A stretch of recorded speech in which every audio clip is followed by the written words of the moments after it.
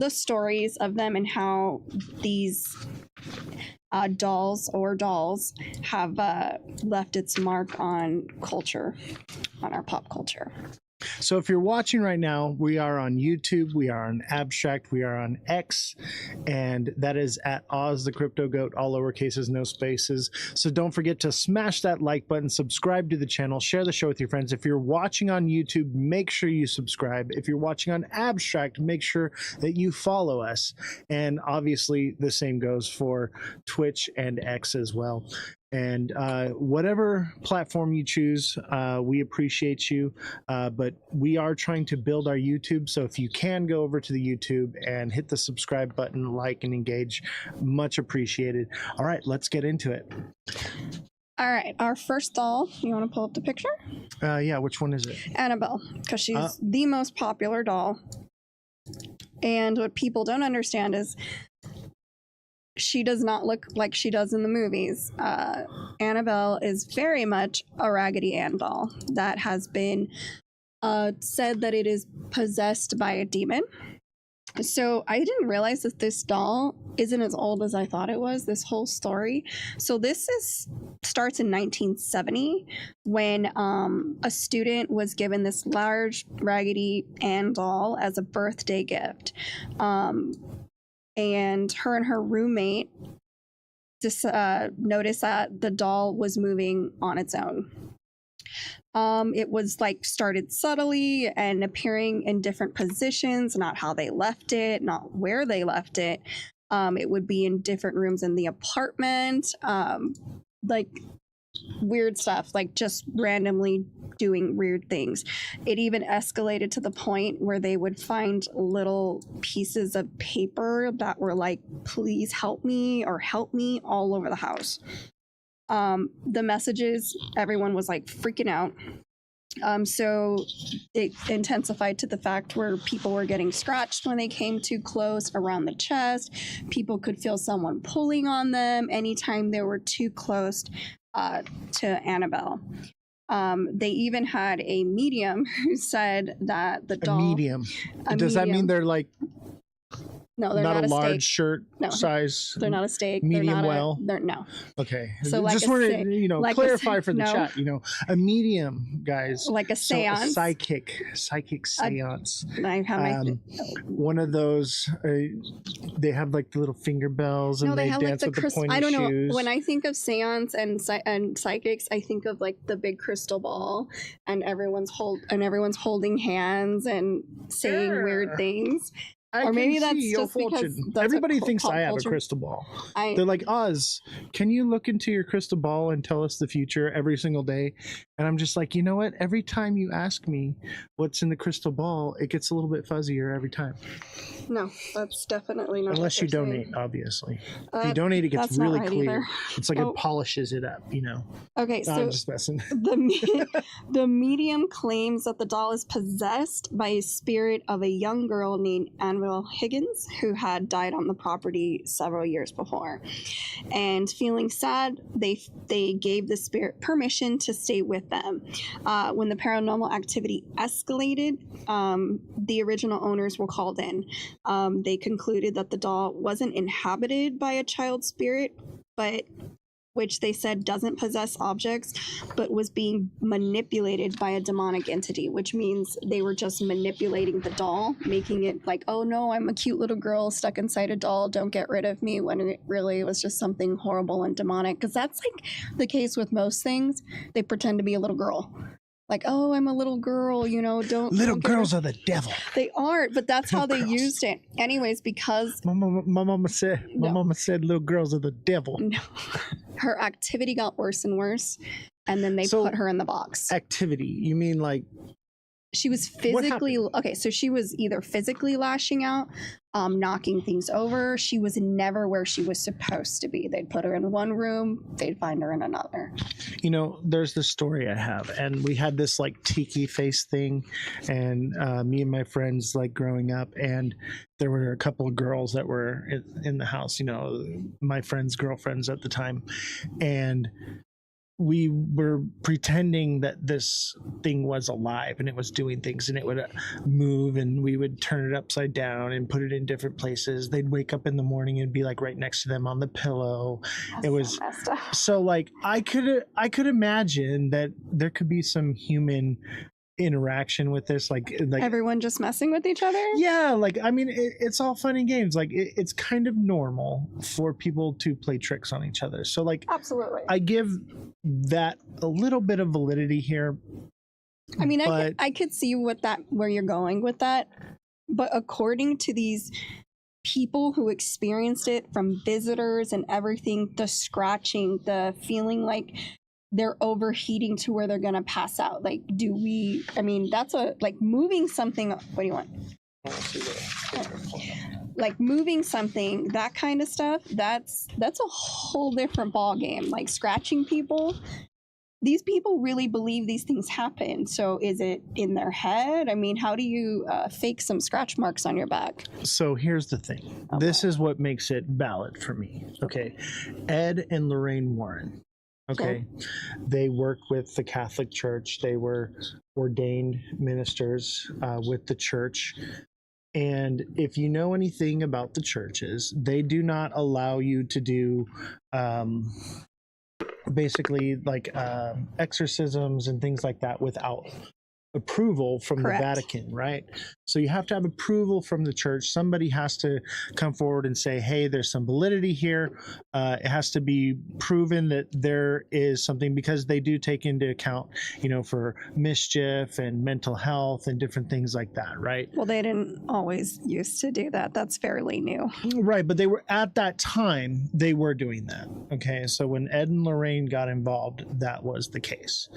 So the fact that the church got involved and were like, this is serious enough to do something about it, is what makes me feel like there's some validity to what happened, because there had to be some type of thing that they saw in the doll that, made them take it. Otherwise, they just thought it was a collector's item, and they were like, you know what, we could totally just take this thing and we'll put it in this little case and it'll become very valuable.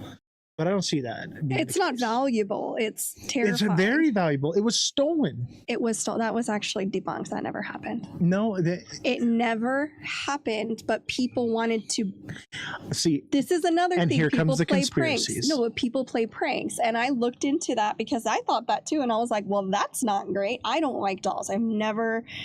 I've always made that very clear. I hate dolls. Dolls are creepy. Their eyes follow you. It's odd. Like, I never owned dolls growing up. But the fact that they were so scared of it, it literally says, warning, positively do not open. The box gets taken. She does not get taken out of it. Okay, so here's my thing is, if Annabelle is this supernatural doll thing, right? And they decide, oh, we're going to take it on tour and we're going to show it off to people. And yeah, because people are weird and they like being around that. Right, and I get it. But who's to say if this thing that literally, when they brought it to Louisiana, the plantation burnt down. Okay. And I have a clip. We're going to watch the clip here in just a minute. But what I want to say is if it did go missing and it was gone, would you believe the official story that, oh, we totally found it, it was never lost? No, I would. First thing I would do is I would go get a Raggedy Ann doll, stuff it in the box and say, look, we found Annabelle. There she is. For all we know, Annabelle is lurking in the shadows behind your bed, in your closet right now, prying from around the corner, looking to menace society right now, for all we know. As far as I'm concerned, I do not trust the official story. I think she could potentially be out there like Chucky, roaming around, doing little things and whatnot. I refuse to believe the idea that she's just, oh, she went missing. Oh no, she's back. I don't believe it. I don't believe it. You can't prove that one way or another. Either way, I choose to believe to look over my shoulder because Annabelle's down the rabbit hole over there. Okay, but hear me out then. Okay, so by that logic, maybe she never even left, and it was all a publicity stunt, and it wasn't the real doll. But because people will buy anything, and people are delusional, and they love this creepy kind of stuff, they could have just been faking it. That and makes she's more still there. sense. It's set for the videos that I found while she went on tour. Some YouTubers went and they opened the box and were allowed to like touch. That's her impossible. So we're gonna watch the because video. then it's not the real box. There's just no way. You're not real, man. None of us are real, technically. All right, so let's start with this, okay? Let's give this a little gander here. I'm gonna put my headphones on so I can. Or do you want to hear it? Drop my stuff. Because I already heard it. Okay. All right. Make sure it's on the screen. So you can just put this up to your ear like this and take a little listen. And so let's listen to this. This is from YouTube. These guys are freaking hilarious, by the way. Can they see it? Yeah, they can see the. So it's right here. Okay. So let's take a little listen. Recently too, what happened in New Orleans? What happened? Fam, they moved the Annabelle doll. Did you see that? They took the Annabelle doll off the real case and they're doing a tour with it. Oh, they brought it there? Yes, and the first one was Louisiana. Oh my God. The warrant literally told that person, this is the most dangerous thing we have at our museum. You must be sick in the head if you want to do a tour with it. And they're doing a tour. Yeah, That's crazy. look at this. He's doing that then. Fam, he has holy water Yeah. and a prayer beside him, and the Annabelle doll is right in that black thing. Oh my God. And then you see him bro. every time they have to do this. That's crazy. Yeah, you said a lot of like the were like buried and stuff like that. There's a lot of that were Fam, right after the Annabelle doll left, two things happened in New Orleans that was really big. One was the plantation caught on fire. Oh shit. One of the longest standing plantation houses burned to death. I saw a video where people are saying when they took pictures of the fire, there would be silhouettes everywhere, ghosts. And I'm like, yo, that makes sense because if people died there, so boom, if you see right here, zoom in on the circles, the ancestors. Damn, so right away they brought the doll into the fire. That's crazy. The Nottoway plantation started burning. That's crazy. Yeah. You see all these silhouettes like actual like ghosts, fam. No, and just recently too, what happened in New Orleans? What happened? Fam, they moved the Annabelle doll. Did you see that? They took the Annabelle doll. Okay. You want a real answer to that? Because I got a better answer than the doll. Okay, tell me. What are the history of these huge plantations that have been around for over 100 years, and what kind of apparitions or ghosts would be lurking there wanting to set it on fire? Let's go back in history a little bit. Master sir, please, master sir. And So he'd if be like, anyone go wanted- pick my cotton. if He's like, anyone I'm wanted- gonna voodoo the ghost of Annabelle on you. If anybody wanted to burn it down, that's all I'm saying. All I'm saying is I want to burn it all down. Well, that's I'm a with little it. different. Let's leave the government shut down. Let's just leave it that way. Anyway, let's not get too political on that. No. But yes, so the plantation did burn down, and also I believe it was 12 inmates escaped from prison And that I don't the know. same time. So let's pull that one up here. Oh my gosh. So the rabbit hole gets deep, chat. All right, the rabbit hole is deep. So they're moving the Annabelle doll to the French Quarter. He's blessing it and praying over it. Right, this is their little ritual thingy that they're doing. Right, and that's his little prayer. He's got to read. He's got it written down so he doesn't forget. Just like Jessie, she got Most gracious Virgin Mary, thou who was crushed the head of the serpent, protect us from vengeance from the evil one. We offer prayers, supplications, sufferings, and good works to thee, so that thou may purify them, sanctify them, and present them to thy Son. I'm gonna open up the case. So, You're gonna quickly, Annabelle I mean quick. in the case, right? Grab it and put it in. This is obviously not the real Annabelle. It's Annabelle is worn looking, not bright, and So this is a regular. They this said they can't video see. right here. You guys can't. Close it up fast. Sorry. Let's go back Close it up to. quick. So look, he's blessing it. We saw him blessing it, right? And then this is the Annabelle doll. They're supposedly are moving. That is not the real Annabelle. It's not. It's that red. 100%. That hair is too red. Yeah, and they move it into this other box. This is, I don't know what this is. Maybe it's a haunted house or something. That's all right. That's not the real doll. There In the name of the Father, in the Son, other and Holy video we Ghost. just watched. Hail Mary, that full of was grace, the the actual Lord is with thee. original. Blessed art thou You know what's amongst crazy women, is and blessed I- is the Getting fruit one of that I thy had, yeah. womb. I had a Holy Mary, raggedy Mother Ann of God, and Andy pray doll for us sinners, growing up now and at the hour of our that my death. parents had. Amen. And Yeah. one year for Halloween, Let me see your hands my again. sister and I dressed up as Raggedy Ann. Yeah, okay. And now she's That's transferred. Well, my parents always Oh, chose nice. it. He's got to watch Now it. she's transferred over. It's actually whole water. And we're going to keep her in there temporarily. Do you It's remember not when Lorraine that Warren said this about the Raggedy Annabelle doll? Don't What? ever touch It's any. Raggedy Ann. And if you do, let me know. That's a long video. This is the Yeah, worst so thing. that's the actual That job. But I guess some people forgot about That's that not because it. she's on tour right now. right? So they took her to New Orleans, and why does a plantation house from There's no- 1859 burn down after? No. So This here's mansion the was thing about is, 53,000 square What happened feet in with 1859 on 64 that little rooms, plantation and it there, burns my down friend? after Annabelle You tell me. decides to visit the city. Fire is Slavery. still under hold on. investigation, Well, so yeah, you we could- know that, but let's There's rewind. more things at play than a doll. Is that and it burns Let me down tell after you. right? But If I was that is not the actual doll. This is the one So that was then- supposed to be on so if tour. it's still in New Orleans and nothing's ever happened because they kept it in the box, why would the fires? That doesn't sound right. I think they took a fake doll on tour. Yeah, that's what I'm saying. Right. That's why they're like, But- oh, we lost it to cause hysteria because people Right. are dumb. So if there's like a spirit or something, and there's supposed to be like a legion of demonic entities attached. I to can believe Annabelle. that. It's called Legion, and if you ask it its name or whatever, it identifies itself as like thousands of entities. Right? Who's to say that a spiritual force couldn't attach itself to this doll? Just based off of the rhetoric, behind it and everything that they're doing, it could have created a whole new entity, or not created, but a new entity could have latched onto it. Who knows? They could have done some kind of ritual thing to it. Who knows, right? Demons don't like other demons.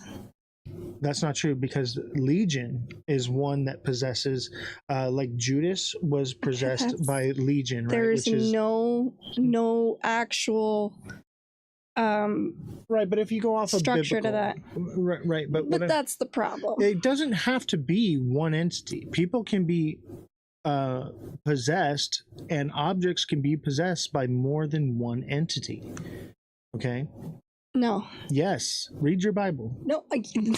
In the Bible, it states that there was a man that was he was full of demons, and Jesus cast out the demons and sent them into a herd of pigs, because there were so many demons.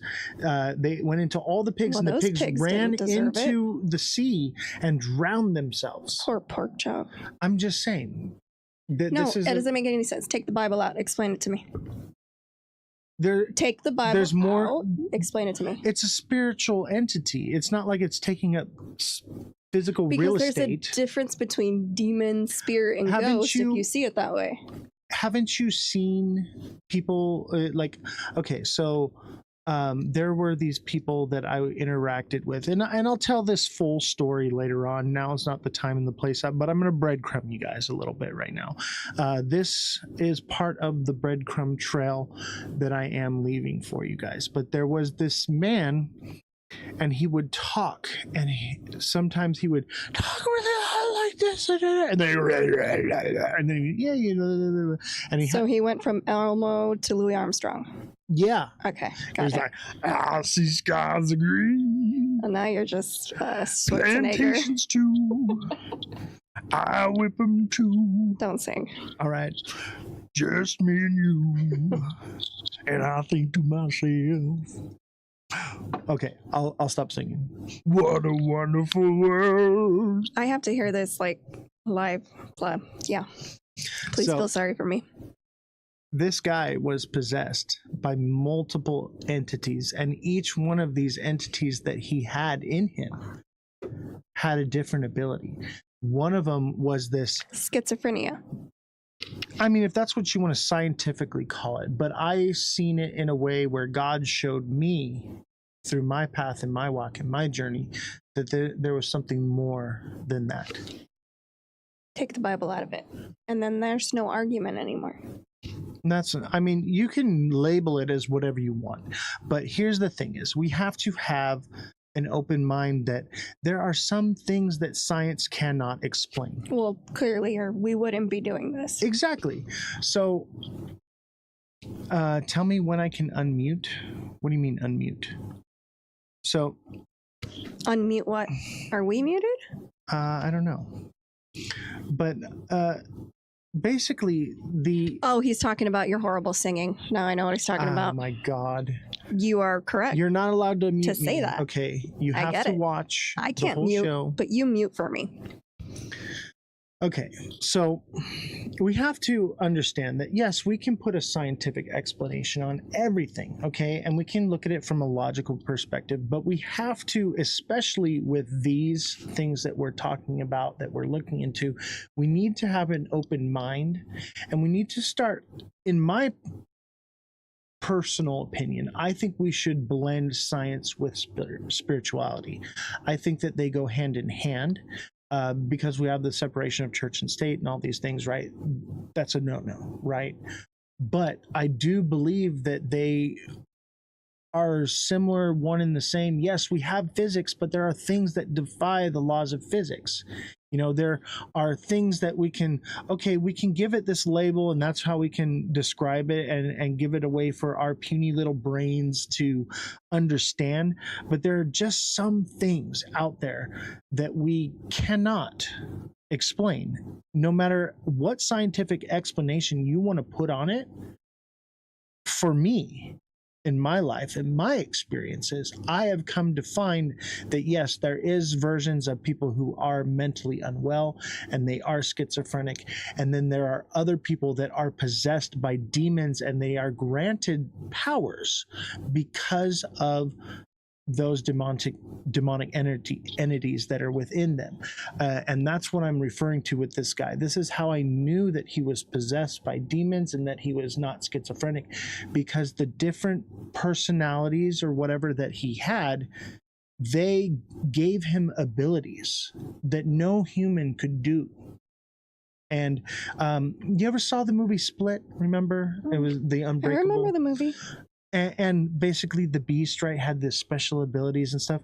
I believe that those are demonic forces that actually possess people, that give them abilities. And then I believe there are people that are just unwell and they have split personalities. But I believe that the difference is that when you are given the ability to speak perfect Latin and you never spoke Latin before in your life, that is one thing that the Catholic Church uses to determine whether or not something is just a person with mental illness or someone that's actually possessed by a demon.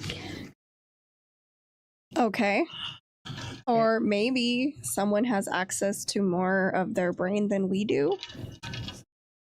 I mean, that's possible. Because you could remember, like, they've even said we could have memories of a past life, hence why we don't get the full access to our brain, because we're not allowed to have it.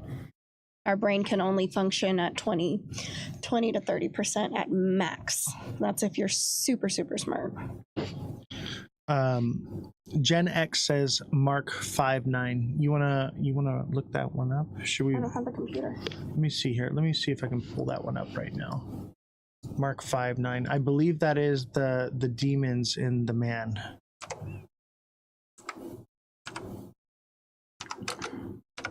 So I have actually read every page in the Bible. So have I. We both went to Christian school. Well, most people who went to Christian school never actually. Okay, so here it is. And this is from the King James Version, Mark 5:9.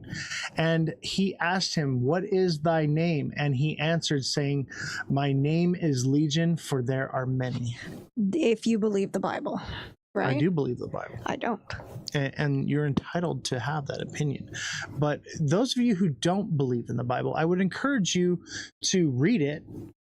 And as you read it, you know, reach out to God and say, I would like for you to reveal yourself to me, and he will, and you will see that it is real. Okay, I'm not having a Bible lesson with you today. I'm just saying. And the reason that we aren't allowed to use our full capacity of our brain, we have no idea. But as of now, most people don't ever use more than 20%, and only the high elite use a little bit higher percentage. But for whatever reason, our bodies cannot actually process using our brain at 100% capacity.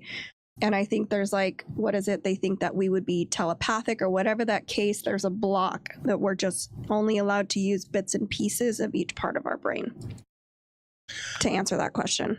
And I agree with that. And I think that that is a real explanation for some cases. And in some cases, I believe that there is a more likelihood of a demonic possession.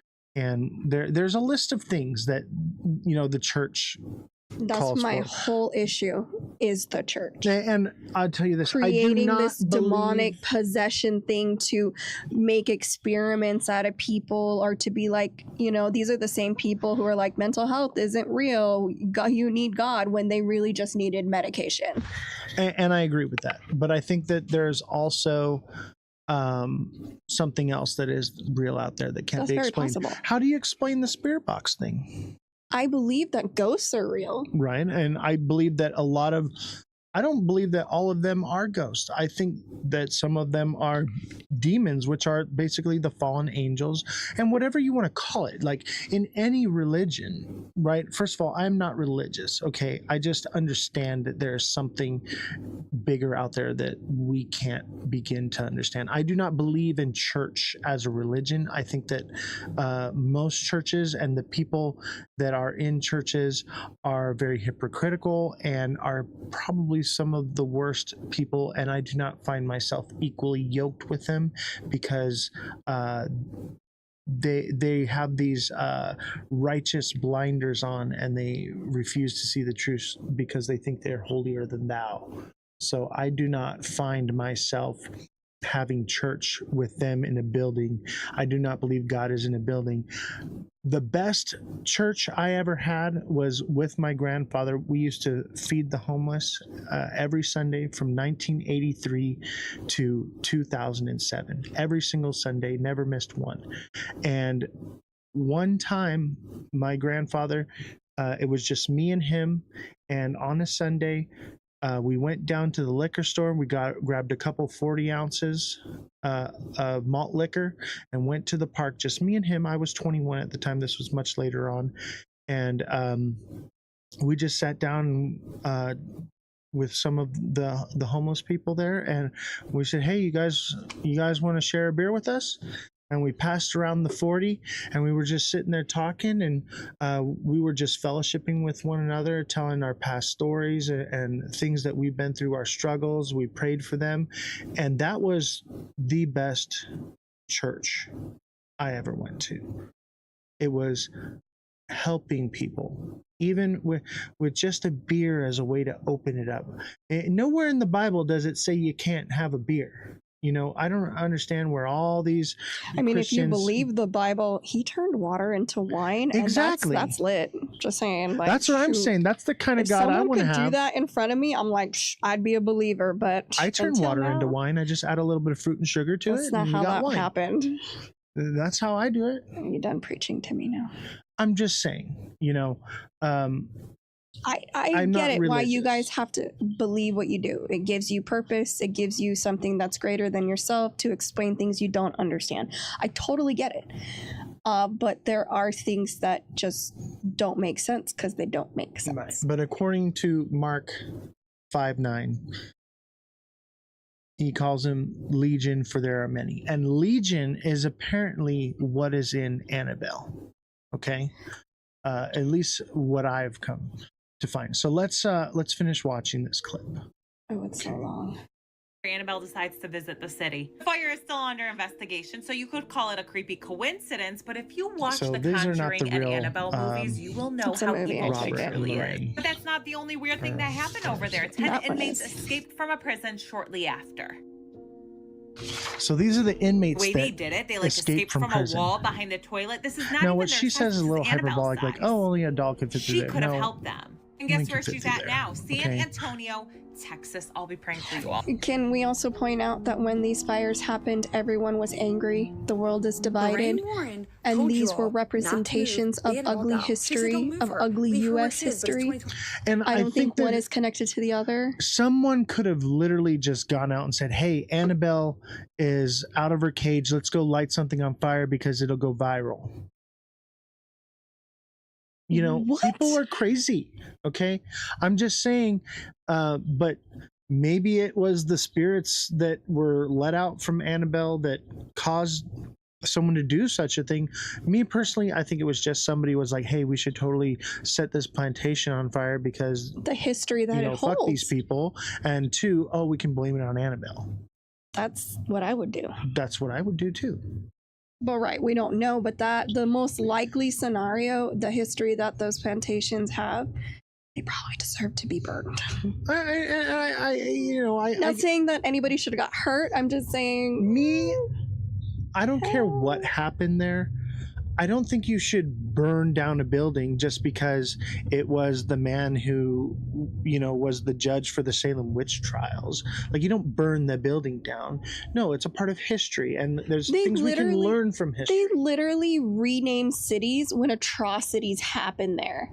There's a few in California. They're like, we're going to rebrand. We can't but be if you associated. burn the building down, there's nothing there to point at and say, hey, that's where this thing happened. No, once it's there, eventually, over time, it's lost and no one talks about it anymore. There's no remnants of it. There's no history left behind of it. That's the point. I know. So like burning down a plantation because atrocities happen there doesn't mean that we should burn all those things down, take down all those statues. No, they should be put there in place so that way there can be teaching that happens from it. Do you know what they're taking out of the schools for kids to learn? What's that? Anything that has to do with that time period. So it is in someone's best interest to get rid of them so they're not landmarks and people can't be like, see, we were terrible people. No, it didn't even happen. History is written by the winners. So whoever wins rewrites history in their favor or whatever they're liking to be. Well, that's not what's happening because those plantation owners didn't win. And so if you take out there were no losers and the Confederate Army really won, where are we at here? The South will live on. Like, it's so weird because, like, I see that flag and I'm like, you know, you lost, right? Like, that's a loser We're proud flag. people here. I'm being hyperbolic, by the way. I'm poking fun at the idea. I believe there's some sort of balance between spirituality and logic, but I'm always going to lean towards that logic angle. Right. And for me, I'm going to be in the middle with both. I'm going to give there some validity to the mind is a powerful thing and give some validity to that there just might be something supernatural. So I'm going to be open to both aspects and not discount one or the other just because one is easy for our mind to wrap around. Okay. Okay, so let's finish watching our little clip here. It's not. It's 30 minutes. Let's finish it here. 25. We like to fuck around and find out. So what do? We take Annabelle on a world tour. Okay, we're just moving her all over the place. They send her to New Orleans. Moving her all over the place. New Orleans, man. There's a lot of creepy energy in New Orleans. I disagree. It depends on what you discern as creepy. I mean, there's vampires. They literally had the fire out at one point, and it reignited Little itself. clip.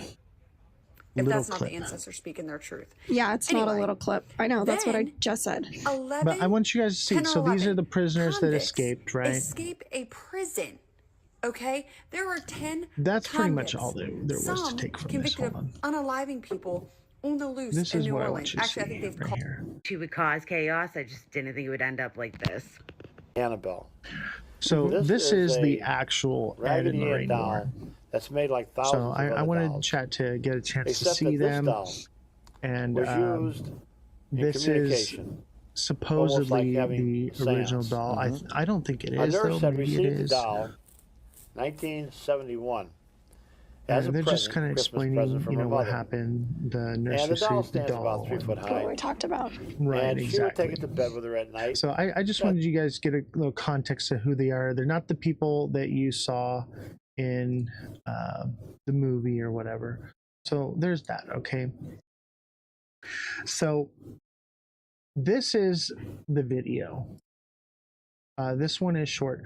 So there were some YouTubers that while it was on display, and this is what makes me believe that it was the real people. Oh, did we lose it? They've opened Annabelle's box to investigate whether she's actually haunted or not, these and they YouTubers found right out here, something terrifying. Owner of the museum they let were them given open the an case for only experience 5 with minutes the to make this doll, meeting with it relatively open, safe. And they even and asked a watch priest and to see say what a happens prayer. here. So after opening the case, there was no coming back. We didn't want to waste any time that we had to be able to do this. At any point you feel threatened or anything like that, you know, don't hesitate to leave the museum for a little bit. They used the Estes method to communicate with the doll. It's the same one they used to talk to Peggy. Watch what happened. Annabelle, or any spirits here, you can speak through Colby to tell us a message or to talk with us. Is there anybody here in the museum with us? 200,000? What? Are you connected in any other way to other haunted dolls?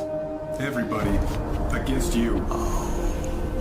Meeting with the doll showed immediate results because after getting into the car, they had a serious argument and finished recording. You believe. You always believed. I mean, these guys were seriously traumatized from this. They've opened Annabelle's seems box. pretty real and legitimate to me. This is why I believe that they had the real doll on tour. This, I think, is the real doll right here. I thought it wasn't. There was another image, though, that looked more like it. Maybe that was the wrong image. I'm not completely sure. But I do know that this image is from Ed and Lorraine's basement, where they have all these different artifacts and things that they've gathered over the years. Maybe they're just pack rats and they saw cool things and they're like, oh, it's got a demon, we better take it with us and add it to our little collection. I think that's plausible. Maybe not. I mean, my dad's a pack rat. Okay, my dad wants, if you've got something that he doesn't have, he's got to have it, and he would blame it on the devil to get it away from you. I'm just saying, it is plausible, right? I think you're way out there with this one. Why not? Because, like you said, they were religious people. It's the devil. Give me your action figures. You know how I feel about hiding behind God for your bad actions. Own them. Don't say, oh, I did this bad thing because the devil made me do it. I know, but that's what I'm saying. That's maybe what they were doing. Like, for instance, I have this. Those of you who have been around for the show for a long time, on my desk I have the baseball here, right? Signed by Mike Trout. Now, if I had this and you were a preacher and you were like, oh, the devil lives in that ball, I better take it with me. I better take that ball from you. People use God to do terrible things. You're proving my point. I believe that is a possibility. Like, I'm not taking that off the table. I'm open to the fact that there are some things that we can explain and we can wrap our head around, and there are some things that we can't. And just because something happened doesn't mean that we just jump straight to ghosts, right? Right. We should look at the logical explanation. Why would they have this whole pack rat, display of things? Have you seen New Orleans? They just do stuff like that. Well, this isn't New Orleans. This is Ed and Lorraine's basement. All these little artifacts are supposedly... I got that picture from New Orleans. Oh, this is from New Orleans? That's New Orleans. Okay, well, there is a place, and it's Ed and Lorraine's basement. And we can maybe post a They clip moved of it it later. though. That was the whole thing. They gave it to this place and they kept it in that box and gave them the box so that people in New Orleans could go see. You can go see it today. They got older and they were like, you know what? We need to make some money off of this stuff. Yeah, now. they're not around anymore. We've been pack ratting this stuff for umpteen years. It's time to cash in on our Don't investment. you think it would be weird if you were religious and you want to have all this negativity in your basement? Don't you find that odd? That's why I'm leaning towards the idea of maybe they're just hoarders and they were like, oh, that looks really cool. I want that. It has the devil in it. Let us take it off your hands. Free of charge. Sure. It seems plausible. No, it doesn't. All right, next doll. Okay. All right. So Yeah, I know. Here's my thing: is I don't think that the real Annabelle went on tour. Whether you believe it or not, do you believe the stories about the doll? That's what it's about. Whether it went wherever, wherever it came from. Do you believe that this doll had a demon in it that was literally just harassing and terrorizing people? I do, based off of the video of the YouTubers. Because the YouTubers, this is where we are. I mean, but there's history. I'm not saying that it's wrong, but what I'm saying, there's a lot of history of people like, oh, we visited in the doll. Well, you know what I mean? Like, right. So there's a long track record of things happening. Obviously, YouTubers can be YouTubers, right? We're YouTubers, Right. I make up things on the fly all the time just for show value, right? That's fun. It is what it is. But, let's not, because when you bring religion into anything, you make it a touchy subject. I understand that. I just think that not just for me, I don't care. There's some validity that don't want to hear that. There's some validity in the fact that it may have been the real Annabelle doll that went on tour. There's some validity in the fact that it possibly does have demon possession because of what happened with the YouTuber. And there is some validity to the fact that it may or may not have gone missing and is still out there lurking in the shadows underneath your bed, waiting, watching. In this world, all of those are very, that could happen. I don't know. Yeah, and that's the main thing here. It's like, let's think about it. Let's have an open mind, chat. Like, let's explore every possibility that it possibly could be, because we don't know. We have no hard facts here. No. That's the fact of the matter, is there is no hard facts. Everything we talk about, there's no hard facts. Whether it's alien, ghosts, whatever conspiracy theories that we are jumping down, there are no hard facts. Well, the moon landing is a hard fact. That's okay. We definitely have the video footage of something happened. So millions of people saw it. So what I'm saying is it's all speculation, and we all have to come to our own logical. Right. And the idea is for you as the viewer to decide for yourself. We're not here to tell you what to think. We just decide what we think and our opinions, and everyone has their own. You know what I think? Little girls are the devil. That might be true. The devil is in the doll. I'm raising psychological warfare. All right, bring up Robert the doll. All right, Robert the doll. This story is a little older. This one's freaky. Okay, I'm not gonna lie. It looks so sweet and innocent, but my goodness. I'm not gonna lie. Okay, so the story. This one. Hold on. Before, let me just set the room real quick. I had never heard this story. I did. Until you told me about it. And then I started deep diving into it for the show. And I got a little freaked out. Okay. Yeah. This is crazy, chat. If you haven't heard Robert of is Robert something the else. Doll. Robert the Doll. So tell us, who is Robert the Doll? I'm sure most of you haven't heard of Robert the Doll. I would say Robert the Doll is creepier than Annabelle. Oh yeah, and not only that, Robert's been around for a very long time. Right. So tell us about Robert the Doll. Who is he? What does he do? So Robert the Doll, this toy was given to a little boy in 1904. 1904. He was originally given to Robert Eugene Otto, a young boy from the Key West. So that's 120 years ago. Yeah. Yeah, 121 years ago. Dang. The doll was manufactured in Germany and was brought to Otto's grandfather during a trip abroad. They speculated that the doll may have originally intended for a window display, and it was not to be for sale, but the grandfather convinced them to sell it to him. A variation of the origin story claims that a Bohemian servant, like somebody off the street, is the one who sold it to him, or practiced voodoo, cursed the doll, the same old rhetoric. Voodoo. Right. It comes back to that kind of rhetoric. Young Robert Eugene Otto became so attached to the doll that he gave it its own name, and instead on being called Gene. So this boy goes, okay, this doll is named Robert and my name's Gene now because I love this doll so much. Wait a minute. So let's jump down the rabbit hole a little bit here before we go any deeper. So the little boy's name's Robert. Robert Eugene, yes. Right. And so the boy says, I want the doll's name to be Robert and for me to be Jean. Right. Now that is a sign of demonic possession. Well, that's a sign of some kind of connection where the doll, either the doll's like, I want your name, call your name. Right. Or basically he's like, I no longer live in my body. I'm a vessel for this entity to take me over. And now I reside in the doll and it has possession over me.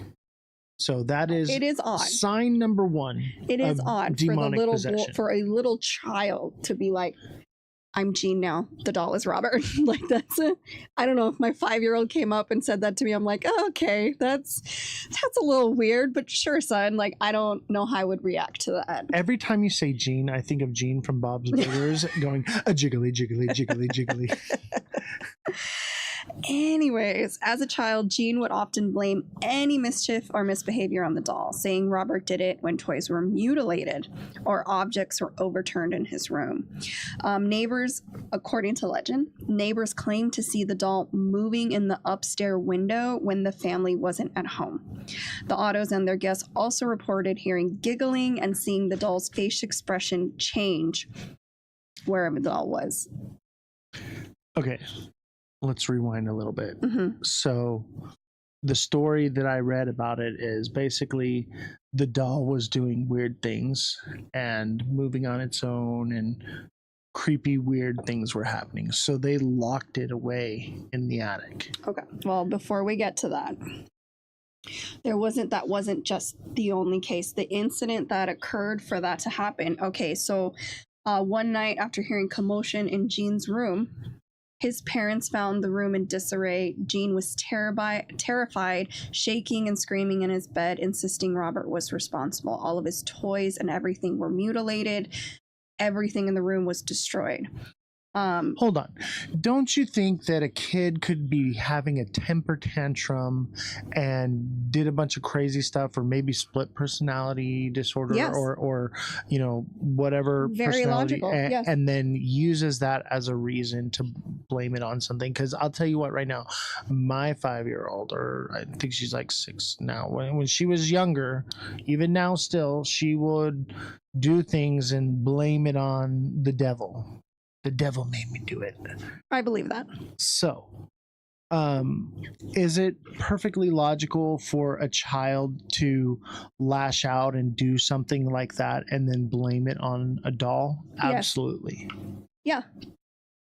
The question is this. They were not home, and the neighbors saw it moving around in the attic. Right. That's what's creepy to me. That's what leads me down the crazy rabbit hole of this is some demonic thing, right? But here's my issue. So Jean, and he stayed with this name. He never went back to Robert, even after he went to college. And he kept the doll. He kept it. Okay, so not me. I'm gonna light it on fire. You know, I had a Furby one time, and this thing was possessed. Okay, and it was like going. It was going like crazy, and we took the batteries out of it, and it kept like going. So we torched it with a torch. Yeah, that was the right move. Those things were creepy, and it was literally on fire, still going like yeah. It was creepy. No, so this dude, he literally brought it back to his childhood home after studying and being abroad. His wife, Anne, was reportedly uneasy with Robert and had him moved to the attic. Visitors claimed to hear giggling and footsteps coming from the attic after the doll was confined.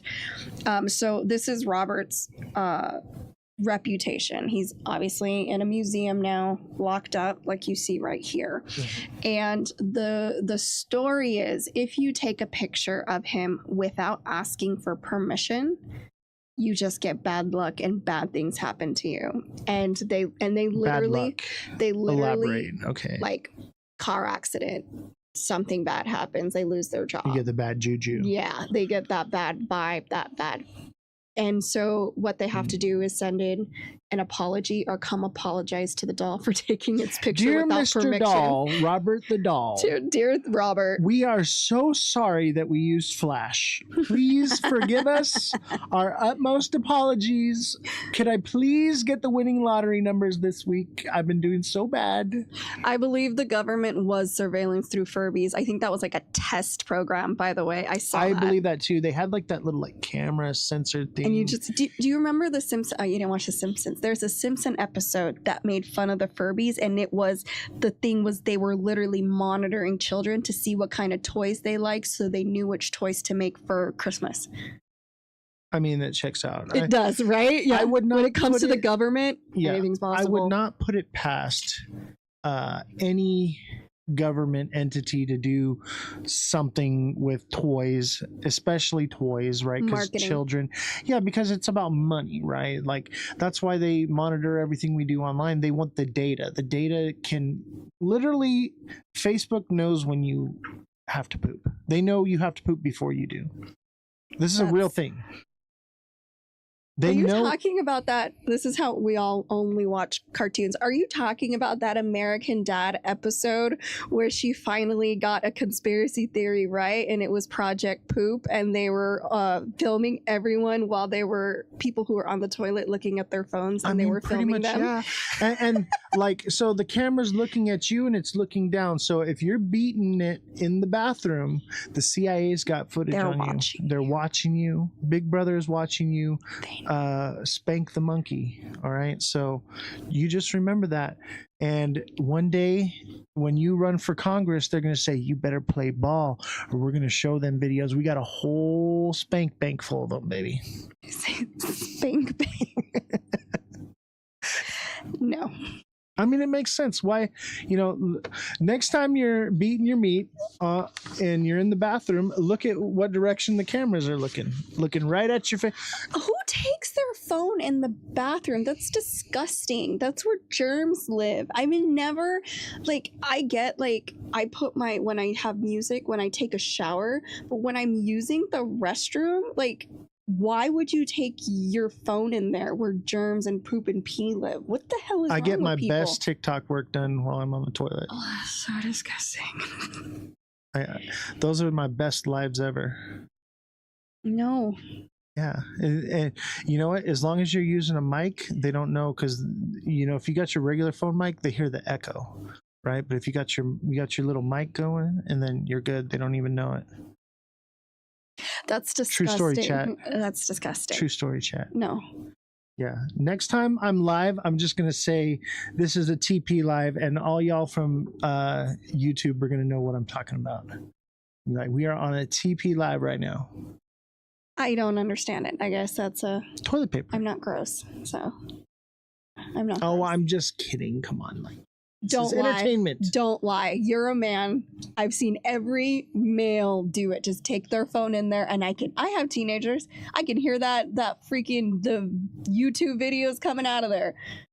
If I don't take my phone to the bathroom, I have the most boring poop I've ever had in my life. You mean you're left alone with your thoughts and you don't want to be? Yeah. I need entertainment while I poop. At least Angry Birds. I used to do the Angry Birds while I poop. That was my main thing. Yeah. So I'd be dropping poops and shooting birds. Okay. That's I think you're addicted if you can't. That's what I'm saying. Remember when I doing things I put my people are like, oh, I was trying to get a hold of you. I put my phone down. I don't remember where I put it. I'm going out and doing stuff and living my life, or baking, or talking to my kids. People have gotten so dependent, and it's go live. Don't be on your phone. If you can't go to the restroom without your phone. I get the most work done on the toilet and while I'm golfing. That's where I get the most business handled. I'm killing two shits at one time. I don't think that's two turds in one stone. What? Getting two birds with one stone? I'm killing two turds with one stone. No. Yeah. No. I can kill two turds and get stoned. But think about both those things you said are solitary and confined.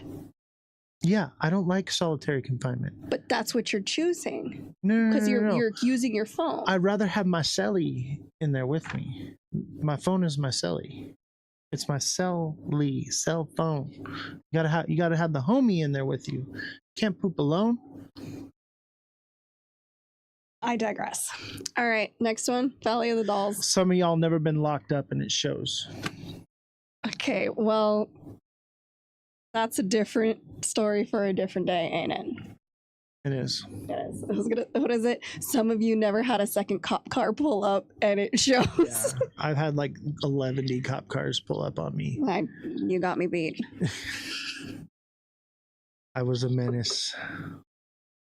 He told that one. I didn't tell the whole story, but they did put me in solitary confinement for 15 days straight in the dungeon. I was in the dungeon.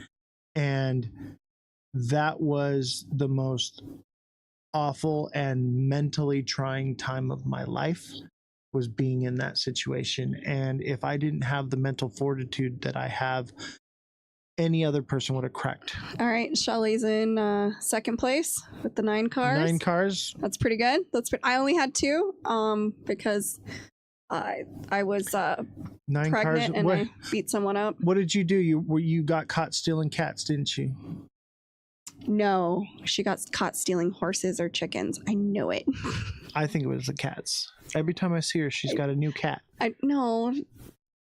She's just a good person that loves animals. I mean, I do love cats. I do love cats. I would steal some cats. I'd be like, oh, they're sitting on their porch. They need a home. It was horses? I knew it. You're lucky they didn't hang you for it. Hey, that was the old rules. That's what they do. They told you, lynch you. She wouldn't have stole anything bad. It would have been something that was beautiful and she was trying to help. They said, oh, she stole a horse. You're in the up. bathroom now. See, this Call is for what backup. Look at, I'm in the bathroom. This is what I'm talking about. See, what is he's wrong in the with bathroom. y'all? What is wrong with y'all? Hey, make sure you wash your hands, please. It's too late. What is it? Okay, so that's my thing. If you're on, okay, so we really got down a rabbit hole. I know, here, because didn't we? I mean, we have other stuff to talk about, but look, okay, I'm visualize. Okay, you're in the bathroom. No. Oh, okay. You're in the bathroom. No, okay. So your phone is in your hand. How do you squiggle out? So you take your phone and you like push down, right?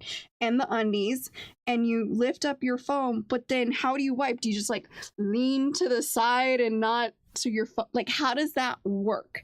And then how do you wipe?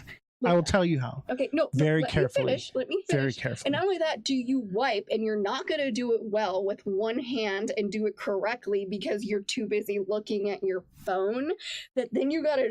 How do you? I got one of those neck things from the TikTok shop. No, you don't. No, you don't. And I got my phone, and then I just use my nose. Not only that, then use you my have nose to your swipe. phone. Swipe. You I'm swiping like this. Do you put it on the sink and wash your hands? Your poop hands next to the phone. How? Am I crazy? Like, is that not disgusting? Like, I would say visualize that.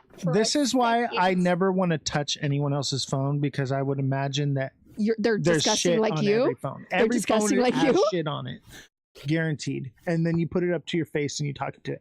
I only talk on my phone in speakerphone. All right, more on Robert the doll.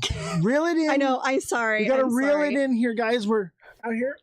I don't know how we even got there. Okay, so Robert the doll. Okay, so that history. So he's still, again, he says that they say that he gives cursed energy, and not only that, you can see all the letters in the background. They keep every single one of them. So if you take a picture without permission. And if you don't come back and apologize or send in an apology, you just get bad luck. What if you call it names or something like that? It doesn't like disrespect. Yes, it's been around a long time. It wants reverence. Kinda. So basically, you have to be all hail to the Robert. Right. Robert, please, if it would be all right with you, may I take a picture? Now, does it answer you and say yes or no? No, the bad luck just stops. I know, but what if you do want to take a picture and you're like, hey, bro, can I totally take a picture of you? And then nothing happens to them, according to Key West, where he is staying. Yeah, but don't you think that there's a possibility that they made all this up? Absolutely. And that people just get it in their mind. Absolutely. And it's like They are manifesting it. Yeah, they're manifesting the negativity They're like, oh, into their let's life. see if this is true. And then they manifest it and they're like, oh, my life sucks. Right. And then they start noticing negative things happening in their life because they're dwelling on negative thoughts that this might have happened, or it's freaking real. This doll, I knew about it because it was connected to other things the stories that we had growing up. So, but this doll has been around, like, look at it. Like, that is 121 years. 121 years in almost beautiful condition, but you can see it's wear and tear. It's the moth eating, like all that kind of stuff because it was left in an attic. But that thing... Was this doll ever cute and loved before? Yes. I would imagine so. Okay, so this doll's name is Robert, right? That was the boy's name. He loved his doll so much. He gave his name Robert to the doll, and he used his middle name as Gene and still went by Gene his whole life, leaving Robert with his own name. But mind you, that 120 years ago, the quality of craftsmanship for dolls wasn't like what we have now. Now we have all these different materials and things. So like, back then, like kids would get a hand carved wooden horse from their dad and they would, for Christmas. You know what I mean? So it does. This is the quality of what it was. So I don't see it being no idea what the quality. dog's name is. They never mentioned that because it was just an entity of its own. I'm scared of the dog. Like it's gonna bite my ankles. I hate Chihuahuas. They are the worst dogs ever. Like I mean, will never hate an animal, okay? But I don't want it around me. I don't want to look at it. I don't want. They're fierce. It seems like it's an abomination. Okay, dogs were not meant to be that small and that angry. I disagree because I'm Hispanic and I'm small and I'm angry. So let's go down that road. So your new nickname is Chihuahua. Chihuahua. We'll call you Yo Quiero Taco Bell. No, that ain't it. Okay, Valley of the Dolls. All right, so that's it. For this one, yes. So there is a hard to find history on this one, except for people are terrified. So don't piss off Robert, or you're going to have to write a letter. Don't do that. If you don't like homework, don't go visit Robert. And if you're going to go take a picture, please ask for permission. This dude don't play. I don't know. Okay. I'm not buying it. Before we get history. It's like saying that, what does the Bible say? Some guy lived to 500 years. We know that's not true. It seems psychosomatic. And like, wouldn't you want to write a letter that they're possibly going to put up in the case for somebody to read? I would never be around dolls. So I'm going to write a letter and never been there. Be like, I'm so sorry, Robert. I didn't mean to piss you off. What if you do that and it's like this lying piece of... I didn't curse him. He's cursed now. I feel like we need to write a letter just for talking about it right now. Right? Because if it is real, he must know that we're talking shit right now. Well, if we send the letter, you wrote those. You better write a letter. You better write an apology. Look, my life already sucks, and I already have bad luck. Come at me, bro. There you go. I'll call their bluff. You know how I am. Jesse is gonna get. So we got another image of Robert the doll. Let's check it out here. Cutie pie. Let's take a look. I just can't see how this doll did so many bad things. So this is another image of the doll from the side, and what I want to know is who is this guy that looking like Walt Disney right here? That's what we're focusing on. I'm just saying, did Walt Disney have something to do with this? I don't know. Maybe they had beef. This doll's been around forever. Yeah, I mean, maybe a doll that's been preserved, and it's very rare, over 100 years. There had to be, whether you believe it or not, there had to be something very special about Robert for them to keep. Let's see here. That's Walt Disney. No, it's not. Actually, that looks like Walt Disney. Remember, this doll was made in Germany, and that looks like a German. That's the devil. No, Germans are not. Certain people. What about this? Look at this. This looks like an official seal from the government. Maybe they're the ones who own it. That looks like it was given to Key West Historical Society. This looks like the Florida State seal. Obviously, it's a bit pixelated. You zoom out, and then this looks like maybe it says like the something. So there's some kind of something to it. But look at this. This looks like the swastika with the eagle above it. No, it doesn't. I'm just saying, I deep dive into this stuff. I was looking at the background stuff here. What I want to know is, what is this? I think it was the little boy holding it. What is that? I don't know. It looks like a goat eating a child. What? You don't see the goat? That's a goat. I think just everything's a goat to him. That's not a goat. That's a goat. You always think you see goats when there's no goats. What is this? What am I looking at? I don't know. I wasn't looking at that stuff. I was looking at Robert. TikTok seller says, I blame Israel. I'm sure that you're probably Hitler Youth right. does as well. McDonald's. All right. Okay. Reel it in. Okay, where's Jesse? You keep getting off topic. It's not me. It's not me. All right. Here we are. We're back. So bring it up. The next one. I think it's this one here. Okay, that's a good one. You want to do that one? Yeah. Oh, we lost us. Oops. Oops. Hold on, chat. We're here. Okay. So the Valley of the Dolls, and I'm sure most people, especially if you're Hispanic, you know about this place and its history. But in case you don't, this is part of the Chimilago, I can't say it, canals in South Mexico City. This particular A D island, in English, Bobby. You speak English. Dedicated to, okay, so there was a hermit caretaker, Julian Santiano Barrera, reportedly discovered a body. Yes, and this was in the 1950s, the body of a young girl who had drowned in the canal. This canal is infamous for the horrific things that have happened. While some say he found her body and a doll floating nearby, others, including relatives, believe he might have imagined the girl entirely due to his reclusive state. Haunted. Wait. Hold there. Yes.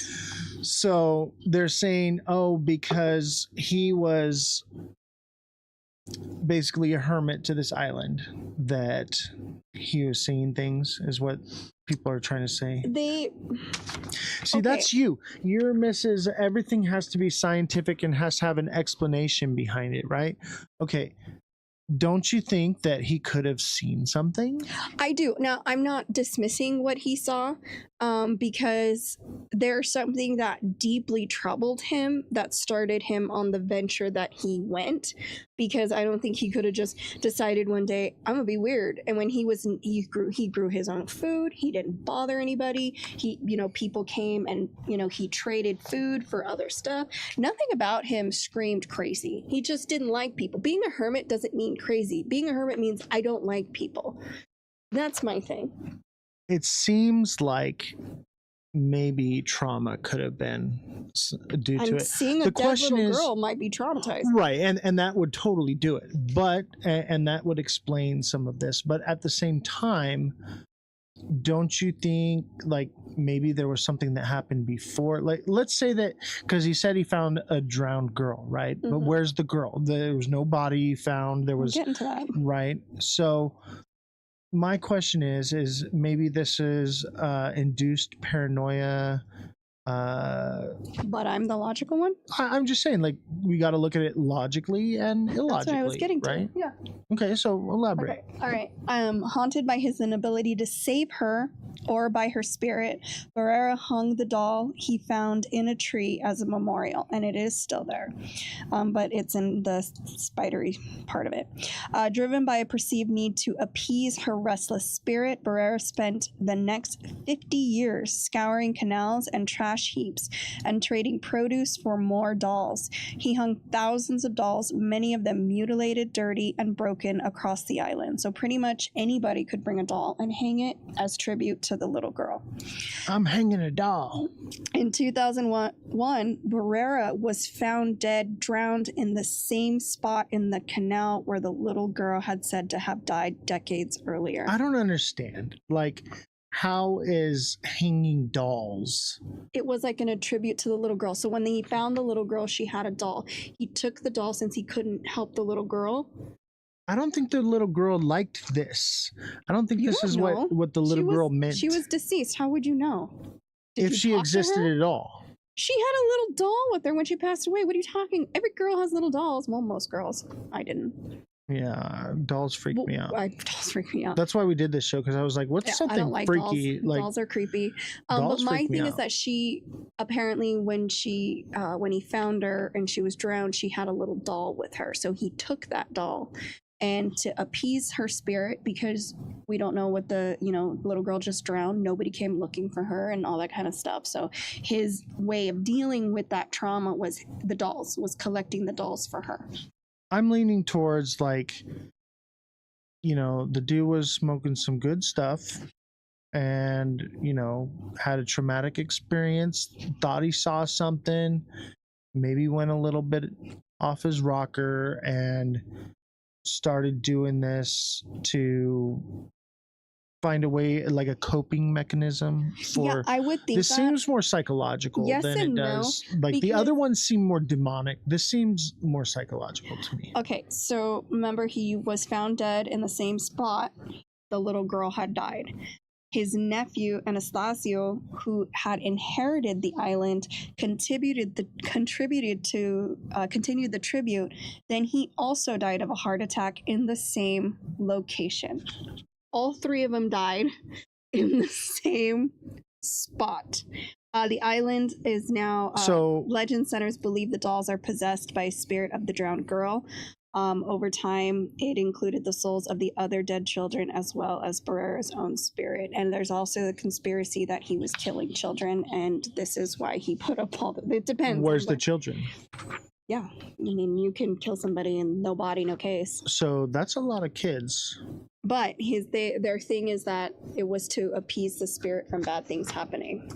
But 3 people dying but here's the thing about this canal, and what people don't really understand. This is the same canal that is connected to a lot of folklore. I can't say this one either. Nojales? No, that is right. Dark spirits that disguise themselves as black-eyed girls or animals like fish and leopards lure victims into the water. This is the same canal.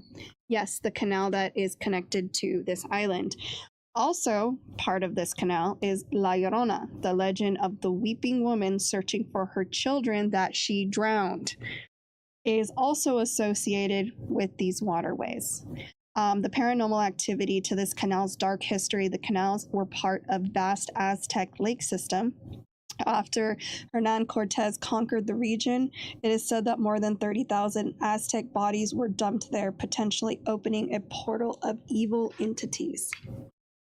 Okay, it's a whole different because everything connected with this canal is connected with a lot of dark folklore for Mexico City. Okay, so I'm leaning towards supernatural now that we have the full story here.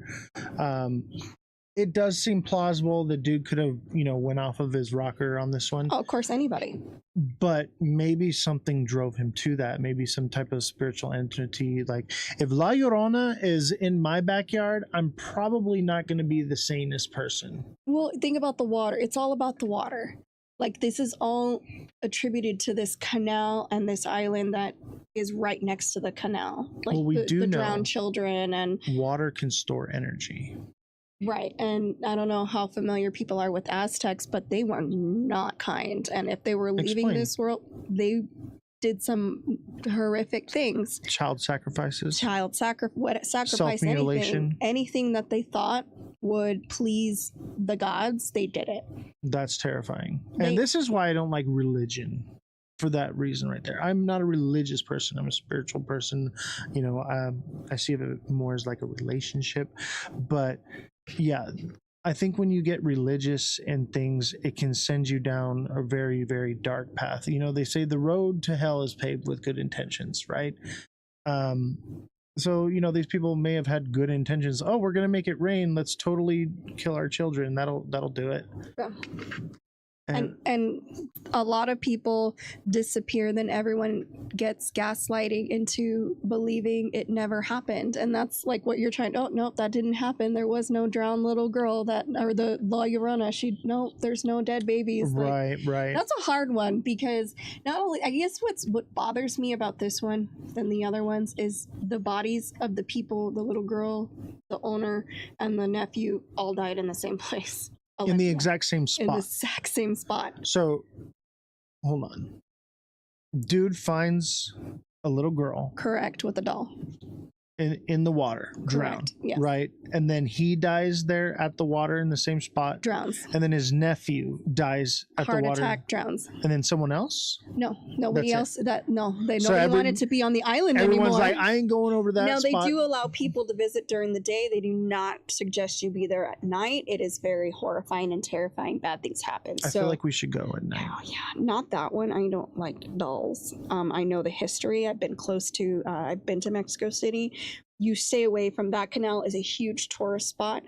I grew up with the story of La Llorona because my mother was mean. What about the cucuy? No, we grew up with all of that. The cucuy chased you down the hallway when you were going to the restroom. Like my mom, just didn't want us to leave our room or our house at any given moment. She was just like, "How can I scare these kids?" And they were real folklores. They've been around forever.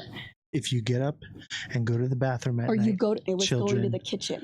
If you go into the kitchen and steal snacks, the cucuy and the La Llorona is going to come get you in the night. That was what she did. She goes, that was our nighttime stories. We didn't get no Hansel and Gretel or. And see, this is how religion can control bears. people. Lore like this can control people, right? We're literally controlling children to stay in their beds and not get into snacks by telling them that the creature from the Black Lagoon is lurking in the shadows.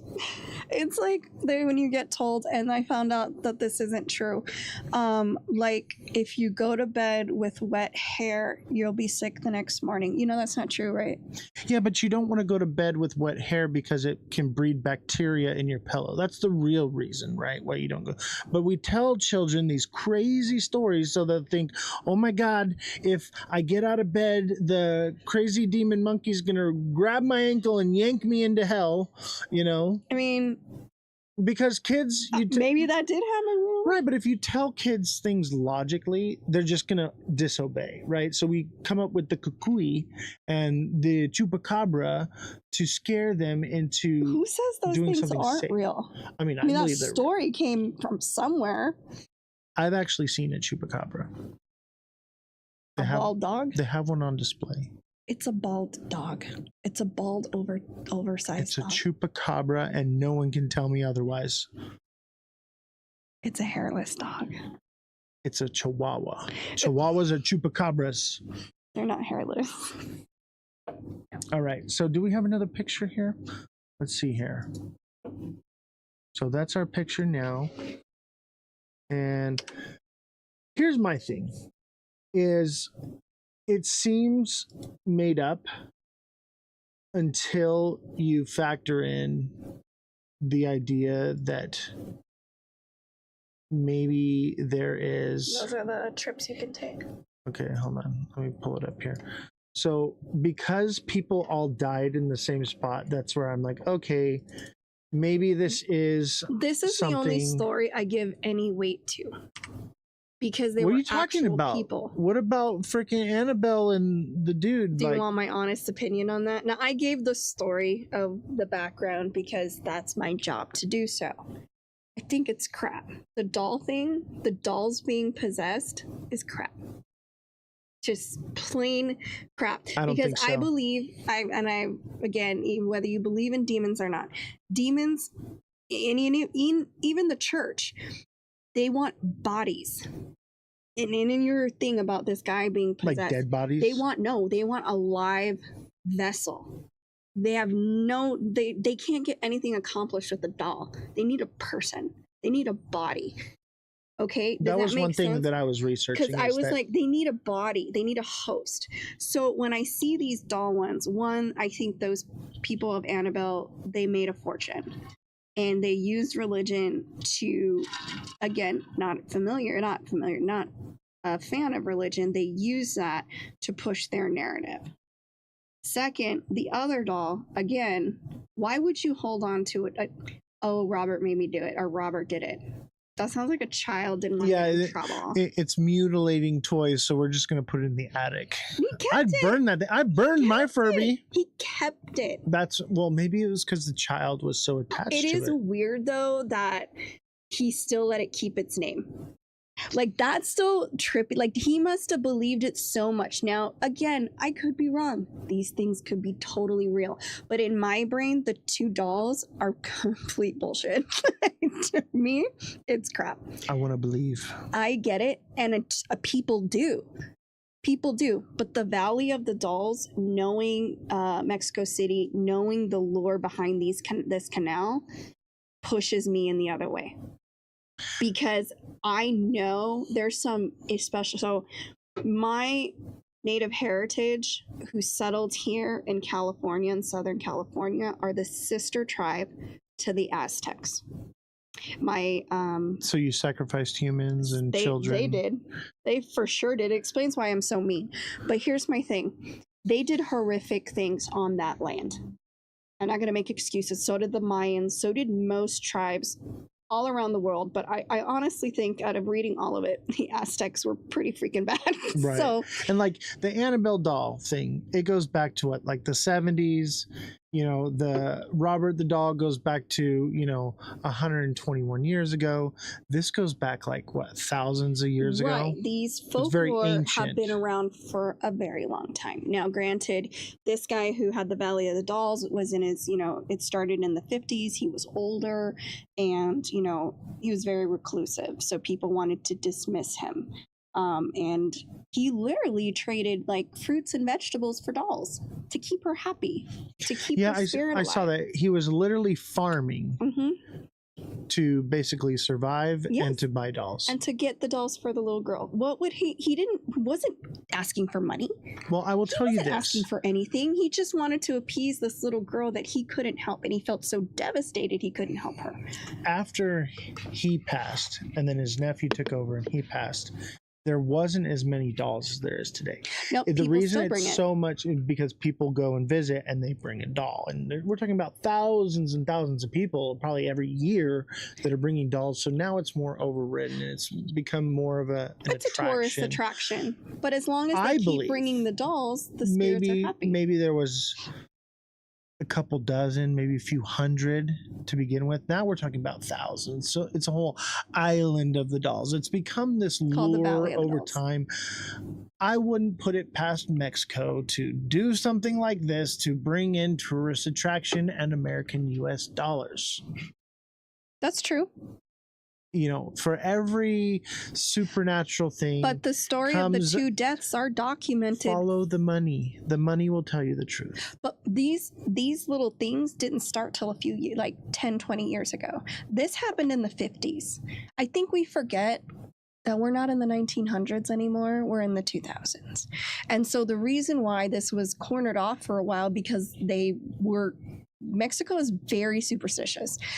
Whether you realize that, I get Americans are. No, Mexicans, Spanish, any of that in that family, were superstitious to the max. And I think their big thing was, we need to stay away from it. The canal wasn't used for a long time unless it was necessary, because they were afraid of the bad now spirits. They're doing tours through it. Because Americans it must have not been that bad. Because Americans will pay to do dumb shit. I don't know. We went from we're not going anywhere near it to like, oh yeah, let's just totally take families with their children through the canal. If it was unsafe, why would they do that? No, I'm not saying it's unsafe. I'm just saying it's haunted. There's a big difference. I live in a house I know is haunted. I see it all the time. I don't move. We're going to live together, and someday I'm going to try to get them to pay rent. Do you understand? This studio is haunted. I believe that, because the house you live in, the house I live in, these houses were made in what, 1930, like 80 years old. They're almost 100 years old. Yeah, there's some sketchy shit. Everything around here is old. And I think the older something is, the more likely it is to have like something attached to it. So Yes so and something no. can be haunted. Okay, people. Okay, you're saying that. Oh, people don't. Why are they? Okay, you say that, but how many people go to the Winchester house? How many because people? it's freaky and weird and different. Because it's haunted.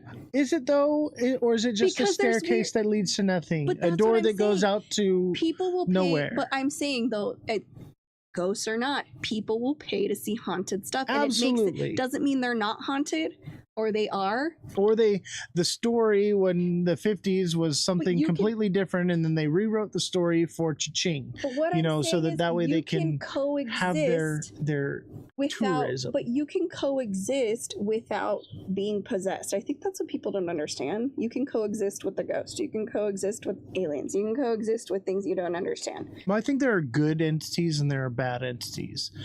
And I think in this circumstance, I would say this is a bad entity because, you know, 2 people evidently lost their life and possibly a little girl.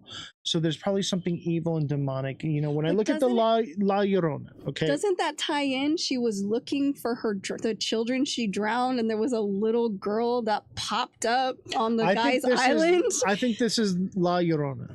This is probably the That's real the one story I believe, it's because the postquel, right? Like it's not the prequel, it's not the origin story. It's this is what happened a very long time. Right. So I'm thinking this is what happened after. And what I think is La Llorona's origin story comes from the Aztec background that comes with this. So like correct. That's a lot of more likely. A lot of evil and demonic and you know, killing of children and people and mutilation and all that stems to cause a dark force and energy, which then possessed a mother to drown her children, which then possessed a man to see.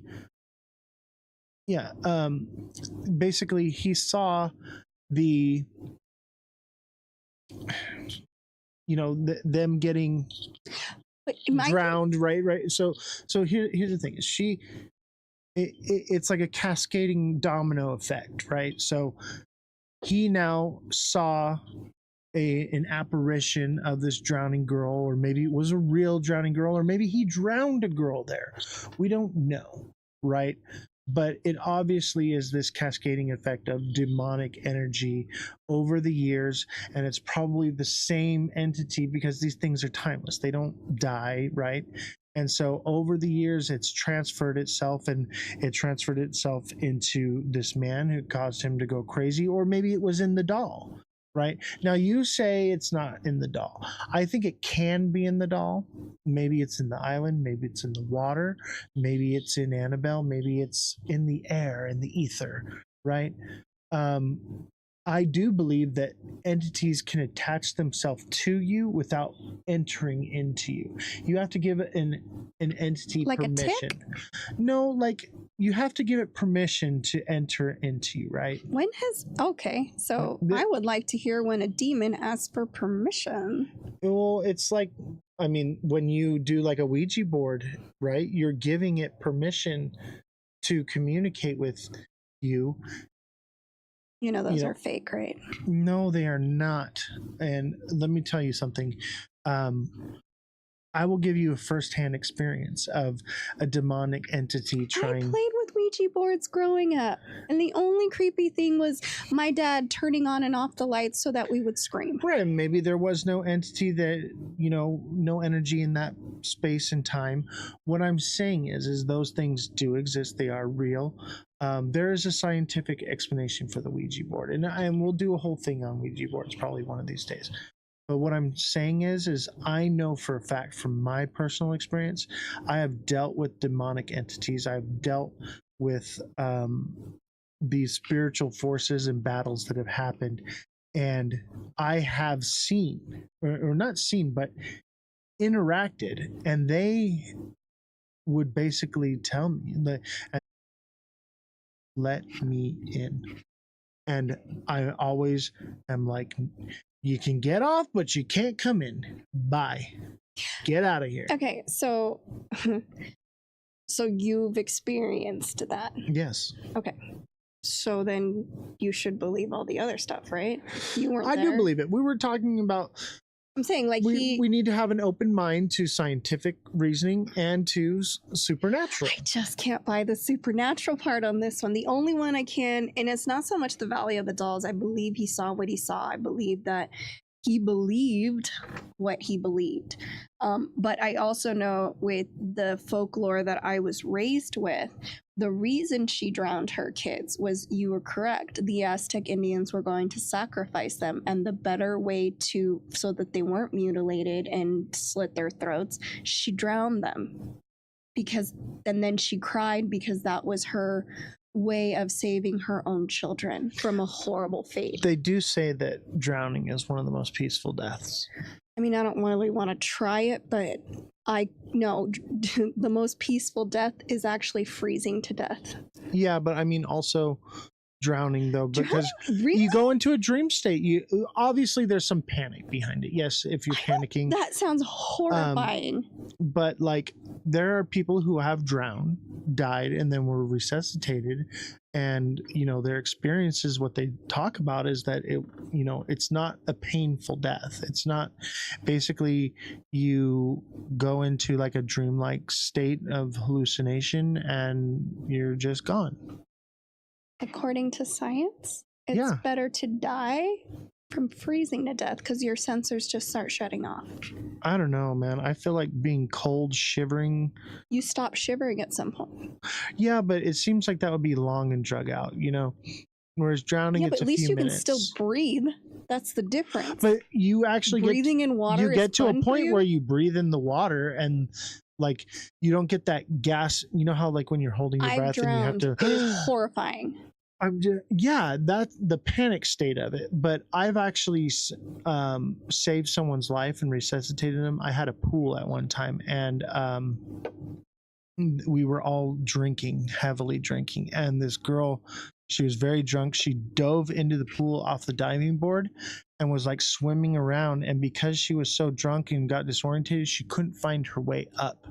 And I actually had to jump in and dive and grab her and take her to the top and do CPR. And, someone in that state, they're drunk, they don't know which way is up, they're just swimming around. They're probably not thinking it's probably not a horrific thing. You're drunk, you're not okay. So under the right circumstances, drowning is fun. I mean, I'm just saying. But I get what you're saying, and you're getting frustrated with me. But that sounds insane. That does not sound like like heat exhaustion would even be better. Like, you just fall asleep and you just don't wake up. I want one that I can just fall asleep. I and feel you don't like wake low up. oxygen would be the way. Whereas that's what I'm saying. Cold. That is. Anywhere you go, the best way to die is to freeze to death because your oxygen slowly lowers, your sensors slowly turn off, you just fall asleep and you never wake up. Yeah, and I mean, so like I used to collect insects, and one of the ways that we would collect insects is we would collect them and then put them in the freezer, and they would fall asleep, and that's how they would go. That's what I'm saying. It's a humane way to do it. So I could see that. Okay. Also, lack of oxygen. Basically, you get really tired and you take a nap and you don't wake up. I don't know. I hate the heat. I hate. But if you were hot. to go lay down because you were so hot and your breathing starts you're so hot. I had to. Did I go too far? I had to see. I went too far, chat. I don't know. Maybe it's the mustache. That's what's so hot. Maybe it's the red beard. Help me. Anyways, but heat exhaustion. You just get tired, go to sleep. Yeah. Anyway, so back to what we're talking about, the Island of the Dolls, right? Honestly, I want to know what people think because I don't know how people are familiar. Again, I love Hispanic heritage, and this isn't just Mexico. Spain has a lot of their own folklore as well, and that's where most of my ancestors are from, is Spain, and from the sister of the Aztecs that settled in Southern California. But my thing is that what is the difference between taking this tour bus to this haunted island that it is all these Americans and foreigners who go to the haunted houses that are all over California, or I mean the United States? How is that any different? You're like discrediting it. Well, it's not that scary if people go, but there's haunted houses everywhere. I think people will find any reason to monetize something. Well, yeah, but this wasn't monetized till, I guess you want to call it that, for a while back. Right. So, yeah, maybe it was just ancient lure that turned into something that they could market. But what the point is for, this is why this all comes together for me, is the drowned children, the black-eyed girls luring people into the water. Doesn't that seem like, even though they came at different times, doesn't that seem like it's all connected? That's the only one that I could find that was connected to something else, to something else, to something else. Yes. I think that this is the most likely to be real. Right. But at the same time, I think there's some truth in all of it. I'm leaning towards all of it is real. Every single one of them. No. I think the least likely one is the Robert one. The oldest one? Right. Well, it's not the oldest because this goes back to the ancient Aztecs, right? Right. But I would say that one because I would write a letter just to get my letter posted up there. Of course you would. Yeah. Why would? Who would? So many. Because I'm not weird. It's not. But I do think that entities can attach to objects, but I think they would much rather attach to a human. And I think in the Robert case, the human was the little boy, and that's why he switched names, because the little boy went into the doll and the demonic entity took over the little boy. But Gene, what he called himself, had a fairly normal life. Went to college, married, had kids. And there's lots of people that are demon possessed that live normal lives. This is all based on the fact that and then demons next are thing real. you know, one day they snap. I think you and me have different words for demon. Possibly. Yeah. When I think of demon, I think of fallen angel, nefarious and I can't entity. Wrap my head around see a religious answer. Like when I say ghost, I'm thinking of a disembodied soul, right? Roaming the earth. That I believe. Limbo, that's where people get stuck at. I mean, I don't believe in whatever, but I do believe that we either reincarnate or we get to have we get just the same life over and over in a multi-universe. Like, we don't know anything. When I say demon, I'm referring to some nefarious, evil entity that has, ill intentions. Okay. That's what I refer to as demon. I think that ghosts can be good or bad. I think more or less the ghosts that are bad are more likely demons, and the ghosts are more likely just disembodied people. And I think people inherently are good. I think people do evil things. And I think there are very, very evil people out there. Correct. And those are probably some evil spirits, But I think generally if you're going to encounter a spirit, it's more likely for it to not be evil, because people, I think, the majority of people inherently want to be good. At least I feel that way, because I want to be good. I want to be a good person. I want to help people. I want to do good things. I think, people as a group, as a whole, as a society are very ugly and gross and very malicious and selfish and, Yes and no. But I think the individual deep down inside has a yearning want to be good, right? Okay, but that's not what we're talking about. You're talking about, I don't believe in this whole demonic thing. I do believe in lost spirits, I guess what you would call them, ghosts, spirits that are stuck in limbo and they have nowhere to go. The reason I don't believe in the whole demonic thing is, one, science can prove that it could be mental illness, schizophrenia. But one of my problems is most criminals, do you know what they hide behind? The devil made me do it. And if that isn't there a show called The Devil Made Me Do It? Yes, which I've watched in its entirety. But here's my thing. That is my issue with this whole demonic thing. It needs to be labeled as something else. Do you understand what I'm saying? I get it. It's a That's cop why out. it's a religious. That's why I have my whole thing with people who are like, oh, you have to one, I don't forgive and I don't forget, but one, oh, you have to forgive them, the devil made me do it. First of all, that is not an excuse. Do you know right from wrong? Great. Now, people who don't know right from wrong, who suffer from psychopathy, that's different. They don't know right from wrong. They think what they're doing is okay. I know you don't like my logical answer right now, and I'm not discrediting that maybe I'm completely wrong and demons are real and I have no idea what I'm talking about. But from a psychology perspective, it sounds more like a scapegoat. Do I believe in spirits that live on this planet? Did you just say goat? I heard goat. Scapegoat. I'm the scapegoat. Just a goat. But I do believe in spirits being lost.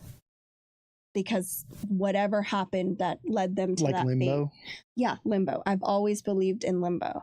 And until they find peace, they can't leave to wherever you believe you go after this life. I believe in that. But demons is very specific.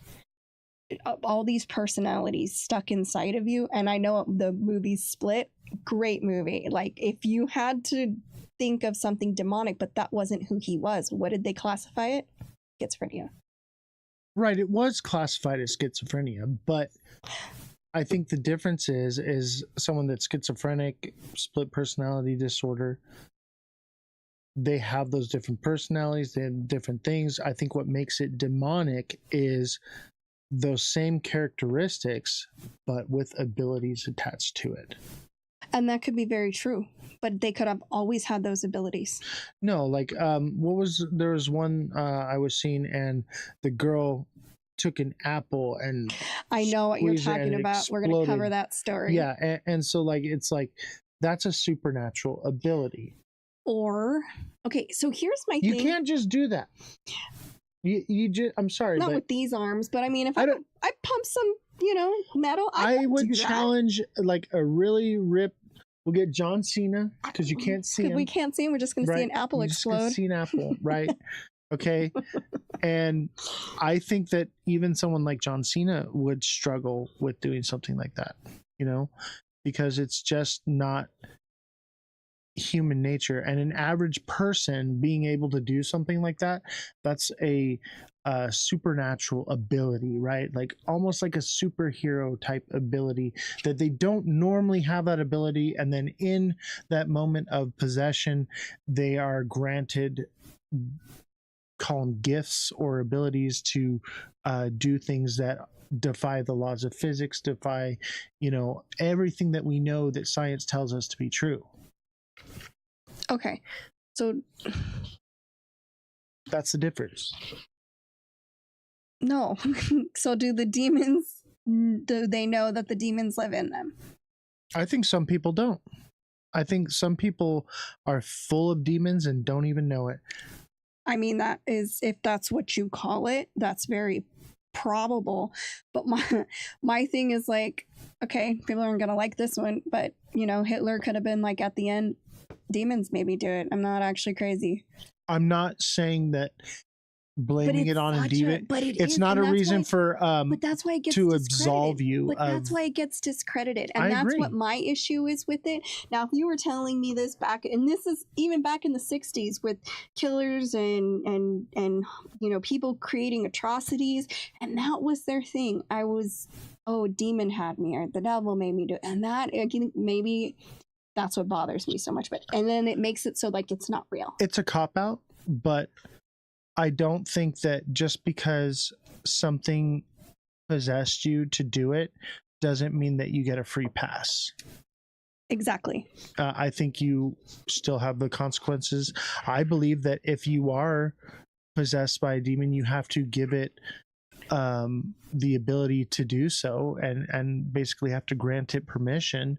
Therefore, you I don't think you just said it doesn't need permission, though. It just jumped into little Robert. No, I think that children are easily manipulated. So it's easier for entities to go after children because they can manipulate those children into doing different things. That's why, children are not allowed to have consent, because their brains are not mature enough to understand the ramifications of the decisions that they're making.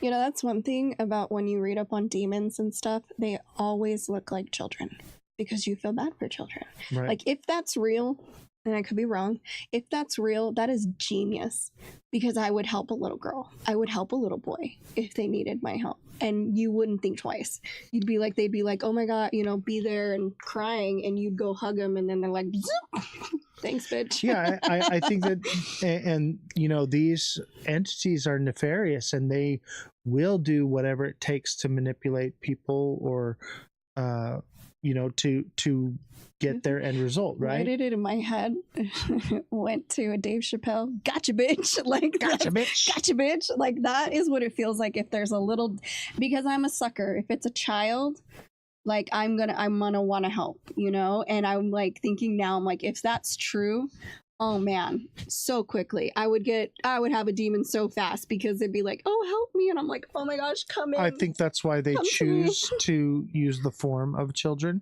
I think that's why they go after children. One, because children are easily manipulated, and to be in the form of a child is because it's easy to manipulate someone else to help a child. Just like the guy at the Valley of the Dolls, right? He wanted to help the child, and therefore it drew him to the water, and it evidently you know, entered into him and attached itself to him. I do think that the entities can not enter in you and possess you, but can latch onto you and follow you, like drain you. Right. So like, you don't necessarily have to be possessed by the entity. You can just be what is the word, like it can follow you, and it can, you know, wreak havoc on you. These dolls, and they're like, oh, they're demonic. My thing is, things that are really demonic just drain you of everything. The worst that most of these dolls, vampires, right? Like, they're just but these dolls were just jerks. They're freaking assholes, throwing shit, jumping everywhere, scratching people. Like, they were just jerks. Like, even if that's the case, and they were somehow, these dolls were just jerks. I think they feed off of fear, because fear is a form of energy. Even with like the adrenochrome, they have to, you know, the adrenochrome is stronger and more pure the more stress and torment that we're not talking about Monsters Inc. right now. I'm just saying is that they do this because it's energy. They're energy vampires. They feed off energy. That's why if they feed off fear, right? But if you believe in the entity, then it gives it more power. And if you are more fearful of it, then it will more likely communicate with you, you know, whereas like somebody's like, whatever, it's all bullshit. They're never going to have those experiences because it doesn't have the energy to feed off of. It's too draining on the spirit to interact with you. Whereas if it can make the hair stand up on you know, the back of your neck, then it's more likely that it can feed off of those emotions and that energy. Okay, so look, I believe in spirits and ghosts. I do not believe in demons. I just don't. I believe just in can't. demons. I can't because wrap my head I've around encountered them personally is why I believe it. And I guess because I don't, I never will. But I believe in spirits. Exactly what I'm saying. I believe in like spirits and ghosts. And that that's makes sense to probably me. why the ghost actually talked to you on the spirit box. And I believe in spirits and ghosts too. That's why when I talked to it, I got the same result when I started asking the right questions, same as you. We believe. I think someone that doesn't believe, it has a harder time. Doesn't that seem convenient though? Wouldn't you want to go after the people that don't believe? Well, look at Elon. Elon does not believe whatsoever. No. But he's a believer now. A little bit. He's a little bit now. Still hesitation of what he. Right, because he's very logical. And he's like, well, maybe I didn't hear what I thought I heard. Right. But he doesn't have as many encounters as we do. Because he doesn't believe in it. Because he doesn't believe in it. It's too much energy wasted on someone that doesn't believe.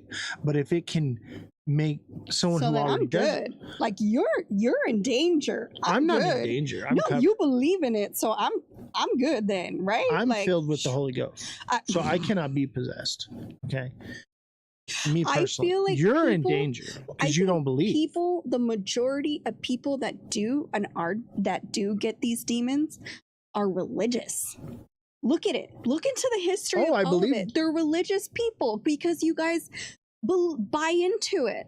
And I don't believe that you have to be a religious person in order to be saved. So if you are someone, you call it whatever you want, but if you believe that you are protected, then therefore you are. That's the difference. Someone who doesn't believe is not protected, therefore could be manipulated.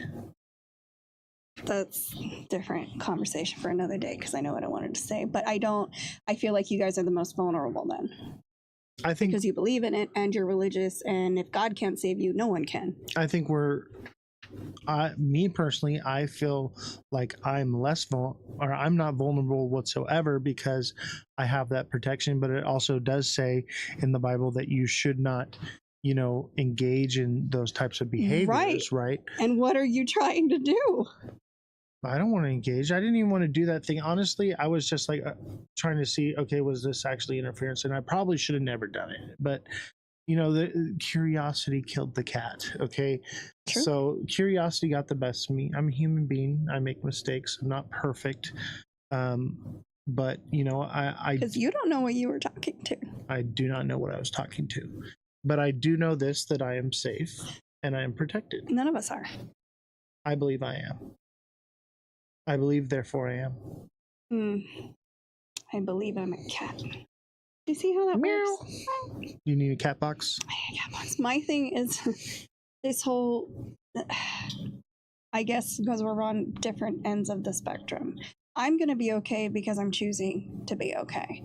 You need something to protect you because you don't think you're strong enough to do it yourself? No, from like demons or whatever? I do myself, but I have... You need to believe in something? I have a hedge of protection, like a shield. Like what if it's not It's called real? putting on the armor. My thing is, I've listened to your sermon this and if whole it's time. not real... What if you're wrong? And this is all a simulation or whatever it is, and we reincarnate. What if you're wrong? Then I slept at night and I'm okay with being wrong. Yeah, but then what if But for me, I don't feel like I'm wrong because of the things that I have seen. But why can't people who have a whole bunch of demons just be schizophrenic? I think they very well could be, and that would be a scientific explanation. The difference is the supernatural abilities. Having a mental disorder doesn't give you the ability to do things that you just can't do or possibly know. Well, maybe they didn't know they couldn't do it and then they did it. If you've never been exposed to certain languages and then all of a sudden you start speaking them fluently. The first time you're exposed to food, you eat it as soon as you smell it. You don't have questions. You're just like, oh my gosh, this is it. Speaking in a different language, for instance, if someone who's never even heard the Latin language just part of their brain and we just don't know. How did it get there? We have a whole bunch of brain. We don't know. We don't know what's in there. I believe your brain has to be exposed to something in order for it to retain it there. Now I get what you're saying, that maybe it's from a past life or something like that. Maybe. But that for makes me, more sense to me. I don't think so. I don't know. But I would say that, supernatural ability from, split personality disorder seems more likely to be demonic possession. I do believe that split personality disorder does exist and that is a real scientific explanation. But I think when you add that other factor into it, that's when it becomes something different. And we have to be able to realize that there are just some things that we can't explain or understand. Yeah. And that we have to be open to the possibility that maybe there's something just completely that defies the law of physics, defies the laws of science, defies everything that we know, because it's something that we can't comprehend.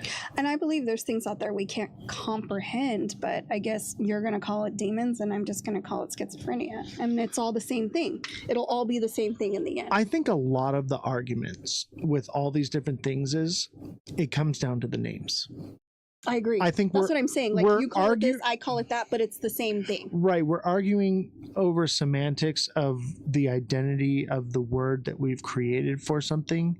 And that's what people don't it's understand. all the same thing. We're all talking about the same thing. We're just giving it different names. Even in the world now, like we are all talking about the same thing. We're just using different words to say right. it. And the problem is we're not moving forward with understanding what is actually happening because we're too busy arguing over the semantics of the words. Now, with that being said, I would still want to help, even if they were schizophrenic or demonic possessed. I would still want to help. Does that make sense? Like, I don't have to believe in it to want to help somebody be okay. And that's where we all fall on. Like, okay, how do we help this person with whatever is wrong with them? But and I think, help can come in different forms. I think some people find help from medication. Some people get help from prayer and religion.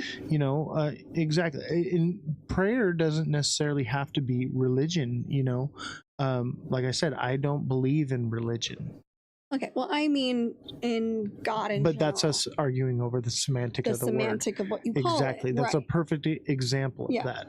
Yeah. So, I think we get to the root of all this, the sooner we as a society accept that there are things we can't explain and stop arguing over the semantics of the words and start having a more open mind about the different things that we are encountering, because there are just some things that science can't explain. I mean, yeah. And the reason I do agree with that is because I believe ghosts are real. And if you're watching, don't forget to smash that like button, subscribe to the channel, share the show with your friends. I forgot we were live because that was in my head. The subscription button if you're watching on YouTube and you're not subscribed already. We are trying to get to 500 subscribers, so help us out with that. And we appreciate all of you that are watching and hitting the like button consistently. We are live on YouTube, Twitch, X, and Abstract at Ozthecryptogoat. So come check us out. If you're watching on TikTok, you're not watching on TikTok because we're not live on TikTok anymore. I'm done with freaking TikTok. We can't say what we want to say. And that's the beauty of the show, is we get to openly talk with free speech and expression. While we still can. While we still can. And that's why I pushed so hard to start this show now, because my intention was to do this much later on. And we appreciate you guys so much. So much. Thank you, everyone. You guys are incredible. One thing I do want to touch on, though, because this is my same thing with the moon landing, is these dolls, little Robert and Annabelle. Mm-hmm. What if those stories are true and we're assholes?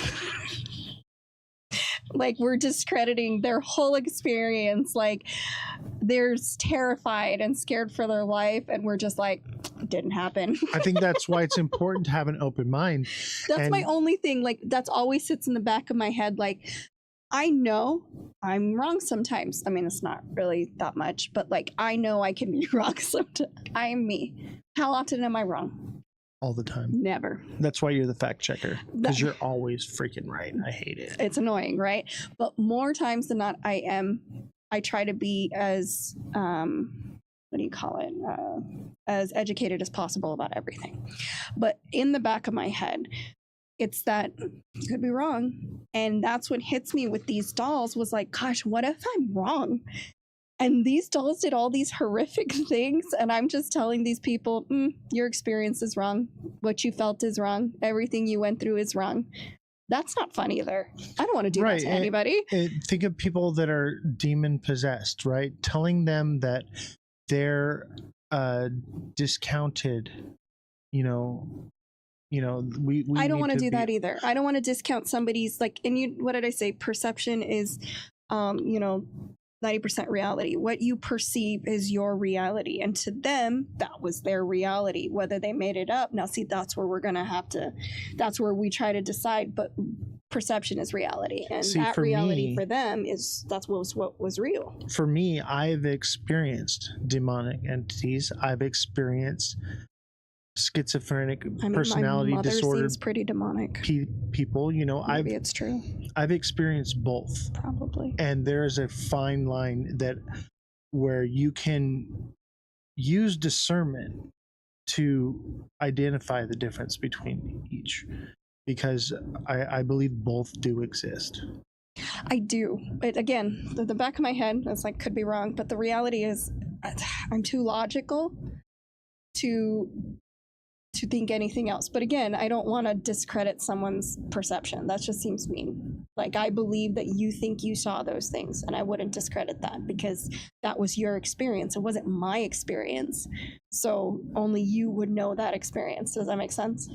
Right. And if you're watching, I would implore you to have an open mind about things. Do not, put people down or discredit their experiences, because we as humans may never understand any of these topics. And you should never, mock someone or put them down or anything like what you're talking about, because the fact of the matter is that no one does. That is we don't know nothing. Yeah, we have no idea. We have no idea. Right. So no one is right, no one is wrong. So for you to go into the world and act as though you know what you're talking about and you know everything, that is when you realize that you know nothing, is when you stop learning. Right. So if you cannot be taught something and you cannot be receptive to something new, that is a form of holding yourself back from learning and educating yourself.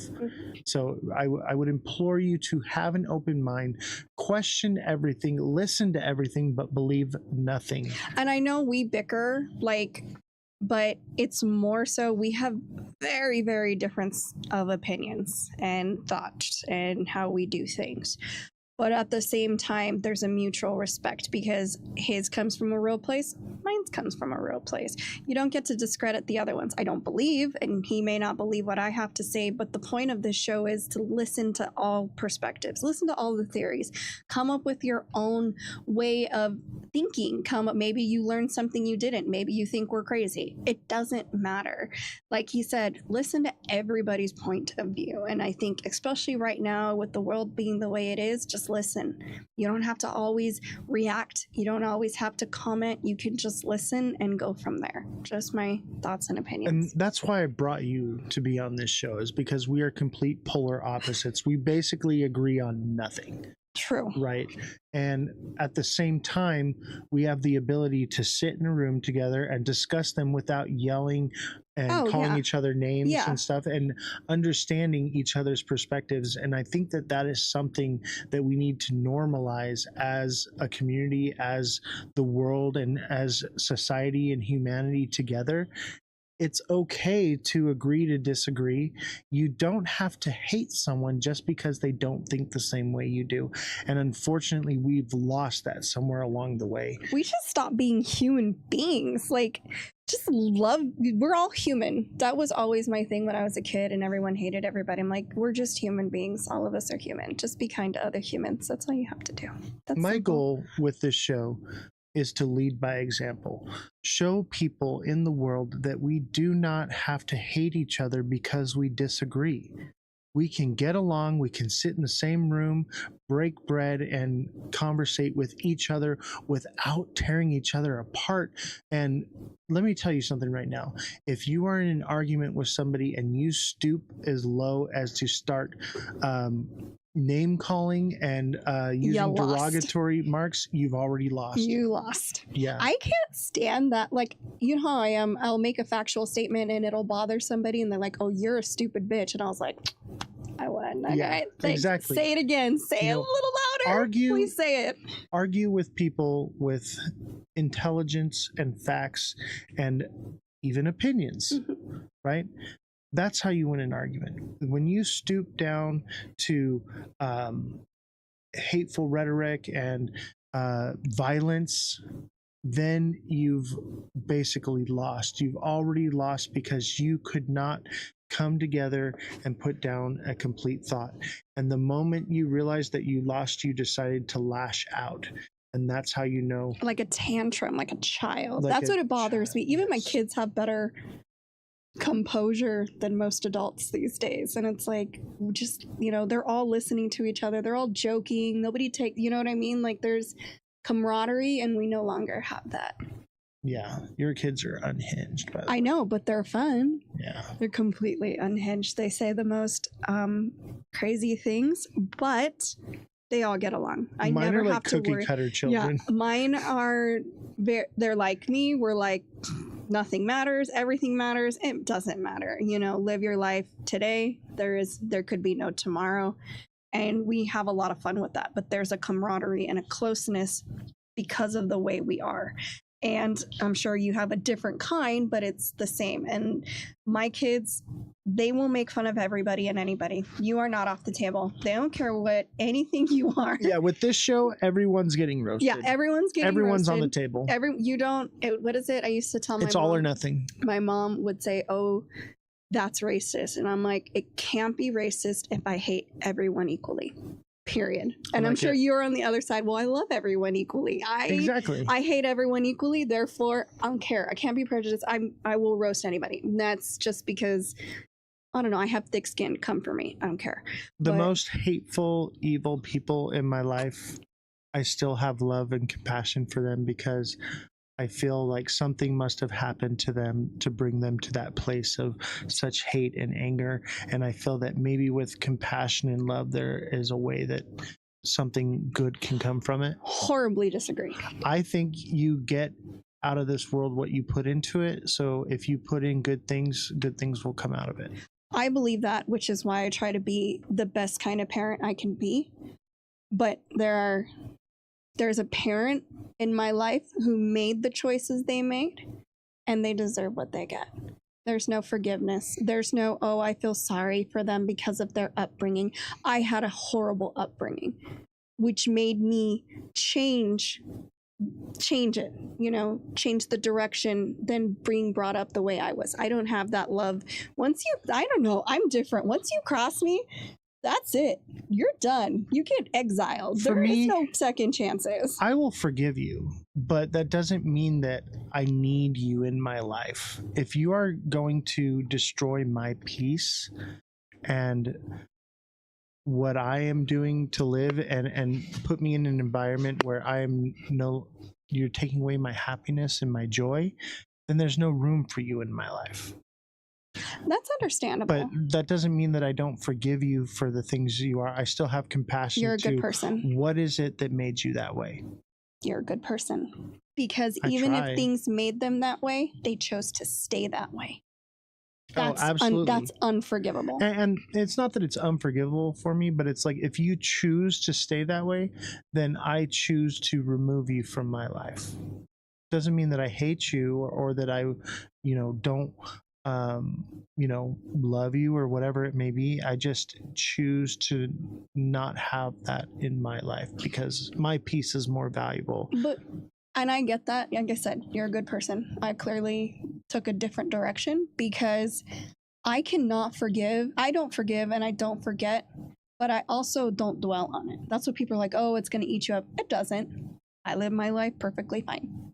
And I dismiss and disregard. That's just who I am. That's just this particular person did that to themselves. And I had to break generational curses that she had every opportunity to do, but she didn't. Yeah. And that's what we're doing here. We're breaking generational curses by coming together and listening and understanding and having an open mind. Because, like I said, so different, but yet I respect you and what you are trying to do here. I want to save the world. We can't save the world. We might be able to save one person. And that's probably all that's going to happen. If we save one person, it was all worth it. I guess. But right now, we're going to need a lot more than one. I agree with that 100%. We're building an army, chat. I know. I hope everyone's getting ready for whatever might happen, just because I am terrified.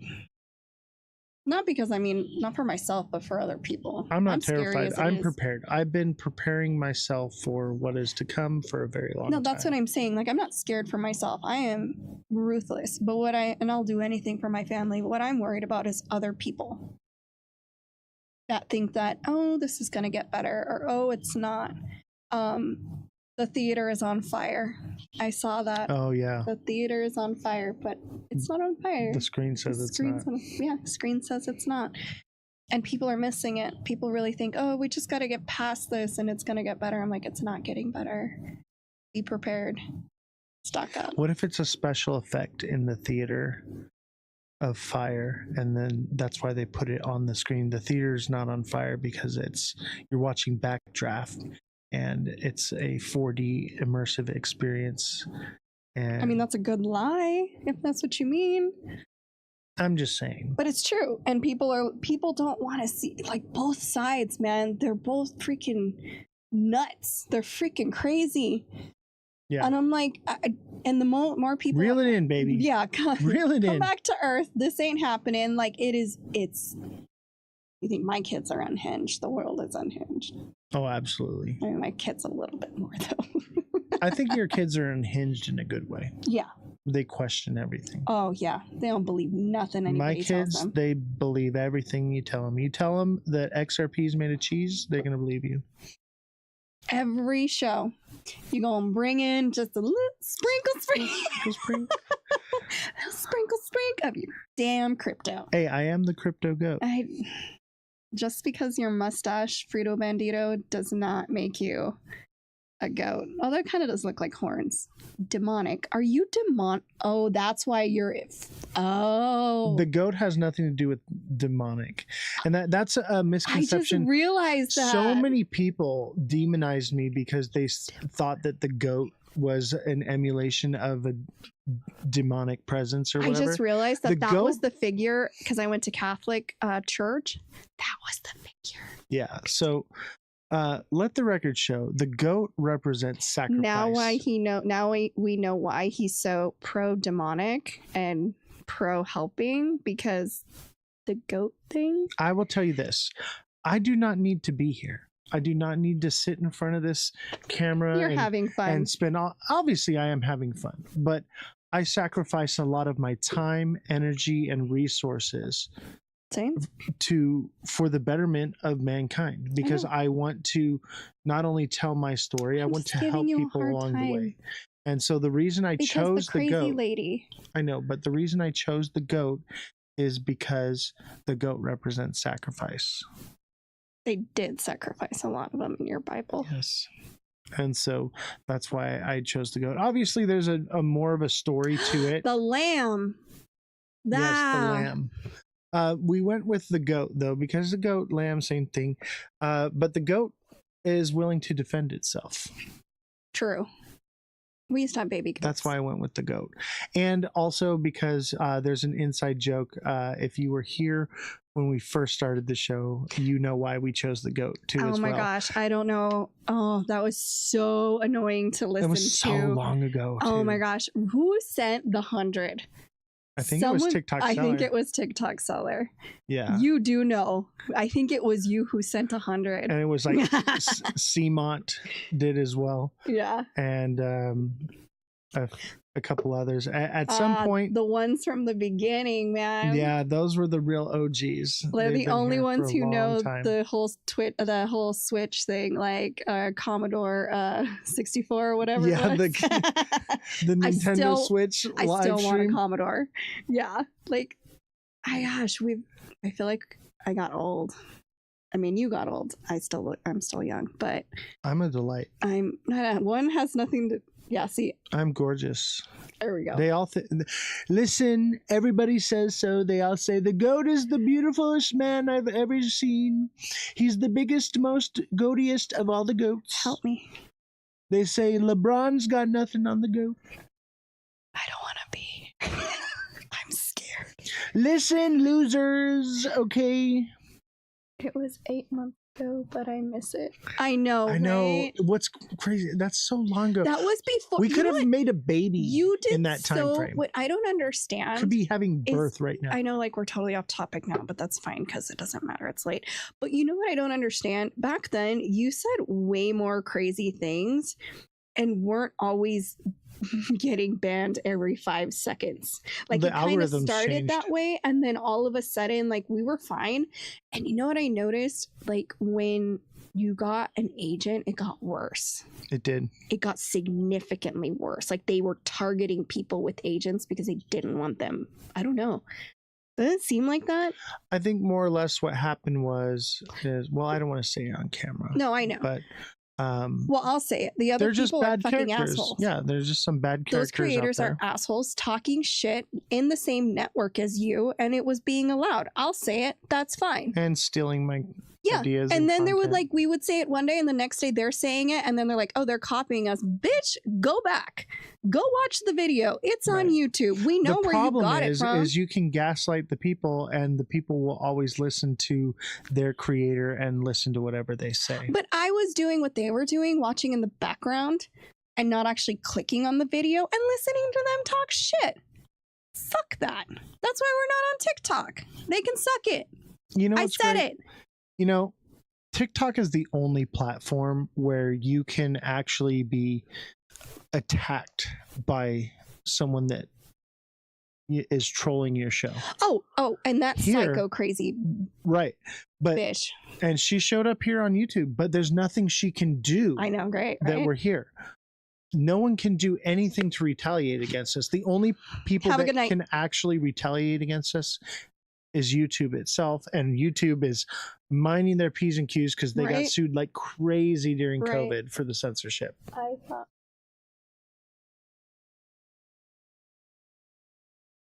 The Yeah. love letter. He's talking about from Crazy Bitch Lady.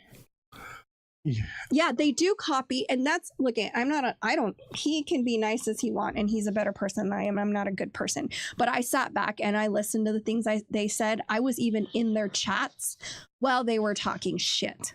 And it's the big ones that you can think of. The girl and the boy that worked together, the other one with the weird, hair on his face as his emblem. They're all douchebags, period. And the fact that they're going out of their way to get rid of people that might be competition for them and push them out of the space because they are wrong and this one's right is fucked up. You know what's great is since I've left TikTok, they have nothing to talk about except for argue and bash each other now. It's like freaking They've the become these novelas. That's all it is, novelas. Yeah, it's what is it? Crypto Days of Our Lives. That's all it is. The crazy angel lady gave you another love message. The crazy that one angel too, lady TikTok seller. literally is messaging people going around saying that I'm a bad person and not to listen to me, but then in the same breath, like I'm speaking major truth, and everyone in the chat is like, yes, everything you're saying is right. And then she's saying, don't listen to him, and it just makes her look even more crazy. And then at the same time, she's like, I bought XRP because angels told me to. My problem is that they buy into her and they spread that because she gifts them like crazy for listening to her stupidity. Yeah, they're bought and paid for. Dude, that's another thing. I want people to go look at people's chats when there's like 200 people in it and there's only like 4 people commenting. Why is that? Just take a good look. Yeah. Why would that massive crazy numbers, yet no one engaging. Yeah, crypto days of our lives. That's pretty much what it is. And my thing is like 200 people, only 4 people commenting. And it's the moderators. Bought and paid for, but what do I know? Doesn't That's make why any I sense. call TikTok LARPing. Yeah. When I realized that the TikTok people run the same way as the news, I had to stop following them. Yeah. You know what's crazy is now that I'm not doing crypto content, they have nothing to talk about. I'm not even making it on YouTube. Like the only Alexa place said, it's days of our lives. It's just the freaking novella is talking. They're all talking. The only place you can get TA from me or any crypto knowledge is through my Discord. And so if you are watching and you're not a part of the Discord, join the Discord and I will be more than happy to help you. I have not left crypto. I am still doing crypto. We're still doing the TA class. We're still, trading and doing all that. I've taken a bit of a step back from crypto, but if you need help, I'm here to help you. You have a class tomorrow, right? Yes, I do have a class tomorrow. Okay. 2 p.m. tomorrow, Pacific Standard Time. We have a special guest. The CEO of Wi-Fi is coming into the class to help teach some really of his cool. strategies. Also, for people in the Discord, if you are not in the class, you will be taken out of certain chats. It's for the class only, because I'm going to say it. So. Yes. So if you are not in the class, you will be removed from the moonshot. Which is the funniest, the funniest one. Yeah. But yeah, I can't read that. I'm just holding some right now because I'm afraid news will rug everything. So, and it's going to. Oh yeah. Please be careful with the news right now. It is so misleading. Oh my gosh, like moon cycle. We had the full moon. Now it's time to come back down to earth. The world is on fire. Theater's on fire. The world is on fire right now. The theater's not on fire. But the screen said so. No.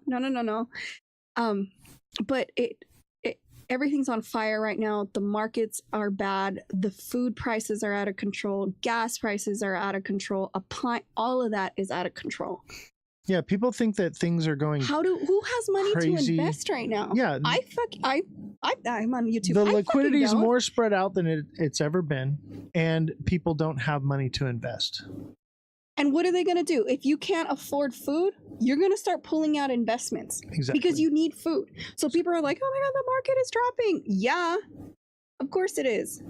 Dude, I can't. Did you see the shit show at the airports today? I did not. Oh, are you talking about in California? Because they took out the people that are needed for the landing, and they had to delay flights and there we go, 30 of them, because they cut. Remember, he did a huge cut, and I guess something happened. There was chaos. Well, they shut down the government, so there's the 30 traffic control. So what happened? There's no TSA, but there's ATC. Yeah, traffic control went bye-bye, and they had to either cancel or delay flights. And now, what is it? They don't want you to leave. They want you to stay, pay the prices. They don't want you to leave. Prison nation, martial law. We're already there. They've occupied Chicago. And the thing is, all the Supreme Court says can't do it. They're doing it anyway. I feel like we should do a prison nation show for the rabbit hole. You said you wanted to do spooky. I do want to stick with the spooky, weird stuff, but if there's real life things going on right now. If it keeps going, we'll probably Oregon, take a tangent California, and Illinois. Yeah. Literally occupying them, which isn't, what is it? It's not the Third Amendment, or what is it? The Third Amendment? Fifth Amendment. Fifth Amendment. Yeah. We don't have to. But it's occupying soldiers in your home, though. That's pretty much what it is. They went into an apartment building. I know we're off topic, and it doesn't matter because they went into an apartment building and ripped out people, and these children were like naked. You can watch the video online. I believe There's a couple of them. I believe it. That's occupying an apartment. Why don't we do another live in a couple days, and we can cover that one. Then we'll go back to spooky you stuff. Want me to go on Hinge, don't you? I do. Yeah. What do you guys think, chat? Should we do more of these lives more often? Because I was thinking like a couple times a week. But I saw that, and it was U-Haul cars too. They threw them into U-Haul trucks. That one that I'm talking about, they ran into the apartment and ripped all those people out. Let's save it for the show. Let's do a whole show on it. And they're slowly moving into red states, and they're telling them it's for your protection. We can do a political rabbit hole show. What do you think? That's fine. What do you think, chat? Should we do a political rabbit hole show? In a couple days. And I have to research. I'll post it to the Discord when we're going to do it. I research everything. I type it all out because I can't. The news show needs to come back. We can do news once a week. I could do the news show, I guess. But it'll be on here. It will not be on TikTok. If you want me involved, I will not go on TikTok. Here's the issue is the rabbit hole show gets a lot of engagement. And well, she's every time Shelly's right, we can just do a little segment here and there. Well, here's the issue is the rabbit hole show gets a lot of engagement and has really boosted our algorithm in YouTube. So whenever I post crypto stuff, we get bad engagement, which hurts our algorithm. So let's not do it for YouTube. So I'll let's probably do every a other TikTok platform. only, or maybe just abstract. Why don't we do it? Okay, I will bring the news back to abstract. Abstract exclusive. Okay, but I will not go. One, I will not go on TikTok. But two, why can't we just do the other platforms then? Why not? Why can't we just do YouTube? The problem is it hurts our algorithm.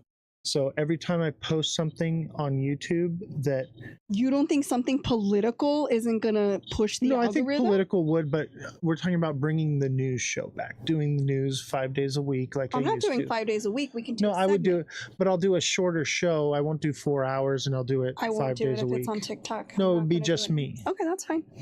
And because That'll be your thing. I can't afford to bring you in at No, 5 I'm days doing a week. a lot of work already. Yeah, so we'll do the rabbit hole show. But the thing is you I'll don't need to do the 5 news. days a week of a segment. Jesse, I think we do, 'cause work, that's regular a 15-minute news. segment. That's what I said. Jesse, less work, a 15-minute segment. We'll talk about it. We'll discuss it, and we'll see how we can move forward. But I do want to continue, doing.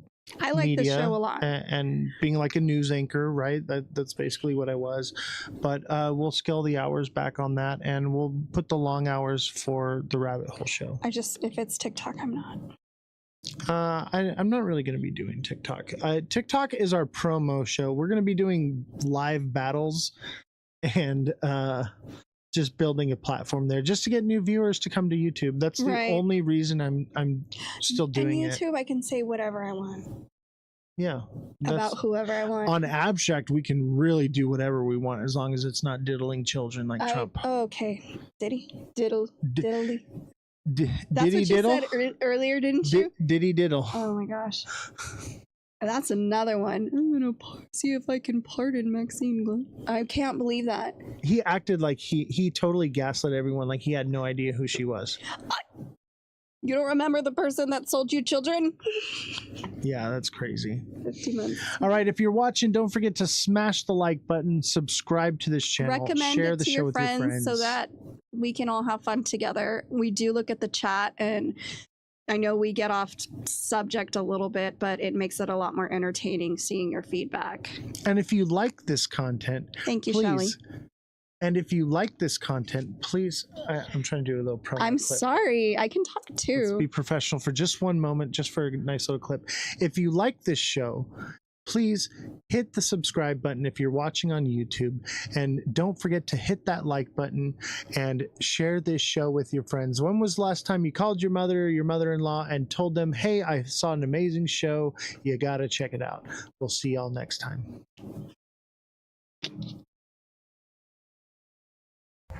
Don't forget to smash that like button, subscribe to the channel, share the show with everyone you know.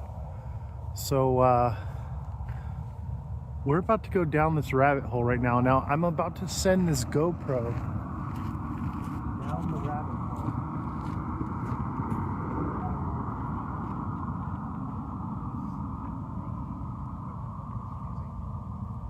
So we have climbing gear here.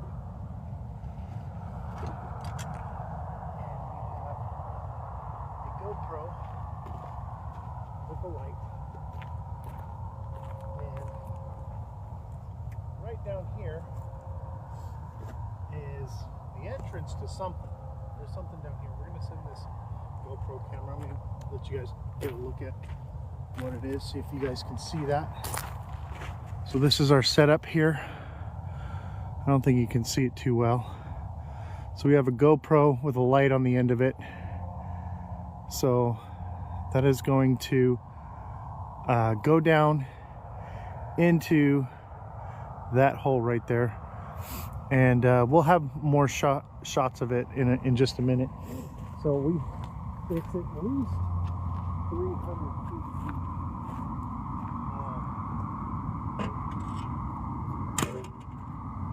deep. So I have a 300-foot helicopter recovery line.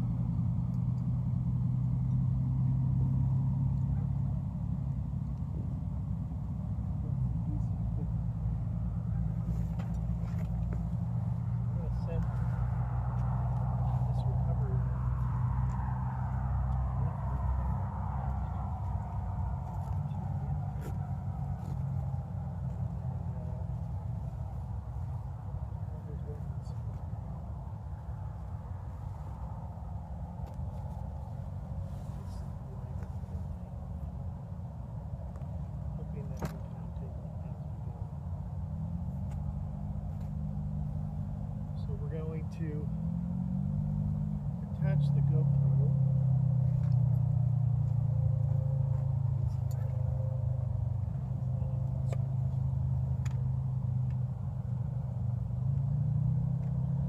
So we're gonna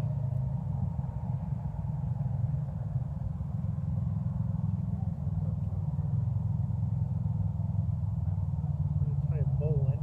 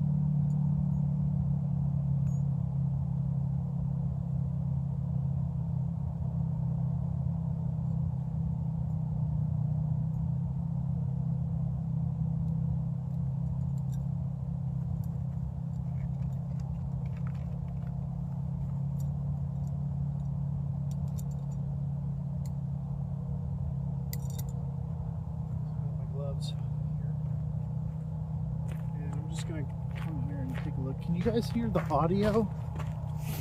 I have the mic on. Can you guys hear me?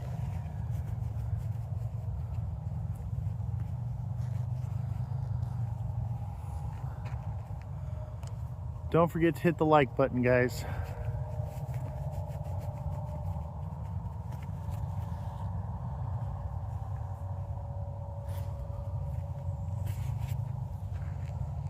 All right,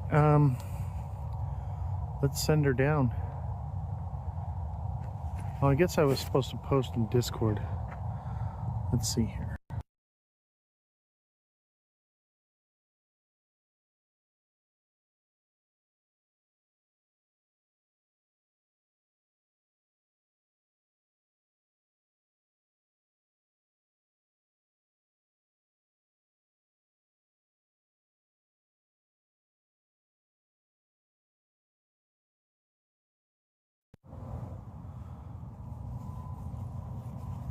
So, we're definitely not alone out here, that's for sure. There's somebody else in like an ATV. Looks like a, what do you call those things? Like a Polaris. And they are wondering what the heck we are doing out here.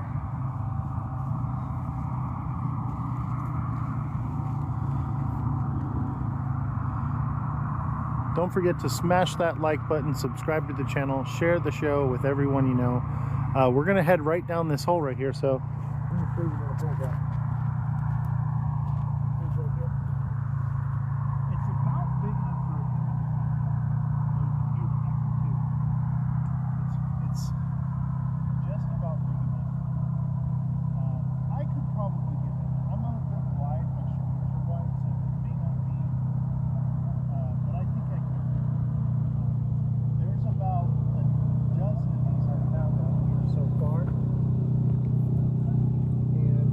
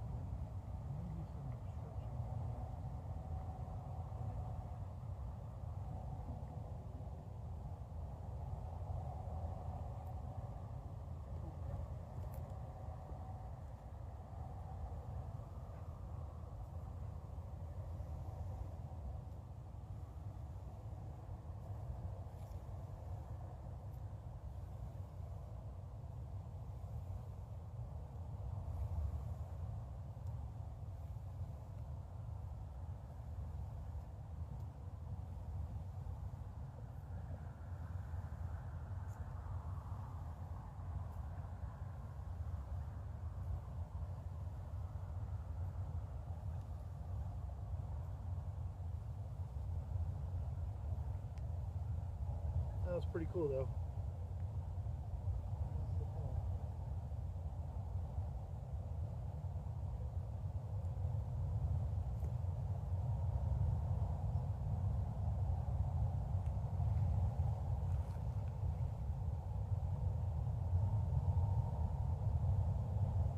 Well, it worked. I took the footage, see what we caught.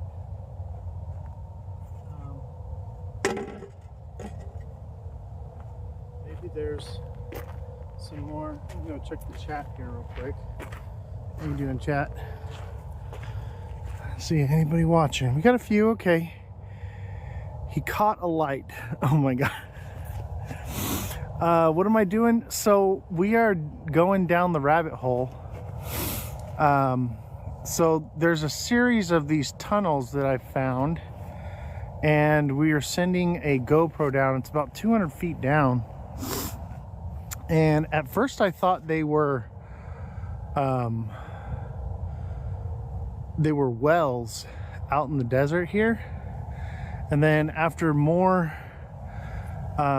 research and examination, I believe they are vents to some type of underground tunnel system. So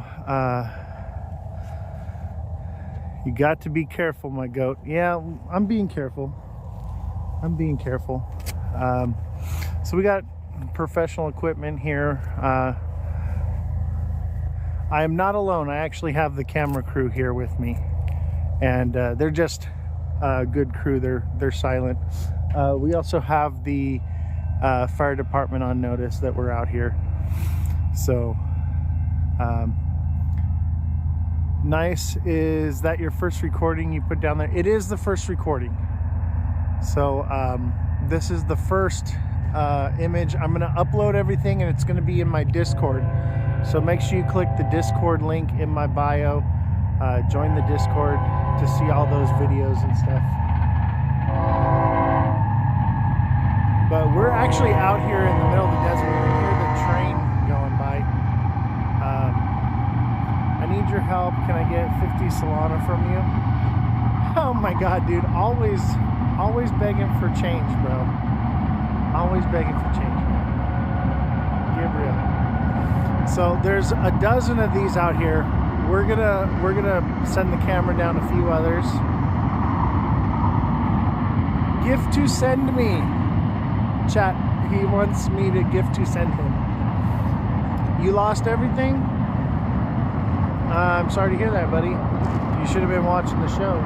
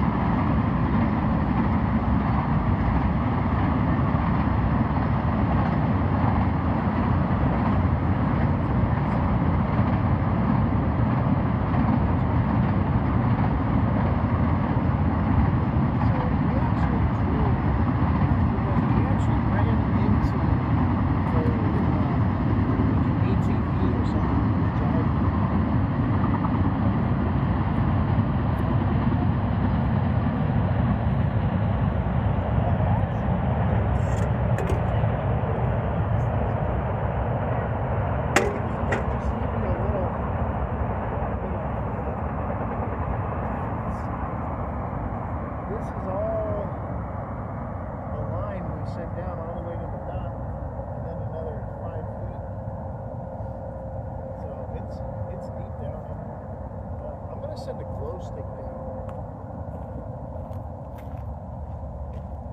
Just to give you guys a reference how deep this is. So let me get some glow sticks here. Take the camera handheld. Drop it down. So I got a glow stick. Chat, we got a glow stick here.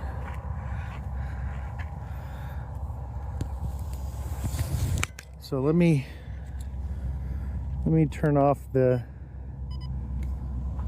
tripod and stuff. And so let me give you a better reference of what's going on here. So here's our hole.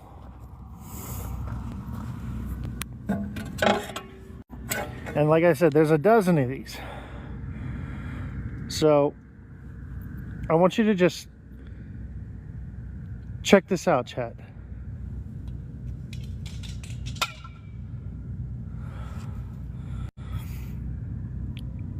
I'm gonna send you guys down there. So I just sent this. I just sent this down the hole. That's what all this gear is right here. If you know anything about me, I'm actually a professional climber. So I got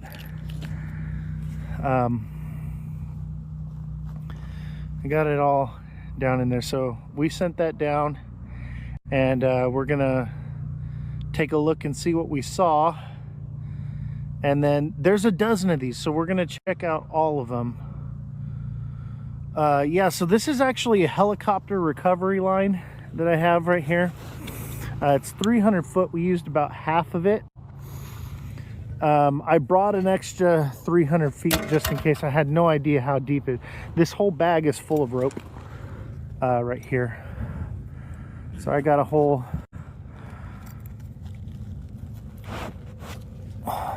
other thing of line in here. This is more for other use case. This is an 8mm. I think this one is. I think this is an 8mm. This is, or no, this might be 8. I think this is like 10mm, 15. I'm not sure.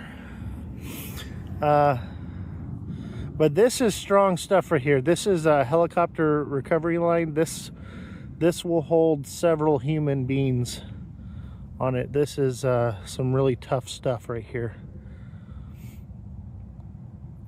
My concern is for you to be careful. Bro, I'm a professional, man. I used to go spelunking all the time.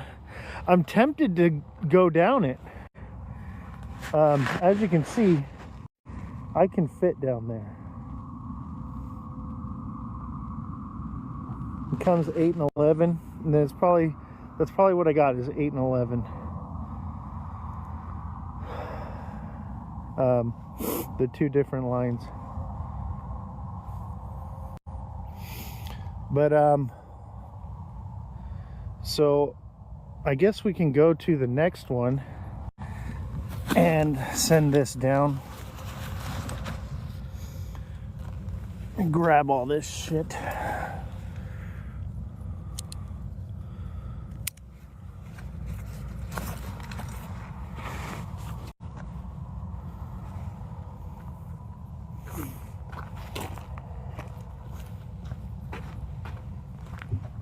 Will you hold on to that for me? Pack up this camera equipment. We'll go to the next hole.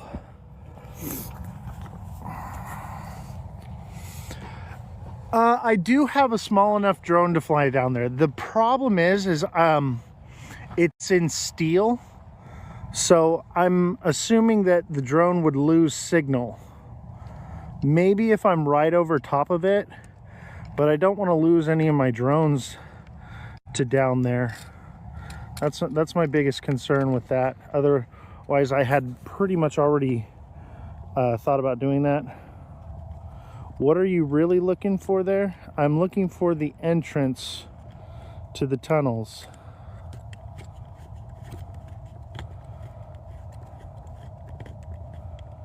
Yeah, I can see that you have a cheap one. You don't share. See, I do have a cheap one that's small enough. The problem is the one that's small enough doesn't have a camera, and I don't think it would have the range.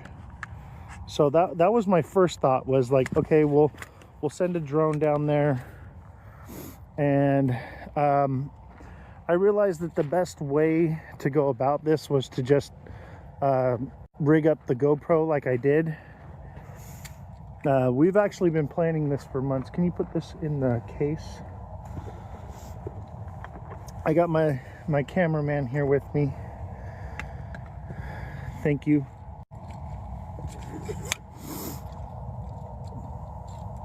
Yeah, I actually ordered the GoPro special just for this. I had other GoPros and stuff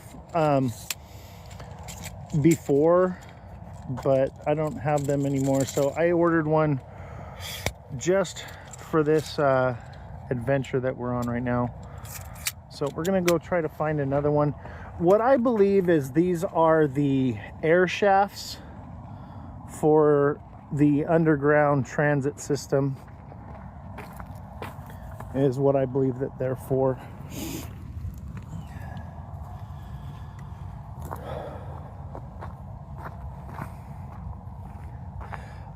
I believe the entrance, I know where it's at, but it's been backfilled in. So that's the issue I'm having with the entrance, is it's backfilled. At least the one that I've found. I'm sure there's multiple entrances. But the issue is that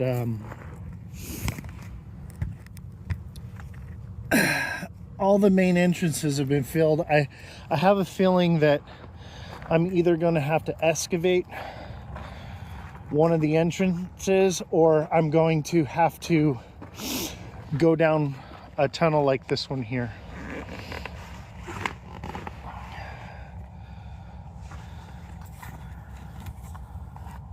Yeah, the GoPro is to figure out exactly what's going on there. So I want to show you guys something. And this is why I believe that it's a tunnel system to a mine. So I dug this out right here.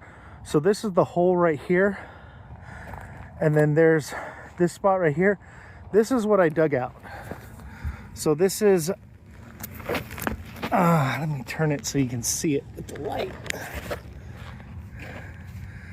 So this is where like an ore cart or something was here, and you can see all this pea gravel.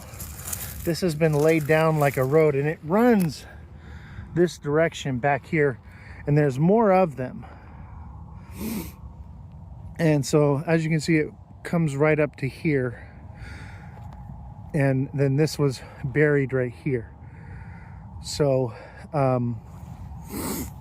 my thing is, it's either a mine shaft, air vent, or this was a place where they would send ore up through the mine shaft. Then there would have been like a stilt thing above here with, you know, a thing to load up the ore carts. But I haven't found any others with the railroad ties like this. I have found the pea gravel though, like this. So this was put here for part of this whole thing we got going on. So we're trying to figure out what's going on, you know. There's some hundreds of years of history going on right here, and so we want to figure out, you know, what goes to where and how it got there, and if there's anything cool to find underneath there. All right, so put all this in this bag here, put that in there carefully, and then zip it up. But I think we'll go check out another one right now. So I don't want to pack all this line. Or will you hold the camera on me? I guess I'll pack this line. Fuck it.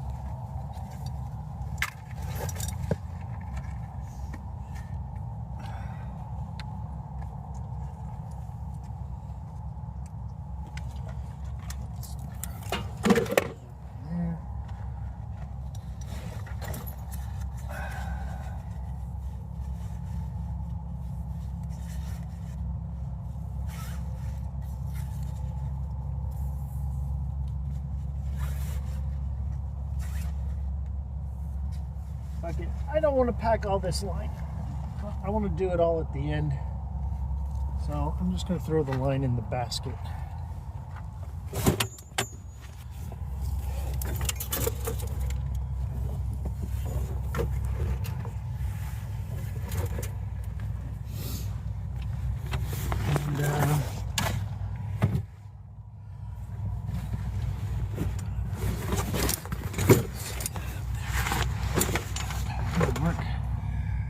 right, chat. On to the next rabbit hole.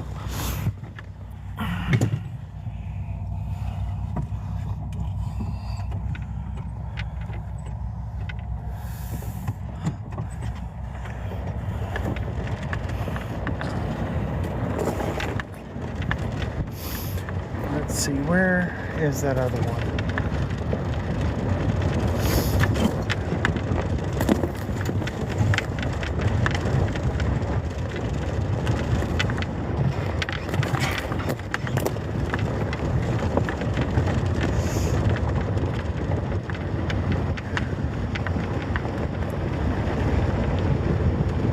See if we can find this next one here.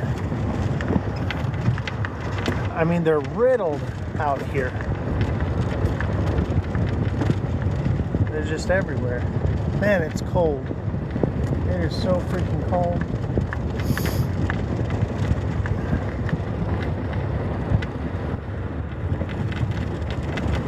Where did we see that other one at? I feel like we're nearby.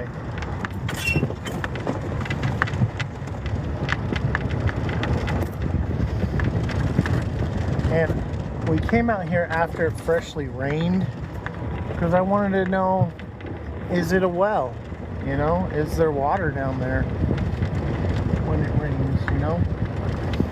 And I'm not seeing anything like that. So I'm thinking mine shaft. Obviously there's going to be water down there when it's raining and whatnot.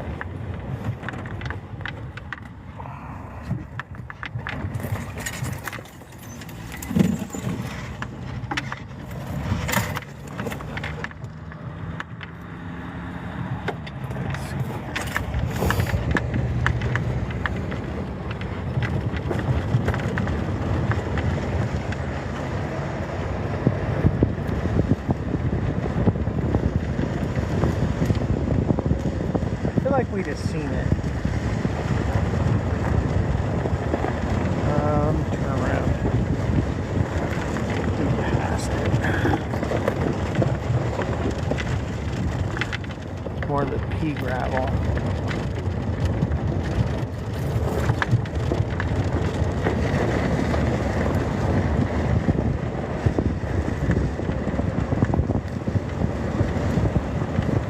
So we're cruising to the next spot.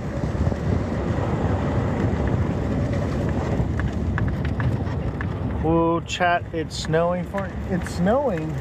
Dude, it feels like it's gonna snow out here. It is cold enough for snow, that's for sure. There's just no weather. Dude, it feels like it's gonna snow out here. It is cold enough for snow, that's for sure. There's just no weather. I feel like this is about where we turn.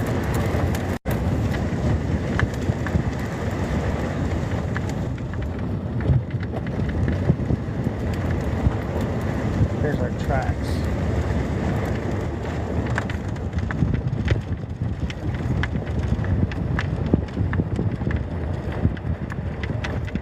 I know we're close.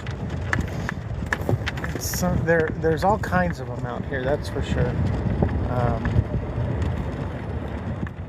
Where are you? Okay, we went too far.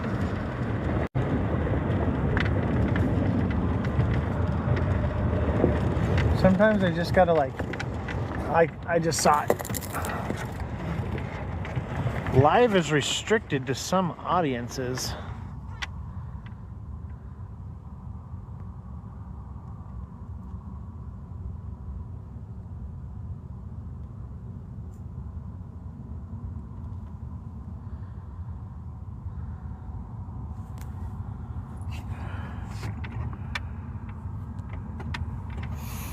Activities that could cause serious injuries, like what? Having a GoPro mounted?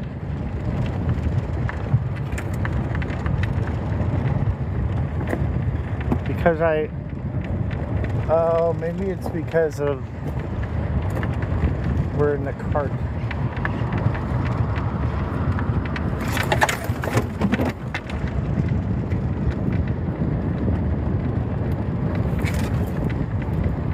All right, here's the next spot.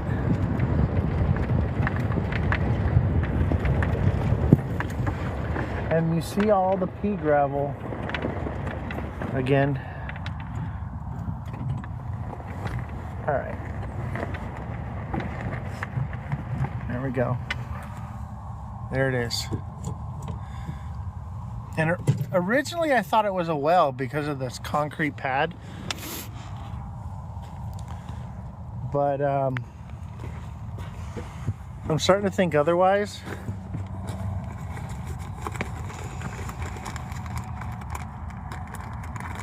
Oh yeah, TikTok doesn't want us to do this, but who cares? I'm getting it with it's being recorded. So we got another glow stick.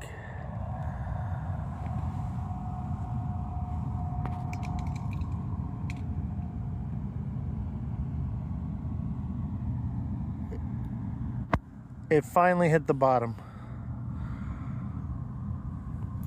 Look at this one's even deeper than the last one. The last one had something like stuck in it.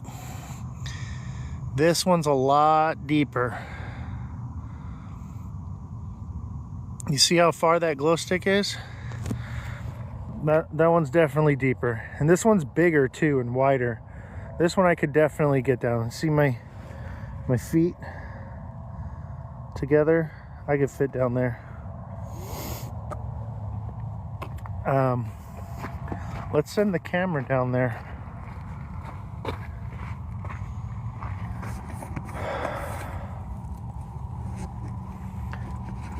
So let me set up the camera here. Don't forget to hit the like button, guys. Smash the like button. Send in your daily heart me's. Let's get this algorithm cooking. But I believe all this should be recorded, so Elon can pull it out and save it. Do you want to record me handheld? All right, come over here. Or you can sit in there and hold it if you want. Just keep it pointed that direction, tilted somewhat down, okay? Just get the hole there.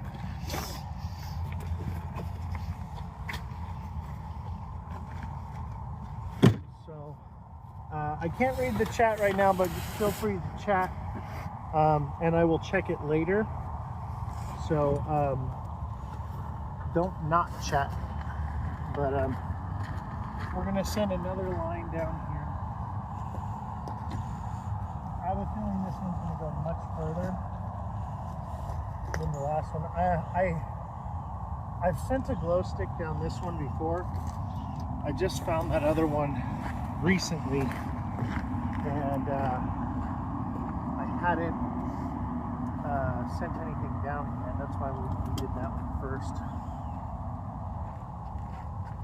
So we got our little setup here, and hopefully we catch something. Doing a little fishing, chat. A little bit of fishing.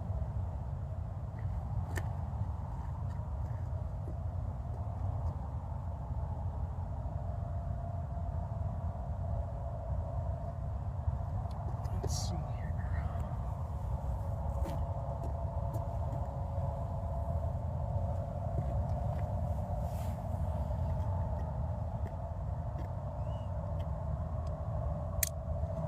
Alright, we're hooked on. We're tied off.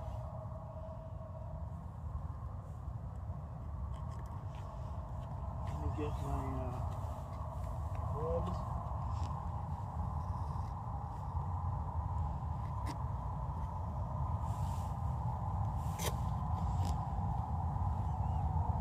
Oh, it's so cold out. It is really cold. Oh, I forgot to press record. That would have been dumb. Yeah, I gotta press record, dummy.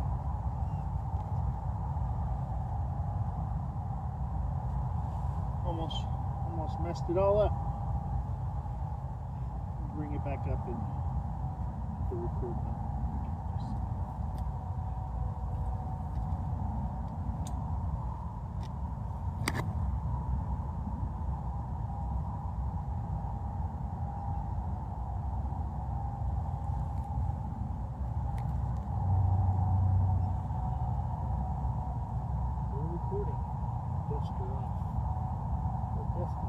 nice trip. Slow down. And away we go.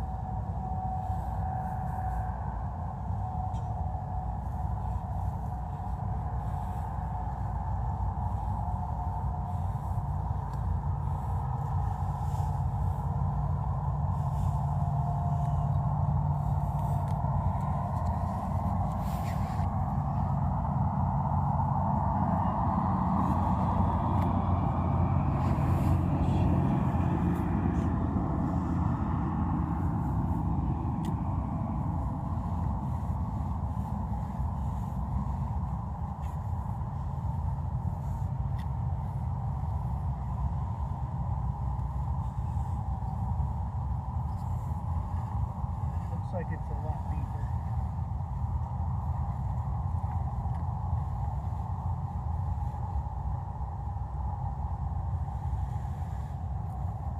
Oh yeah, it's still going. So this is where we were on the last one, and we're going well past that.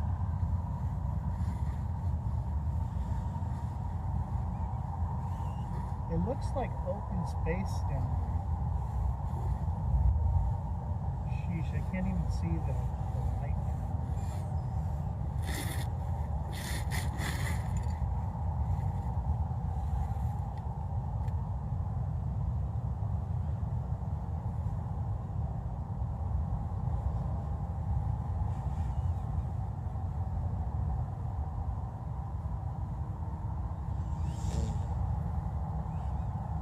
Still going. Chat, it's still going. I just pulled out another 50 feet. It's still going.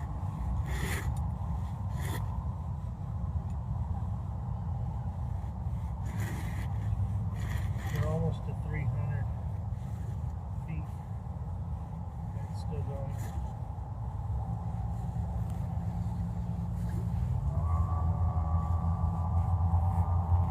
It's still going. It's going to take this whole bag.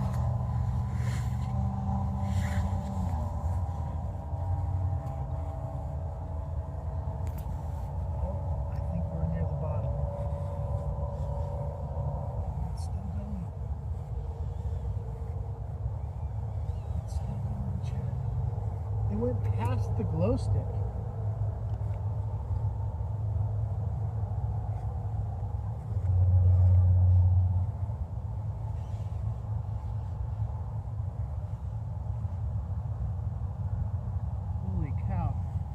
It's still going. Strong too. It's got a ways. So the glow stick looks like it's about 300 feet down almost. Maybe like 250. And we're still taking line from this bag.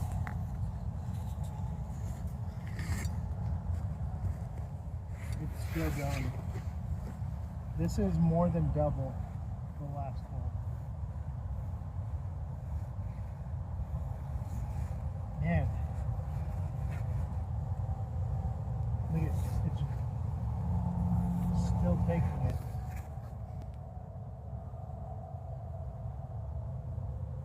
Still going. I can barely see the camera in the light.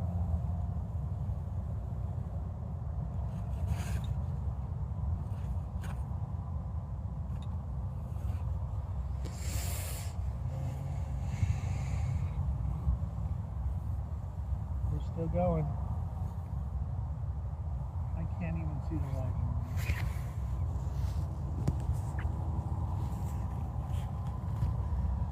The glow stick fell further.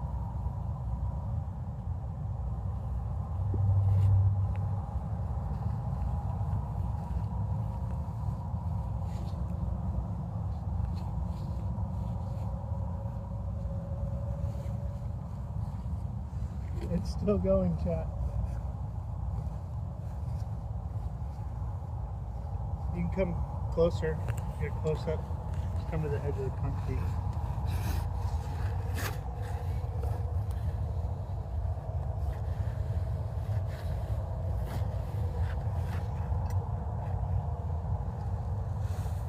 I can't even see the light.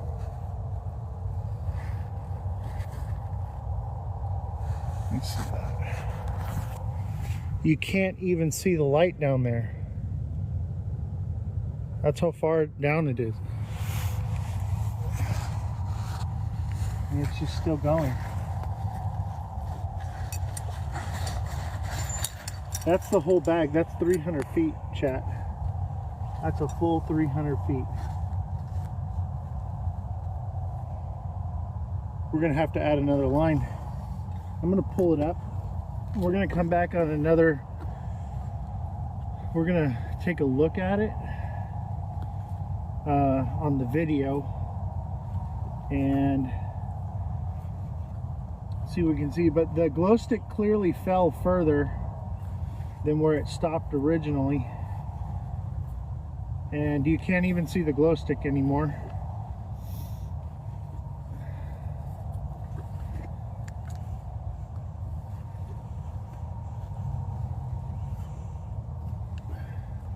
This is incredible. This is deep. This could be 500 feet or more. Could be a mile down.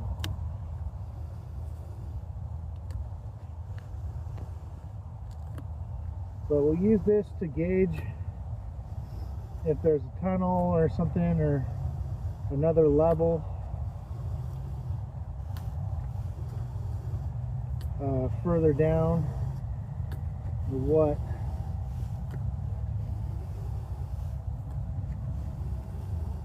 It feels heavy. It feels like there's a gremlin holding on to it. It doesn't feel like the weight of the camera anymore. I feel like we caught something that we're pulling it up.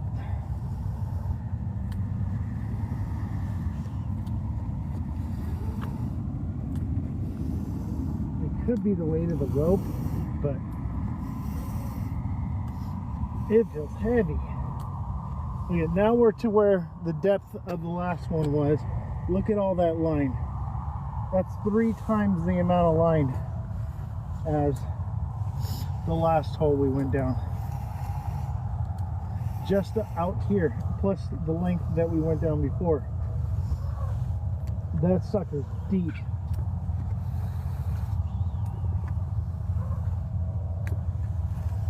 It feels heavier. I don't know if it's just from holding the rope or maybe we caught something and pulled it up with it. Hope the battery on the light didn't die. I don't see any light. Nope, the light's still on. Holy crap. That's a long ways down there. Look at all that rope. That's a lot of freaking rope.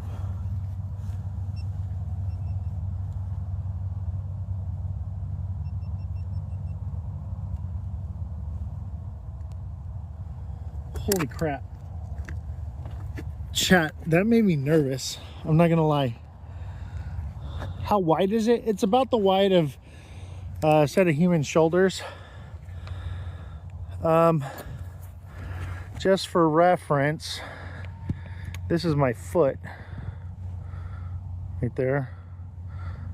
I'm a size 12, so it's a little bit wider than 12 inches. Can you cover it up? I mean, why would I? We're trying to blow the lid off this thing, guys. No pets or kids can fall in. Well,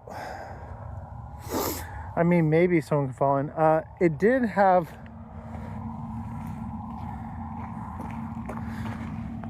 I think that's what this is for. It looks like the wind blew it off. So I can cover it back up. It's deep. We're gonna need more rope. I have a longer rope, but I'm running out of battery. And I want to go look and see what the video shows. And I'll post it to Discord, so make sure you join my Discord. The link is in my bio. And I'm going to post the Spirit Box video too. I'm going to work on all that tonight. So it is freezing cold out here, so we're going to head back and we're going to render this video from the GoPro here. That's our camera setup. And see what we got. So,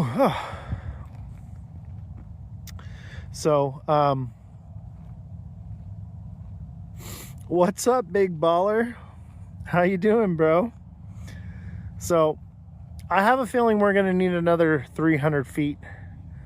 This is 300 feet of rope, and it took all of it. I brought another 300 with me, but we had hit something where it may have been like a ladder or something. So I want to kind of see what's down there first, and we'll do another segment on this one. There's 11 of these out here, guys. There's so many of these, we're gonna have to go look out. What's my prediction for what it is? I believe that this is an air vent for a mine shaft. There's no way that this is it on your property? This one's not on my property. This one's several miles out. We're out in the boonies right now. The one on my property is what I believe to be the entrance, because it is the size of this entire slab, the hole, and it's been backfilled in.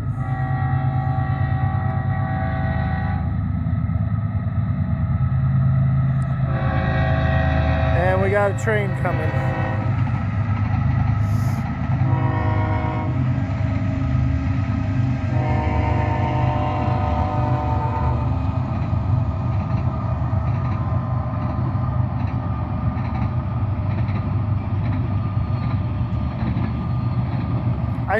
I should take you guys around the airport.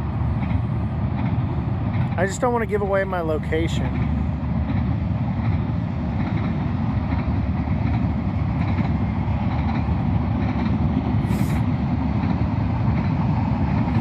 Yeah, I don't want to dox myself. There's a lot of cool stuff here, that's for sure.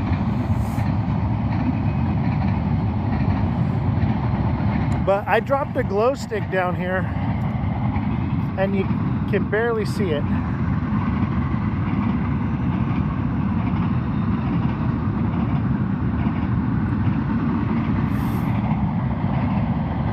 So let's go upload this video and take a look at it, and I'll post it to Discord. So I'll see y'all there in a little bit, and get that video, put Elon to work, and we'll solve the mystery of the rabbit hole in the desert. All right, chat, thank you all for showing up, and I'll see y'all later. Welcome to the Ledger Lounge. I am Ozthecryptogoat, and we are chilling. We are live on TikTok for the first time in a very long time, so don't forget to smash that like button, subscribe to the channel, share the show with your friends. We are also live on YouTube, Abstract, and Twitch right now.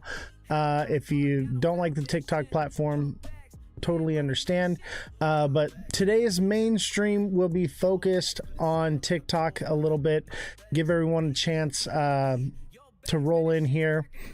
So don't forget to start smashing that like button, subscribe to the channel, share the show with your friends. Let's set up a live gift goal. Let's send in those heart me's, guys.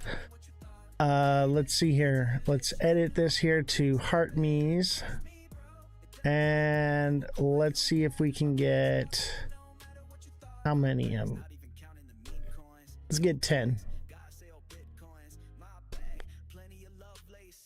So don't forget to send in the heart me's, and also become a super fan. Become a super fan, guys. The super fans helps quite a bit, I must say. And if you're watching right now, don't forget to hit that like button. We're going to get started in just a few minutes, but we got to get the likes rolling in, get some people in. And that's what brings people in, is when you send gifts and you like the show. So if you can't send gifts, no problem. Just hit the like button. Give everybody a chance to get in here. What's up, Justin Kelly? How you doing, brother? Don't forget to hit the like button. Start tapping away at that screen, guys. Tap away. We are back after a nice long vacation, much needed vacation for me. Social media, man, doing this is a very tolling job, psychologically, physically. It's more work than you think, and you really don't make any money doing it. But I love doing it. I love helping people. I love being here to answer your questions and help you guys navigate the market. That's my whole goal here, is not really to make money, but to get exposure. And in order to get that exposure, we need people to become super fans. We need people to send gifts. And if you cannot afford to do that, it's no problem. All you got to do is start tapping the like button. So if you're watching right now, you love this show, you want it to come back, start hitting the like button, send in those gifts, whatever you can. Much appreciated. How's everybody doing today? It's been a long time, and I really missed you guys. We're going to talk about a few different things today. Obviously, we're going to look at the charts. We're going to do some TA here and get an idea of what's going on in the markets, because I'm sure you guys are wondering, like, oh my God, what is going on? The markets are crashing. Run for your life. No, like, everyone's a bit bearish right now, which makes me short-term bullish. But things are pretty uncertain. I would say what is certain is we are coming to the end. We are in the 9th inning of this game right here, and the bull run is nearly over. So that doesn't mean there's not money to be made. We just need to be very cautious right now. The ISO November 22nd thing is coming. I'm sure that's going to create some kind of FOMO, probably more for XRP than anything, but probably across crypto. But one thing we need to understand is that just because ISO is going in doesn't mean that we're going to the moon. I think that could potentially be the last pump we get before the quad witching. Juan says, hey, Mr. Goat, long time no see, my friend. Yes, it has been a minute. Thank you for the comments. If you guys have missed me, put a W in the chat right now. Everybody put a W in the chat if you missed me. If you have not missed me, put an L in the chat. Thank you for the heart me's. Don't forget to send in your daily heart me's, any gifts. Don't forget to become a super fan. Click the super fan link. I think it's like down over here somewhere, you know, one of these buttons. Click all the buttons, click everything. We got to bring the show back to life, and I need your engagement to do that. So hitting the like button, sending in gifts, sending in heart me's, those are what's going to help jumpstart everything and get it all back to rolling to where we were. We got a good solid 10 people watching, which is decent for coming back after a long time. But, you know, we average around 100 people watching, so we need to get that up here. Here he is. Yes, I am here in the flesh. And don't forget to smash the like button, subscribe to the channel, share the show with your friends, become a super fan. We need to boost this algorithm, baby. Let's take a look at the chart, shall we? So Bitcoin, look at here. All right, everyone's like, the bull run's over. Look at. We are in this, I'd say it's like a channel.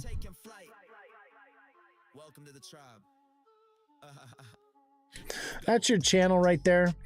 So we could potentially bounce from here, but look, if it does not break above 110K, and maybe even more, I'd say like 115, 120, you're going to see something like this happen, where we come up and then head and shoulders. This is a reversal, and that would send it back down. Something like that, right? So that's something we need to look out for. But I do think that we get this. This would put June of 2026. I don't think so. I don't think this happens, honestly. I think we get a little pump and come back down. Every bull market has a 630% dip. We just got our third, 3 more to go. Well, we, you know, in crypto, 30% is not that much of a move. I mean, it is a bit of a drastic move, but it's not that crazy. But let's just say that does happen. That means by like June, we could potentially be at like 115K again on Bitcoin if it doesn't create a new high. But even then, that would put a new high in at around March or April. That doesn't really line up with the way these cycles work, with the timeline. Generally, February, March is when we hit the bottom, not the top. So that kind of goes against everything. I would say this is a big inflated leverage bubble. All of this crypto is leveraged, guys. Okay. So it's an inflated leveraged bubble, and eventually the bubble has to pop. It has to deflate. I would imagine seeing us coming down somewhere between 50 and 35K. That seems likely, and then it would come back up. But I don't know. It's really hard to speculate. What I can tell you is this, is that the yield curve would suggest a downward term. And we have the fourth turning, right?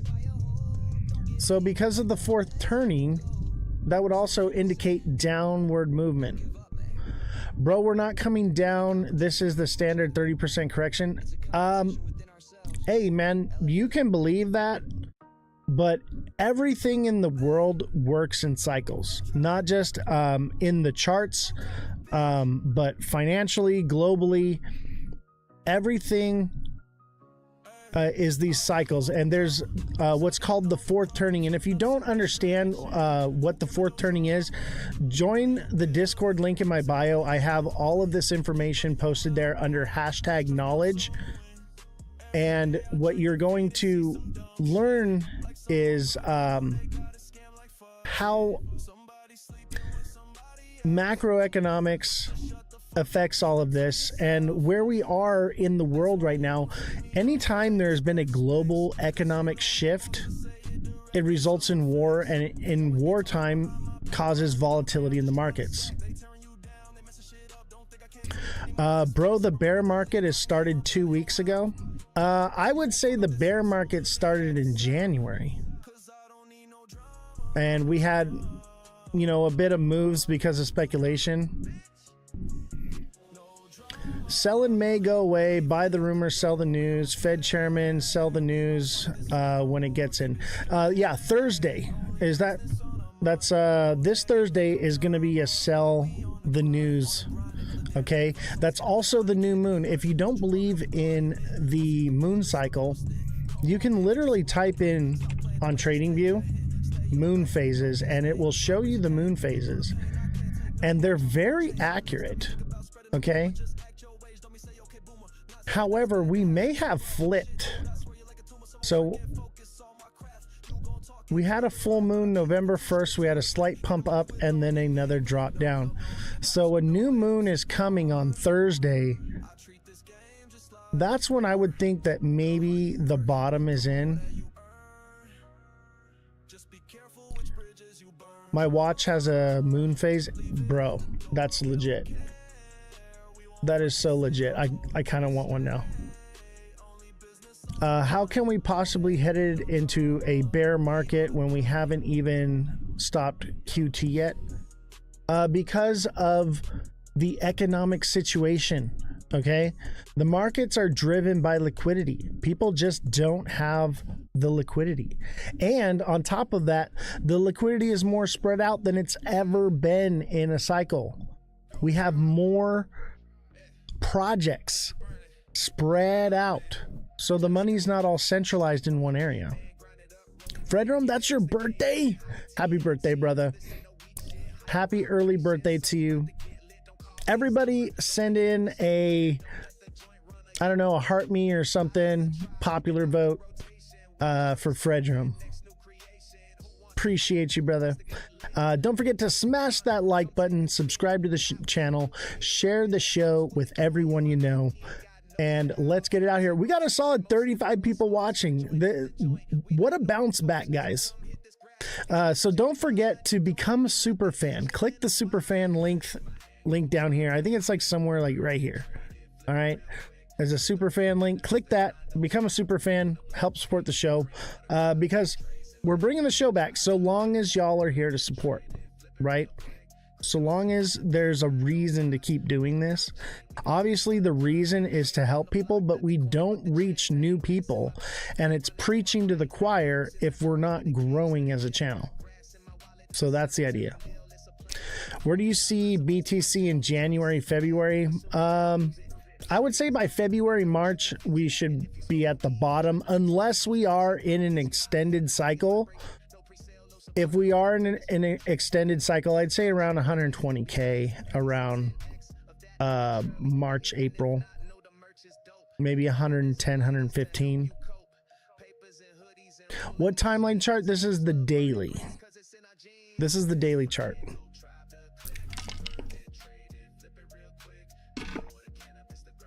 So let's just say we are in an extended cycle. That would mean that we would, you know, come down here and come up to a new high of about 140, and that would be in June. That doesn't line up with the timeline. Sell in May, go away, would say that May would bring it back down, right? So it probably won't do this. What it would do is, if it is an extended cycle, it would come up, fall short, and head and shoulders back down. And that would bring it down here in November of 2026, right? So you saying we bottomed out? No, I'm saying that there's a potential that we could be bottomed out. However, there's a fair value gap all the way down here to 86. 86.5, right? So it could potentially go there and then move up, or we are entering in the bear market and we are going to trend down from here on out, because we do have a double top. It's kind of a triple top here, which is a reversal, okay? Which could mean that we just come up and we do small little moves. And that would put us at the same price around November at about 40, 50K. Altcoin top was December 2024, and Bitcoin, yeah. So I actually exited the market in January 28th, I believe it was. So that's when I got out, and I've been doing a little bit of trading in between, but I got into, you know, I've been in crypto since 2016. I've been through bull run after bull run. So, you know, I've seen this happen. Now, I will tell you this right now, that this cycle is like no other cycle I've ever seen before. Okay? This is different. What's up, Henry? How you doing, bro?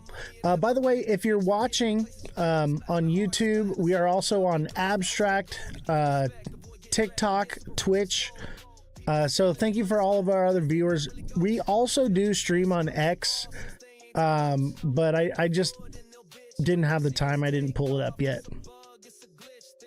Now we're going back to 160. You know, the fact that that's the consensus, I'm going to go with the opposite. If y'all are saying 160K, all it can do is go up, I'm going to lean towards the opposite. And honestly, the charts say that yes, it could, but the macroeconomics say otherwise. And macroeconomics is what drives crypto. What's my X? Every platform is at Ozthecryptogoat. Every platform is at Ozthecryptogoat. All lowercases, no spaces, same as TikTok. And don't forget to follow me. Don't forget to smash the like button. Don't forget to send in your daily heart me's. Don't forget to become a super fan, just like TikTok seller is. He is a super fan. Thoughts on XRP? It's probably cooked. Let's pull it up.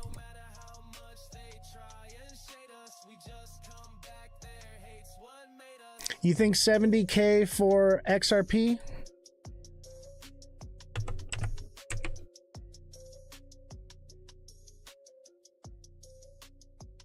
Who said 70K on XRP?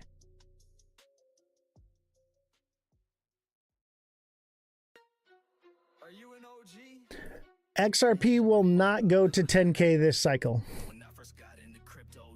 If ever. Oh, 70K on Bitcoin? Absolutely. Absolutely 70K on Bitcoin.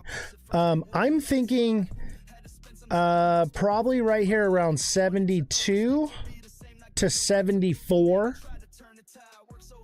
But if that is the case, then that means it's forming a head and shoulders and it will get a reversal, which means from 70K, it would pump back up to around 100K to 110K. Come back down and would fall somewhere around 48K, 50K. So XRP won't even go to $3. I agree with you.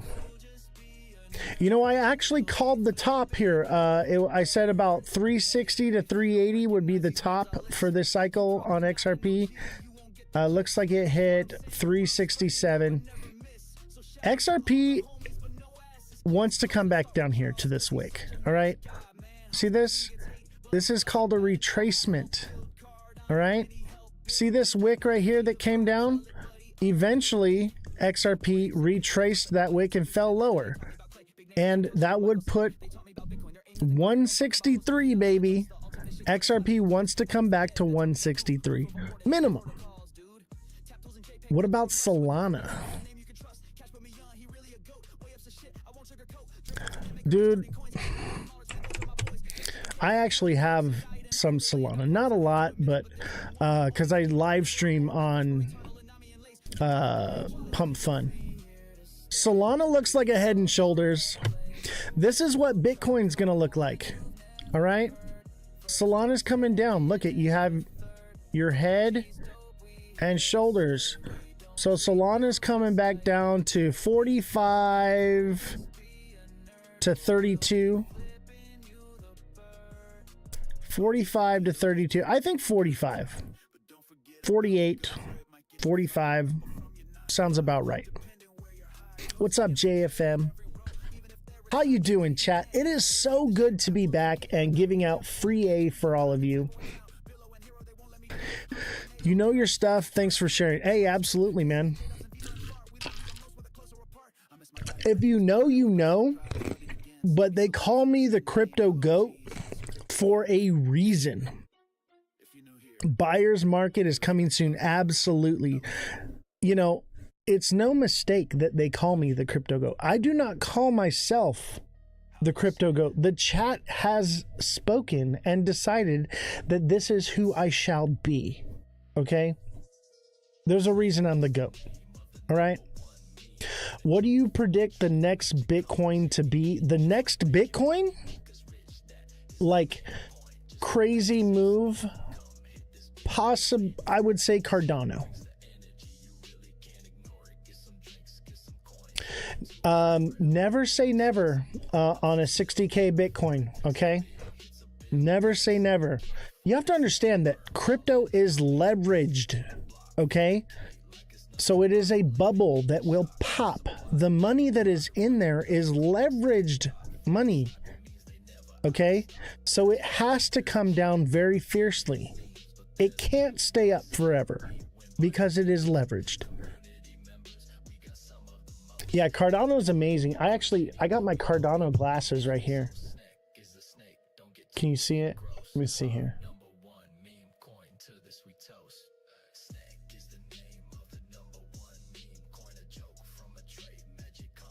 Got my Cardano glasses. I think I got some Cardano coins too. Let's see here. What do I got here?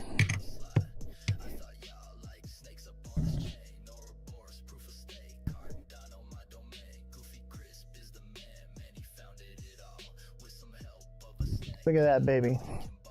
It's so pretty. Explain its use case for what? Cardano? Look, I got some COT coin right here too on Cardano. Got some COT coin. What do you want to... You got to be more specific, chat. People don't even know about Midnight? Bruh. I was at the airdrop party for Midnight. I have a Midnight glow stick from the glow stick party. Look at that.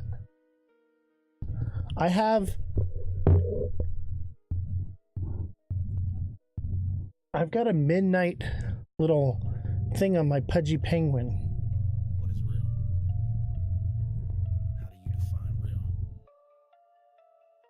If you know anything about me, I have a picture of me and Charles at the Midnight airdrop party. Me and Charles Hodgkinson are at the Cardano Midnight airdrop party for Glacier together. And guess what? He's holding up the Goats podcast. Throwing it up, representing. And if you don't believe me, it's literally in my profile. Go look at it. No AI, baby. All legit. What's up, Chill Well? How you doing, brother? Don't forget to smash that like button, subscribe to the channel, share the show with your friends, send in those gifts, send in those heart me's, become a super fan, baby. I need y'all to become a super fan.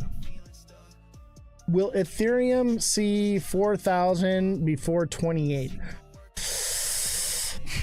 That's a tough question. I'm gonna say maybe, because people believe that alt season hasn't come and it needs to come, but probably not. I'm gonna lean towards not. Where will Solana bottom? I said it earlier, about 47 to 38. Top 5 favorite coins are going to be Bitcoin, obviously, Ethereum, Cardano, and SXT. Midnight. That would be my top 5.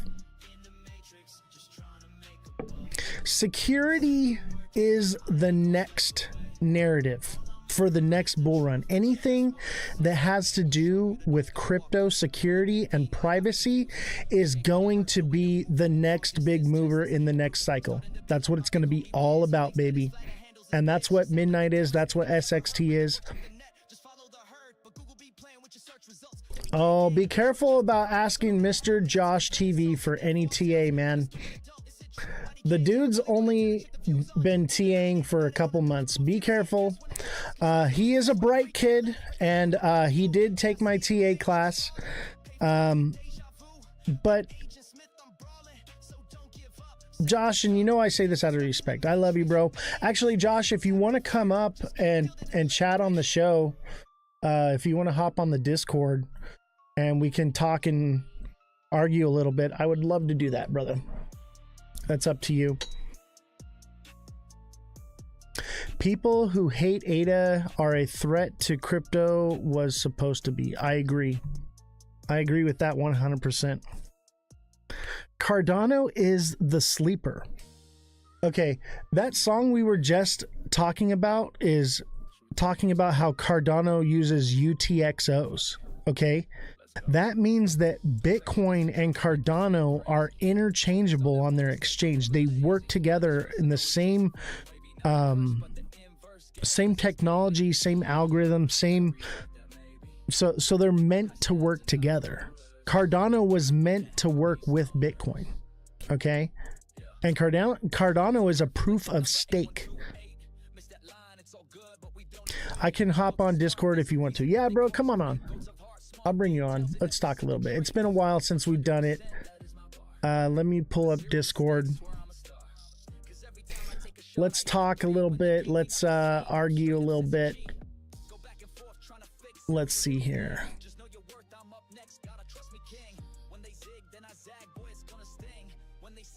Send me a call.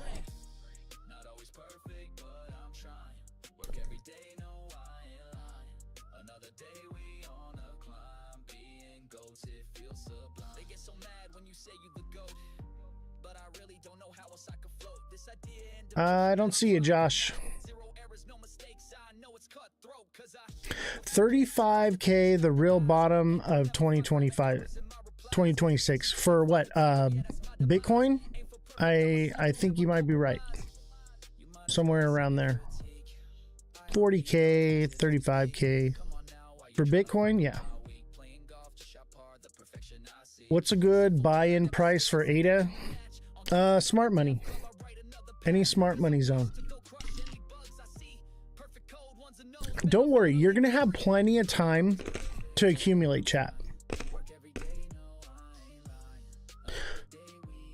You're going to have plenty of time. You're going to get 4 years to stack up on your favorite cryptos.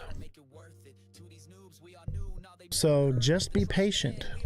That's why people get wrecked in this market. They're impatient. They hear everything's going and they're like, I need to do it now because it's happening now. And they get wrecked.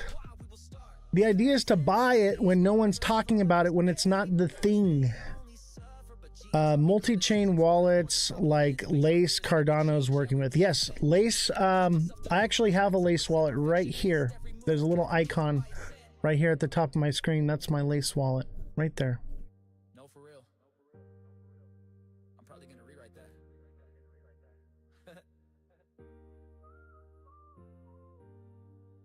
JFM, thank you for the heart me. Steve, thank you for the heart me. Revolution, thank you for the heart me. Revolution, thank you for the 2 popular votes. Mother Dragons, thank you for the popular vote and the heart me. Fredrum, thank you for the heart me. All the gifts, thank you very much. If you want to help support the show, become a super fan.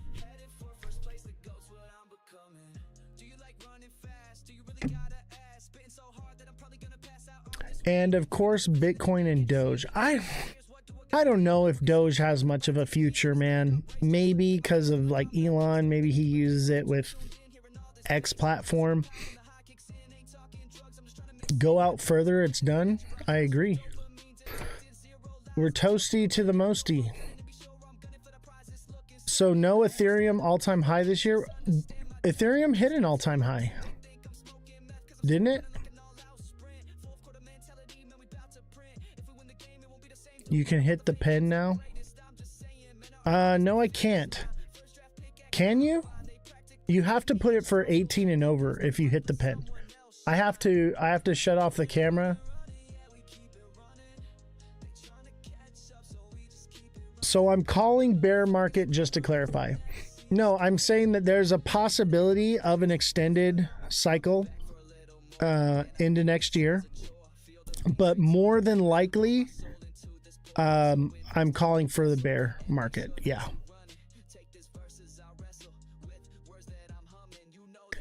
This is a big mid-cycle flush, not a full on market yet.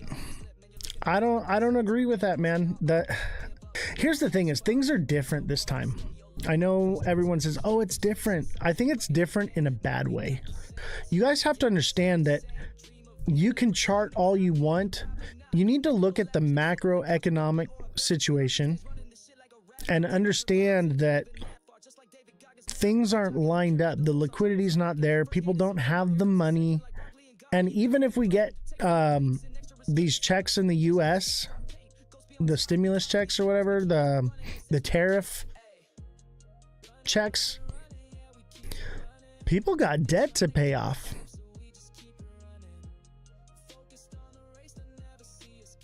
The integration of AI is what you're seeing. I agree with that 100%. And with AI coming in, you're going to see a lot of AI bots scalping. You're going to see a lot of different movement in the markets than what we're used to. Everything's different. Don't forget to smash that like button. Don't forget to follow. Don't forget to subscribe if you're watching on YouTube. On Twitch, you can send bits. They're just like sending, you know, the little heart me's and popular votes and stuff on TikTok. If you're on Abstract, you can tip me in Ethereum. We actually live stream on Abstract. That's a layer 2 on the blockchain. So we are actually one of the very few that live stream on blockchain. What other creator do you know has a podcast and is live streaming on the blockchain?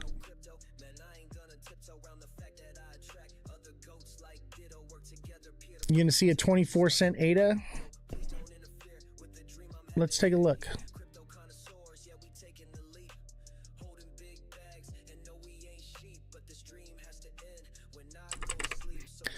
Let's see here. Cardano. What do I see? You guys want some free A on Cardano? What did you say? 24 cents? Yeah, 24 cents is possible. Yeah, that's like the bottom. It could go into despair and hit like 20 cents and then come back up. But the next zone that it wants to stop at is 36.9. People thought Ethereum was done at 1800 and then it exploded. ETFs are the new whales.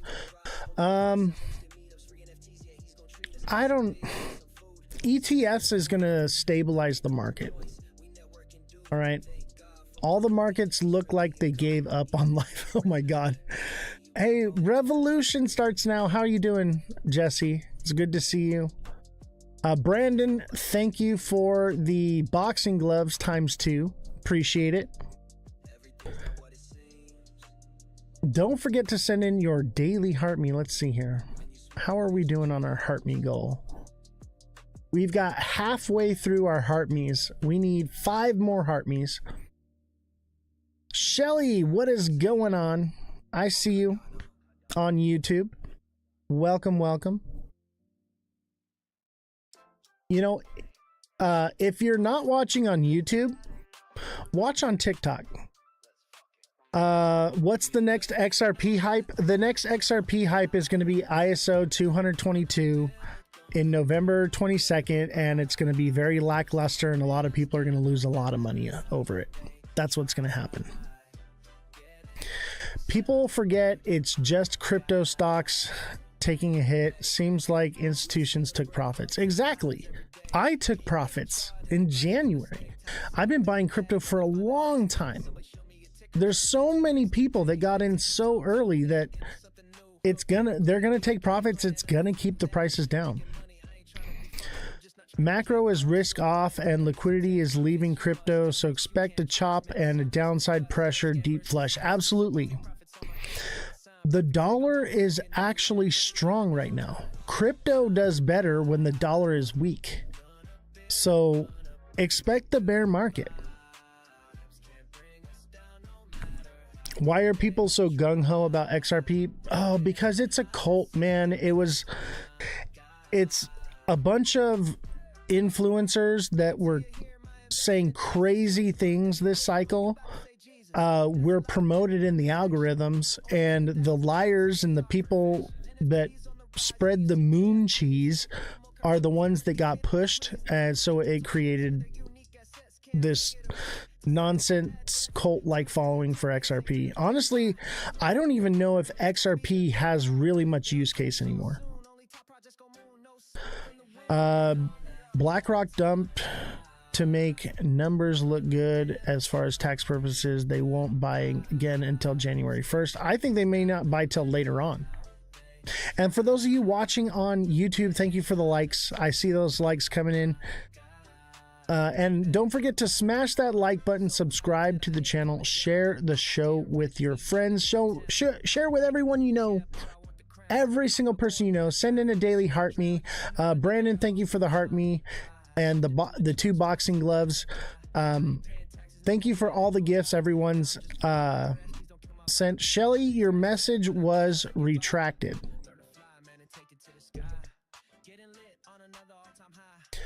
And if you really want to give to the show, come send me some Ethereum. Ethereum's super cheap right now. Send me some Ethereum on Abstract. Or send me some Pudgy Penguins. You know, I'm going to put on my Pudgy Penguin right now. I want Pudgy Penguins. That's the best way to tip me. I got my little Pudgy Pengy. What's up, Chillwell? How many Ethereum would I like? All of it. Send me all of it. Whatever you can, man. Also, the link tree in my bio, you can send donations there directly. TikTok takes a percentage of the donation, so when you donate directly, 100% of that goes to me and supporting everything we do here.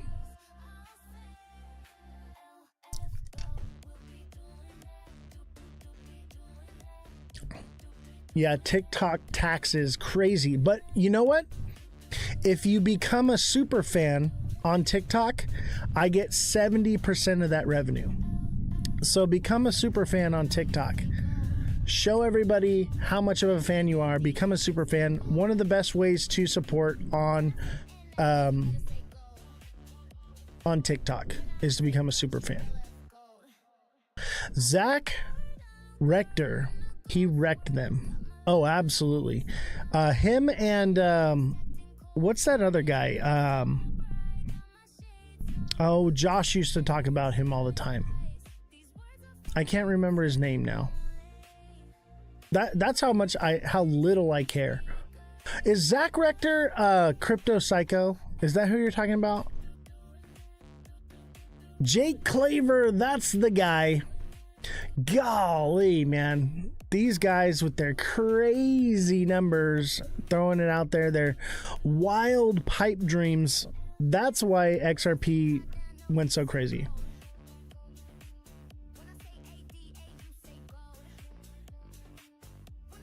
Oh, yes, they're paid. It actually came out that Jake Claver is a paid actor.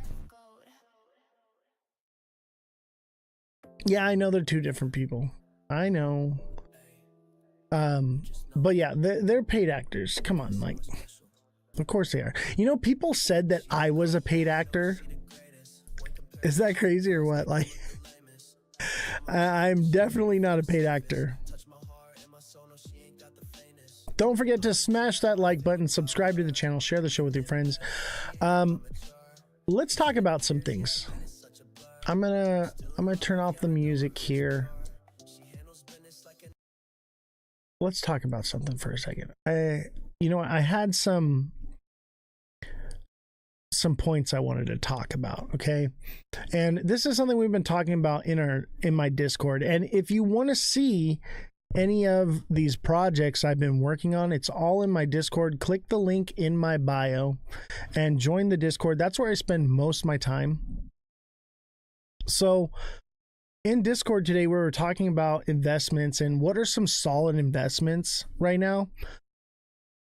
I implore you to look into this, okay? But one thing that is a very good, solid investment, and mind you, most investors would call this a liability and not an asset. But if you are mechanically inclined and have the ability to house and store things like this, this is probably one of the best, most lucrative slam dunk investments that you can do, and that is classic cars. And obviously I live in California, so California's car culture, you can keep and store a car out here and it'll live forever, right? Obviously if you live back east, you live in Canada where it snows, maybe not the case. But if you live, especially if you live like in the desert, like Arizona, New Mexico, Southern California, all right, classic cars is one of the most solid investments. And let me tell you something right now. There are tons and tons of people that have been buying classic cars and hoarding them, and they have like these junkyards, and like they sell parts and they sell bits and pieces of it, and they just have these massive graveyards, okay? And there's actually a video of this in my Discord. Actually, maybe I should pull it up. Let me talk about it first. But what is happening is they want to build more real estate, right?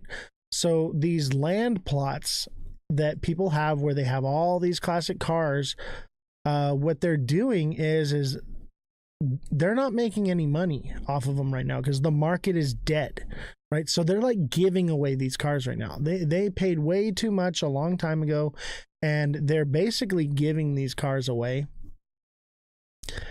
And the reason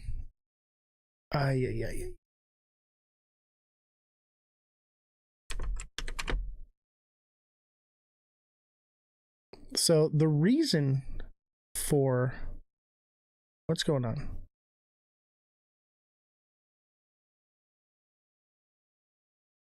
So we're going to watch this in a second here, okay?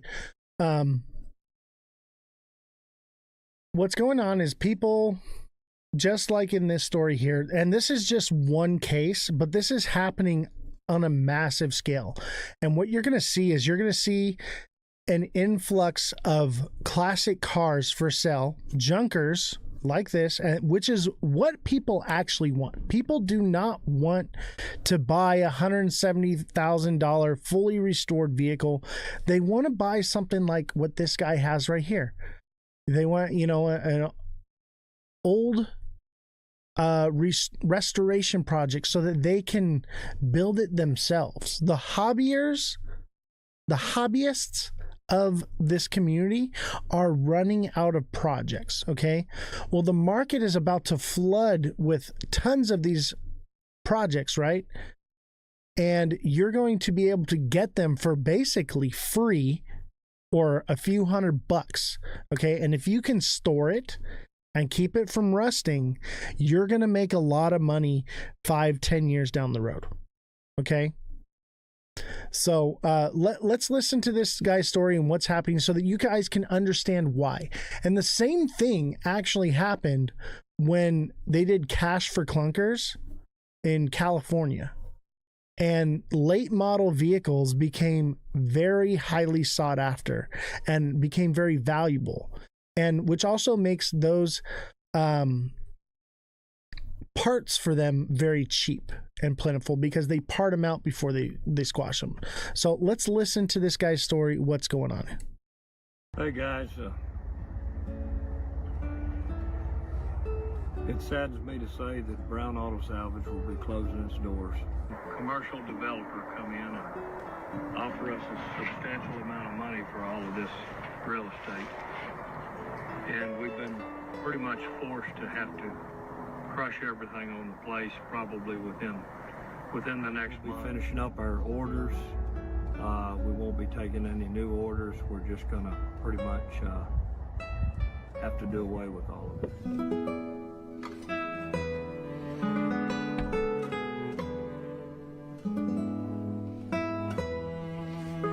Look at that massive graveyard.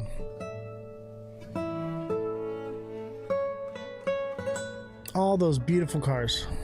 I've worked my whole life for this, but this is too much to really turn down. So we're just going to move forward.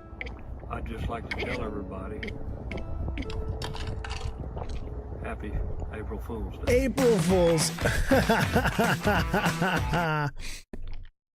April Fools. But his situation is an actual real situation that's happening. He's joking on it right here. Okay, he's not selling. But there are people that are selling them off. And they're crushing them. They're sending them away. He's saying, no, I ain't going to do it. All right.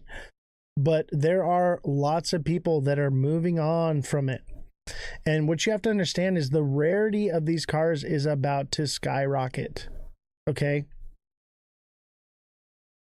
The passion the man has for vehicles is amazing. It's just material. It's not just material. It's history. Okay. So I have a whole section in my Discord for cars, right? I have classic cars. I restore them. But the value on these cars are going to go up dramatically with the cost of steel and aluminum going up because the tariffs, auto parts are going up. It's going to be something that is going to grow in value very quickly. Right now, you can get things for relatively cheap. Okay? You can get a great deal, but it's not going to last forever. Okay? And eventually, a lot of these things will get sent to the crushers. Obviously, this guy's video was a joke. Okay? But that situation that he was playing out is a real situation that is happening in the car community. Exactly. Everything's unibody, no frames. They're one and done. They're built not to last. Classic cars are actually very easy to work on. They last forever. Okay? It is a solid investment. I had a 1943 M3A1 half-track tank. I paid 20 grand for it. I worked on it for about a week and sold it for $170,000. Okay? That's the kind of money you can make doing this.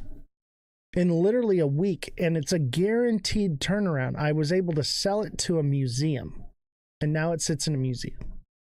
And it's where it should be. Resto mods, if done right, are a much stronger car. Exactly. You know, my Corvette is like a brand new car under the hood. You know? And it's what, like 50 something years old? And it's a beautiful car. And I love driving it. I drive it every day now. You know? And you know, I put a little bit of money into it, but the value of that car is so much more than what I have into it because I do it myself. So if you do the modifications yourself, if you're savvy, you're a bit of a car guy, you can do those things, then you have an opportunity to make a lot of money. What's going on, TikTok seller? How you doing? Don't forget to smash that like button, subscribe to the channel, share the show with your friends, become a super fan. Click the little thing down here to become a super fan.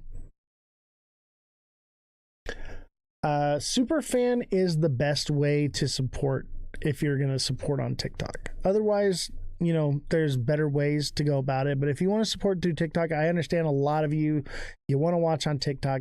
Totally get it. But that's the best way. So become a super fan. I think I can do like a super fan goal, maybe.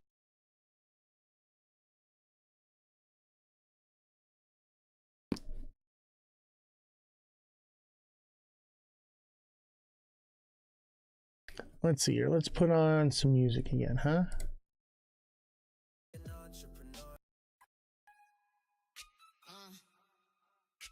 Little bitch asshole.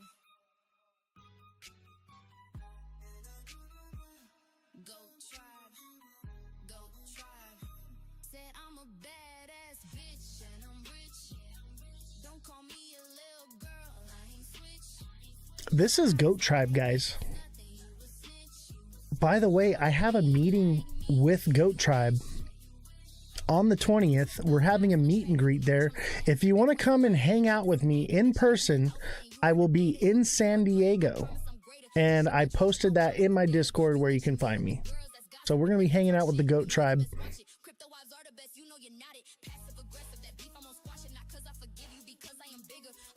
Look at Ada.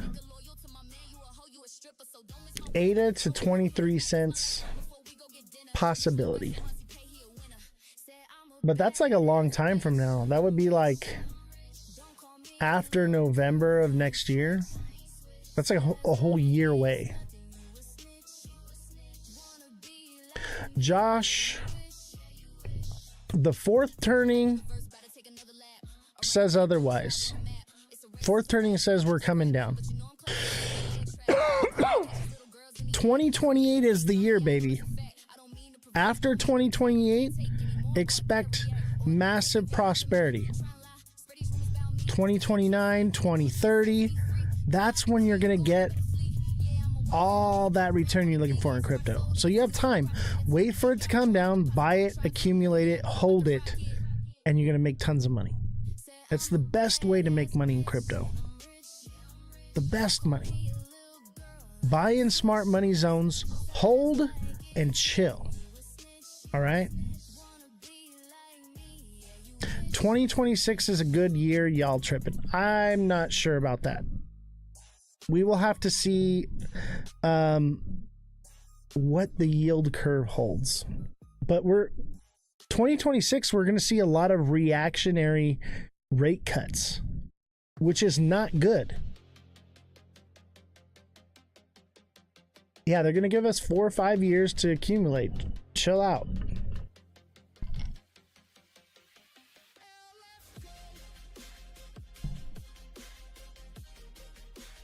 Everybody who's thinking that it's all happening right now and there's no time and you gotta buy now or it's gonna happen, those are the people that get wrecked. All right? Be patient. Wait for the right time. All right? That's when good things happen.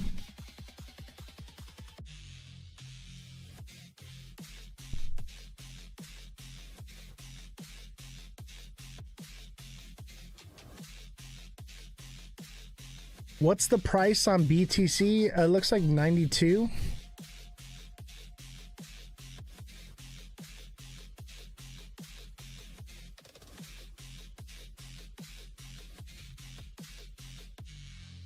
We shall see. Generally, when you get a long wick like this, it wants to retrace it. Let's look at XRP, for instance.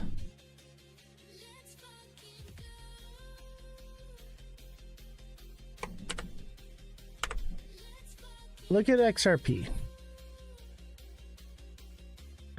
All right. You get this long wick right here. We retrace it. And it even falls below it sometimes, right? You get this long wick right here. It's going to retrace it and possibly fall below it. I'm calling 163 again, baby. 163 is going to be a good buy price for XRP. It would probably from there send back up to $2 and then come back down. I'm not a shadow anymore. No, I am back, baby. We are still early. Exactly, Shelly. Thank you. We are so early. Chill out. It is not happening right now. Chill out, Josh. There is time. You have time. Man, how about the viewership today? Everything is looking really good. Don't forget to hit the like button. Everybody start tapping the screen like crazy. Tap away. Show your support. Send in your heart me. Send in your gifts. Help me reach this heart me gift here. We need 4 more heart me's.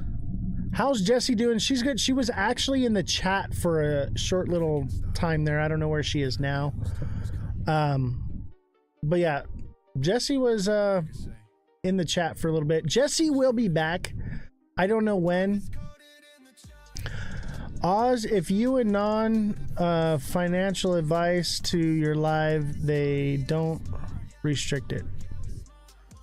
They're not restricting anything. None of this is financial advice. This is news. This is information. I'm not going to tell you when to buy, when to sell. That's up to you. What I'm telling you is what happens. I understand economics and how things work.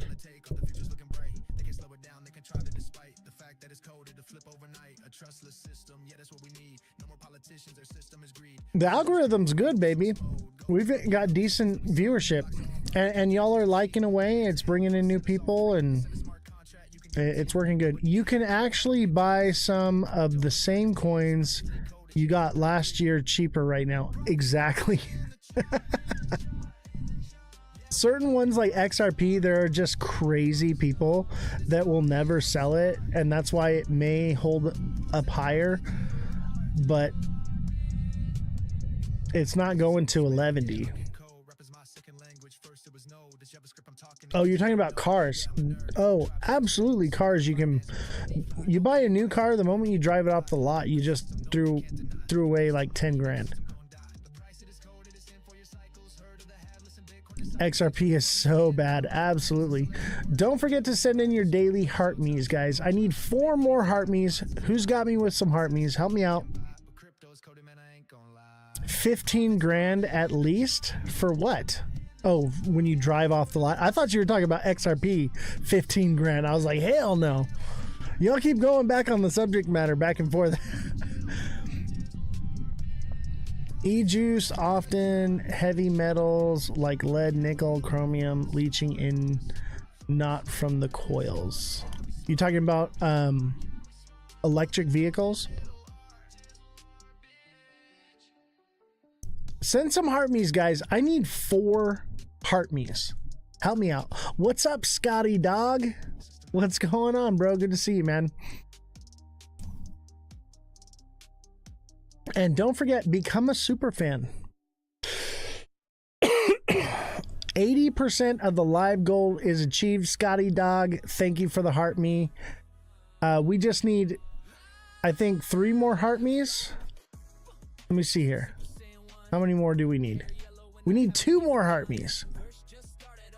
2 more heart me's. Who is this? Department of Pumps. Thank you for the rose. Appreciate you.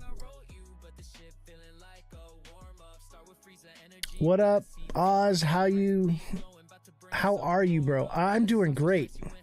I'm doing great.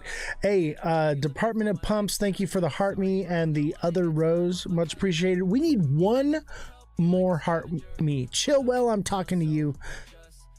Let's see, who else am I talking to? Jason 14, I'm talking to you.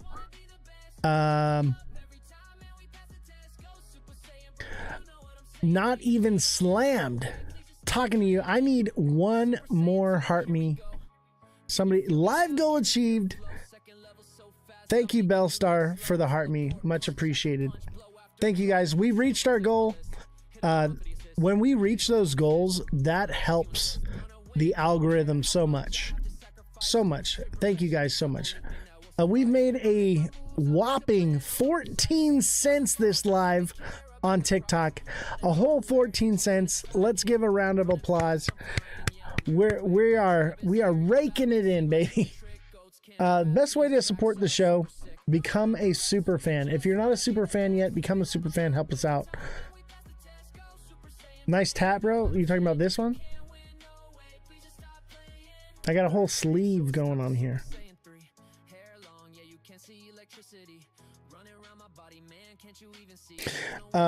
Revolution says to Mr. Josh TV, LOL, blind loyalty is adorable. You pumping now and in the money. Yeah, I know, right? We are just raking it in. But I enjoy doing this stuff. I enjoy talking to you guys. I enjoy going live. I enjoy making this content. This is immortality. What I'm doing right now is I'm creating immortality.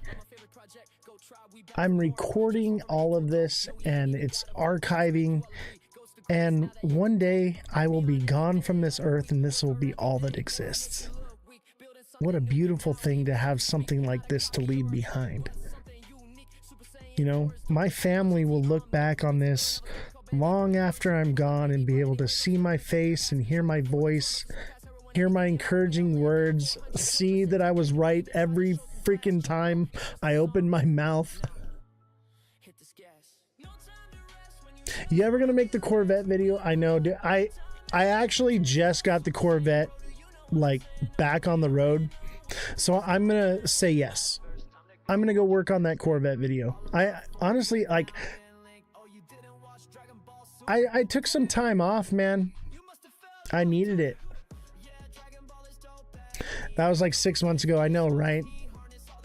I did have to do some work to the Corvette. So like the Corvette lost brakes, and so I ended up doing new Performer high-rise intake manifold on it, port and polish, new power steering system, new brakes and drilled slotted rotors, and new calipers, new master cylinder, new brake booster. I did a lot of work to it. So now that it's done, back on the road, registered, and I'm driving it, I will make that video for you guys. What do I think of Monero? Is that a coin?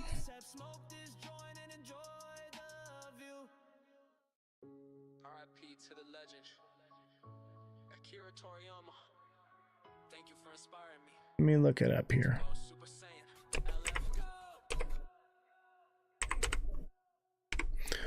Monero. Is that this chart right here? It's a privacy coin.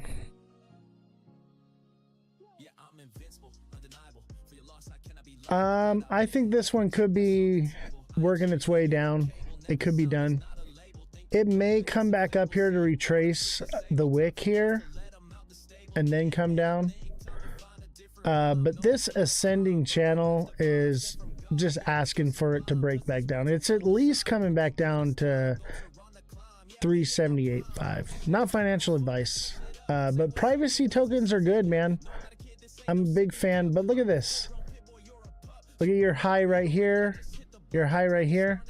Look at it, reached nearly the high from the first cycle. I would say this thing's probably cooked, man. Probably cooked for now.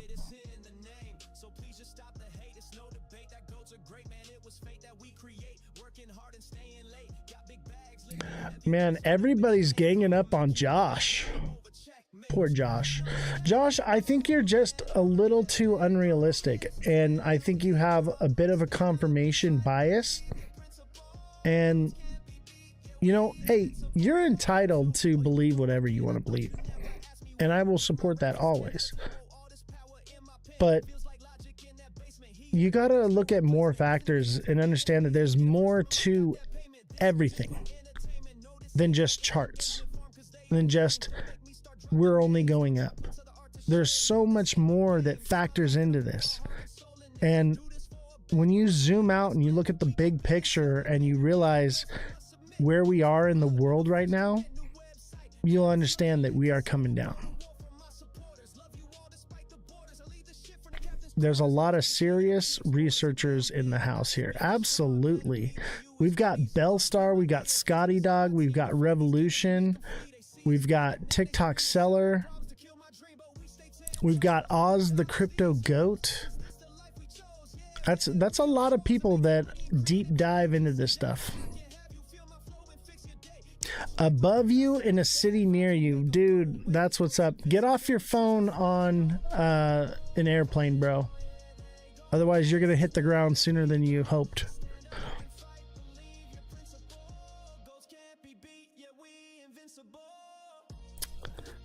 Scotty, it's good to see you, Scotty, man. I've missed you, brother. It's good to see you. And hello Ghost, thank you for the follow. Don't forget to follow, Smash the like button, subscribe to the channel, share the show with your friends, send in your daily heart me, send in any gifts, become a super fan. And we're going to start going live again. We're going to start doing the show regularly. Bro, airport security are very lazy than they were 3 months ago. Oh yeah, I know, because they're not really getting paid anymore, are they? It's like when COVID happened and everyone got to stay home, and then when everyone found out they had to go back to work, like nobody wanted to work anymore. Everyone was like super lazy.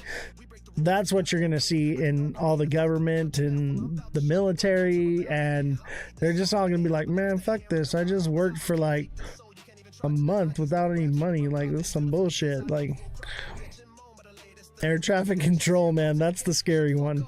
I don't even know why you're flying. I guess it's cheap to fly right now.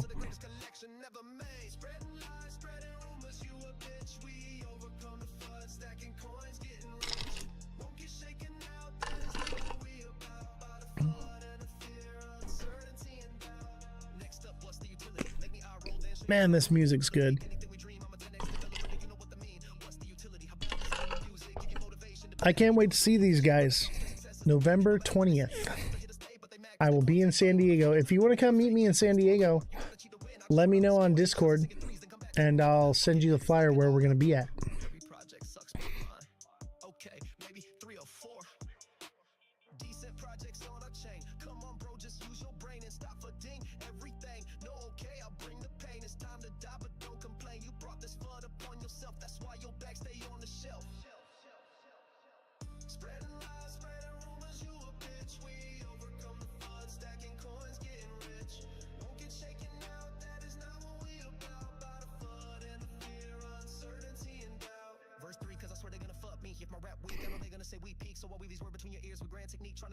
San Diego's still pretty nice.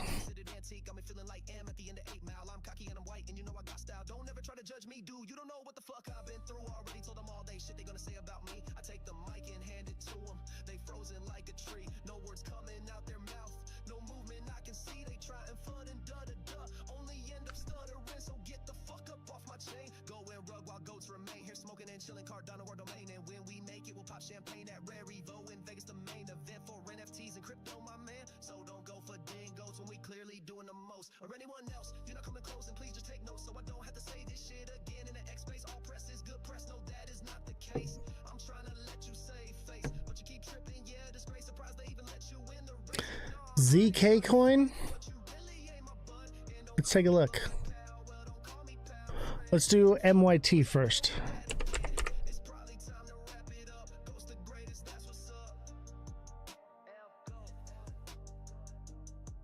BTC's coming down.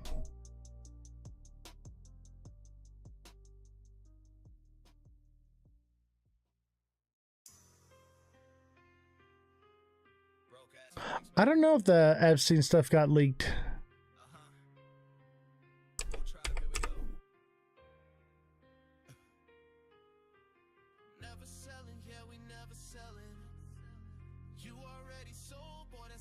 This is Josh's song. MYT, I'm not seeing it.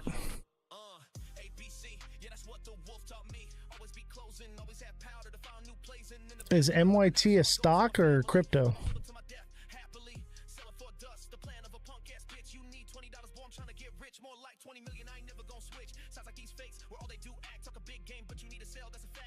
I don't know if we want to hear the truth. It'll probably make me throw up. Absolutely. Are these meme coins? ZK? ZK on Tether? Is this the right chart?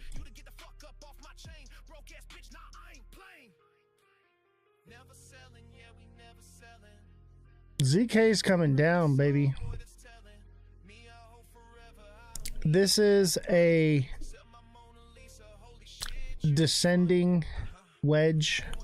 It's a flat bottom triangle. So this is coming down to 34 cents, maybe 33 cents. This one's coming down. Get ready. Buckle up, Buttercup. And it could come lower. but that's the fair value gap. It could literally come down and fill this wick down here.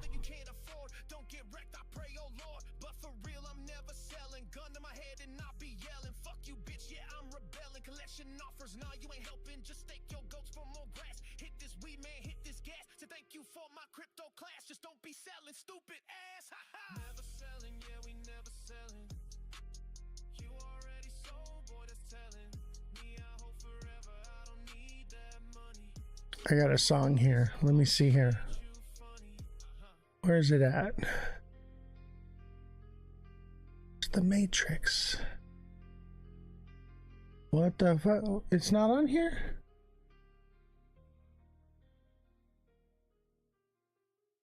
Here we go. I got a song for y'all. What is real? And then I'm going to call it a night. How do you define real? I didn't see MYT on the chart here, so it might not be on TradingView.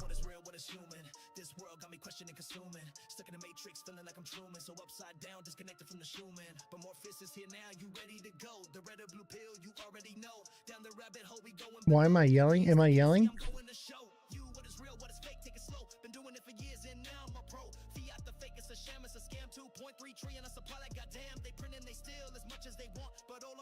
Honestly, N007, if you were like a super fan or something, I'd be more inclined to like look deeper into it, but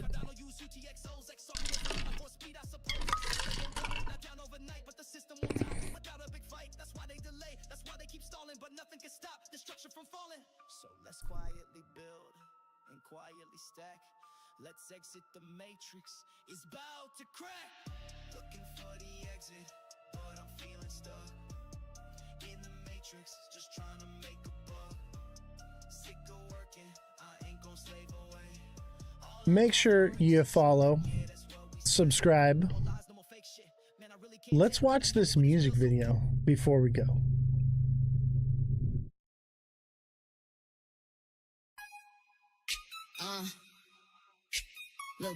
That's Jesse right there. Go tribe. Said I'm a badass bitch and I'm rich. Don't call me a little girl, I ain't switch. Size like it's nothing, you a snitch. Wanna be like me, yeah you wish. Crypto vibes on the track, and you know we tryna stack. Bitcoin, Solana, and Ether, some ADA. Bitch, I am the alpha, and you are the beta. You think you are great, I promise I'm greater. Just check my trade, check my wallet, the data. You mention me with the girls, that's gossip. And if you talk shit, you know you best watch it. Crypto vibes are the best, you know you're not it. Passive aggressive, that beef, I'm gonna squash it. Not cause I forgive you, because I am bigger of a person. And yeah, my ass sticker, loyal to my man. You a hoe, you a stripper, so don't miss my words. By to throw a no-hitter. Now this my last line before we go get dinner. Michelin restaurants, he pay, he a winner. Said I'm a badass bitch and I'm rich. Don't call me a little girl, I ain't switch. Size like it's nothing, you a snitch. Wanna be like me, yeah you wish. Another verse, better take another lap. Around you putting Go Tribe on the map. It's a race, it's a fight, yeah we bout to scrap. But you know I'm clever, so instead lay a trap to help me catch these little girls in the yak. Creating fake drama, yeah I know that's a fact. I don't mean to provoke, don't mean to attack, but can't take anymore, boy I gotta react. Or they take advantage of me, try and lie, spread these rumors about me, but they can't see that bullshit sets me free. Girl I decree, you gone, you better flee. Yeah I'm a wife, you know he put a ring on it. Big ass rock sold, NFTs into the profit, headed to the bank. Got more to deposit, Go Tribe to the moon, yeah we bout to rock it. Said I'm a badass bitch and I'm rich. Don't call me a little girl, I ain't switch. Size like it's nothing, you a snitch. Wanna be like me, yeah you wish.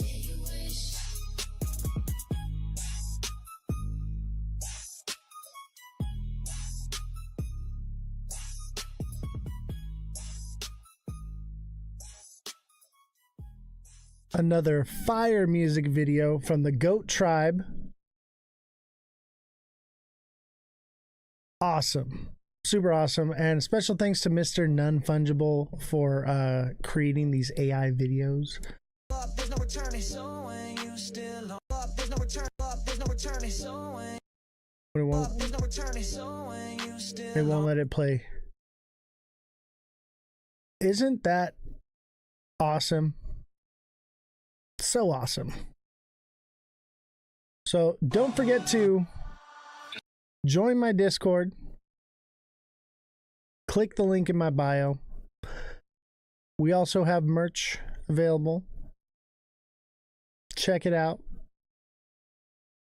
We got mugs. We got hoodies. We got stickers. My favorite is this sticker right here. Hold on. This one. When Rimple hints at another escrow unlock, say goodbye to your gains.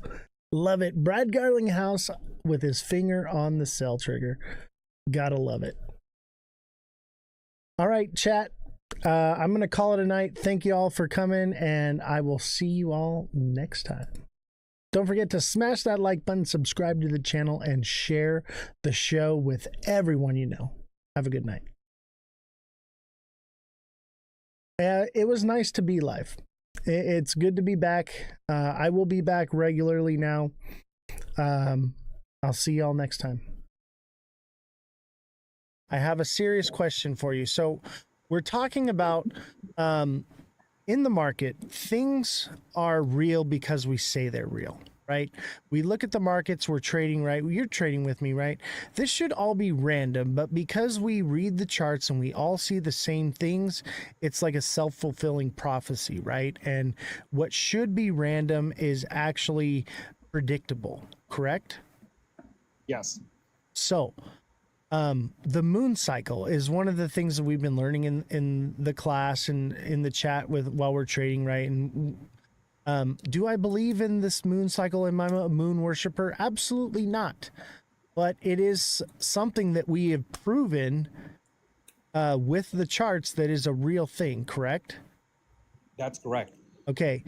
Now, tell me about the half witching.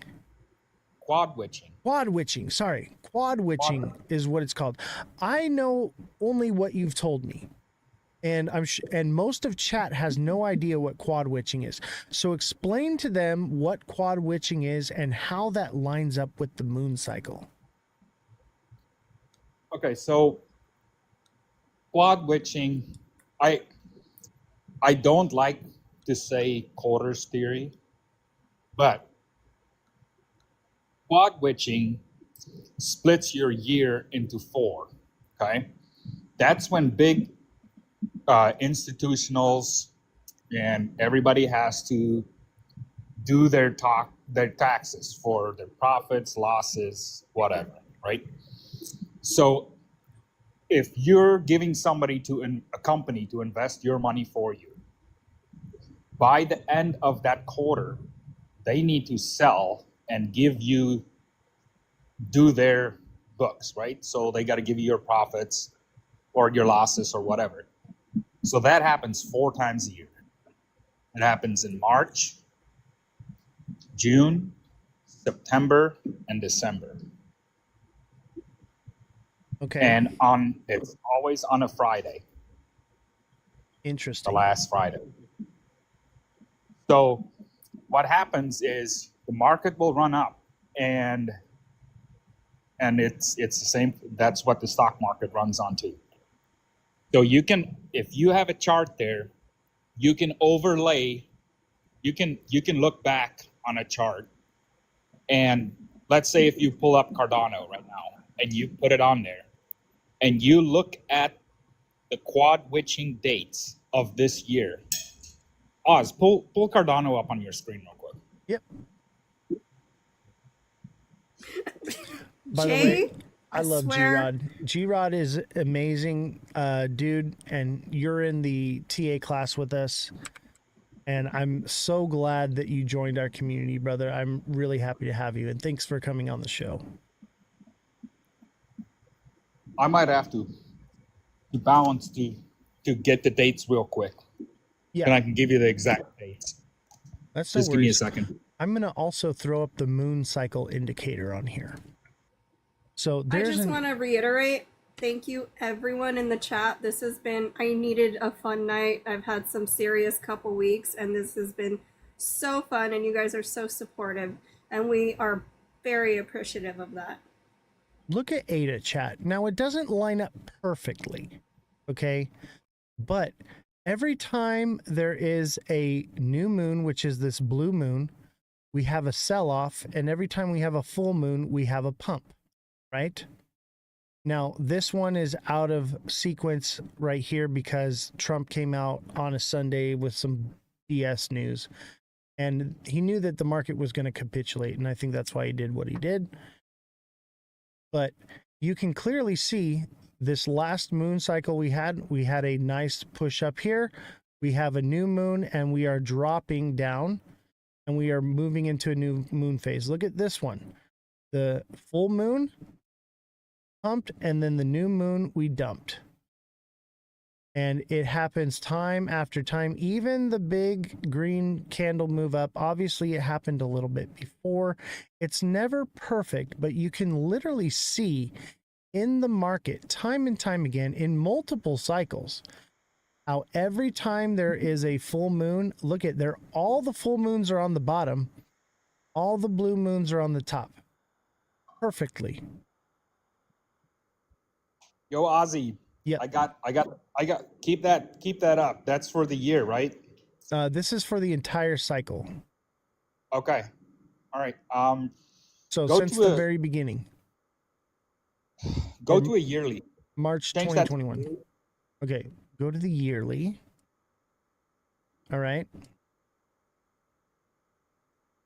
Got it. Or no, sorry, monthly. Monthly. It'll be monthly. Sorry.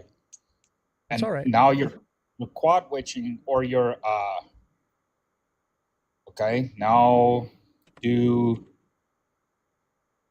line up. Just put solid lines, because we're gonna go into. So I'm gonna put a vertical line in March of this year. Yep. All right, March right there. Okay. Put one on June 20th. Well, it's monthly, so it would be on June. Yep, on June.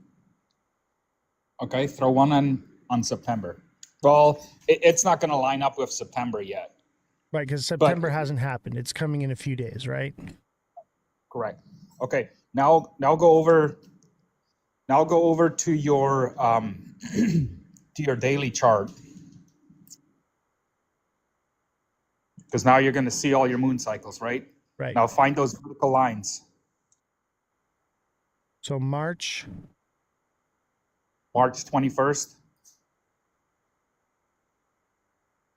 All right, let me zoom in a little bit.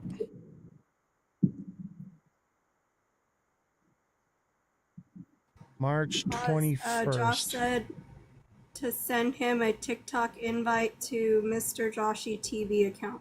All right, once we're done here, or he can just click the to jump on the panel here. All right, so I got March 21st is right on a full moon. Yep. And what happened? The market dumped, didn't it? Yep, right after on the new moon, it dumped. Yep. It started on the full moon. It pumped a little bit before, and then it dumped. So that's the start of the dump, right? Right. That's the quad witching right here. That's the quad witching right there. And telling you when it's going to dump. Right. And that's because, huh? Go ahead. And then you can also go back to March 21st, and you'll see the same thing. March. And usually these dump. So like the previous March 21st? March of 2025. Oh yeah, we just did that one. Oh wait, no, right here. March 2025.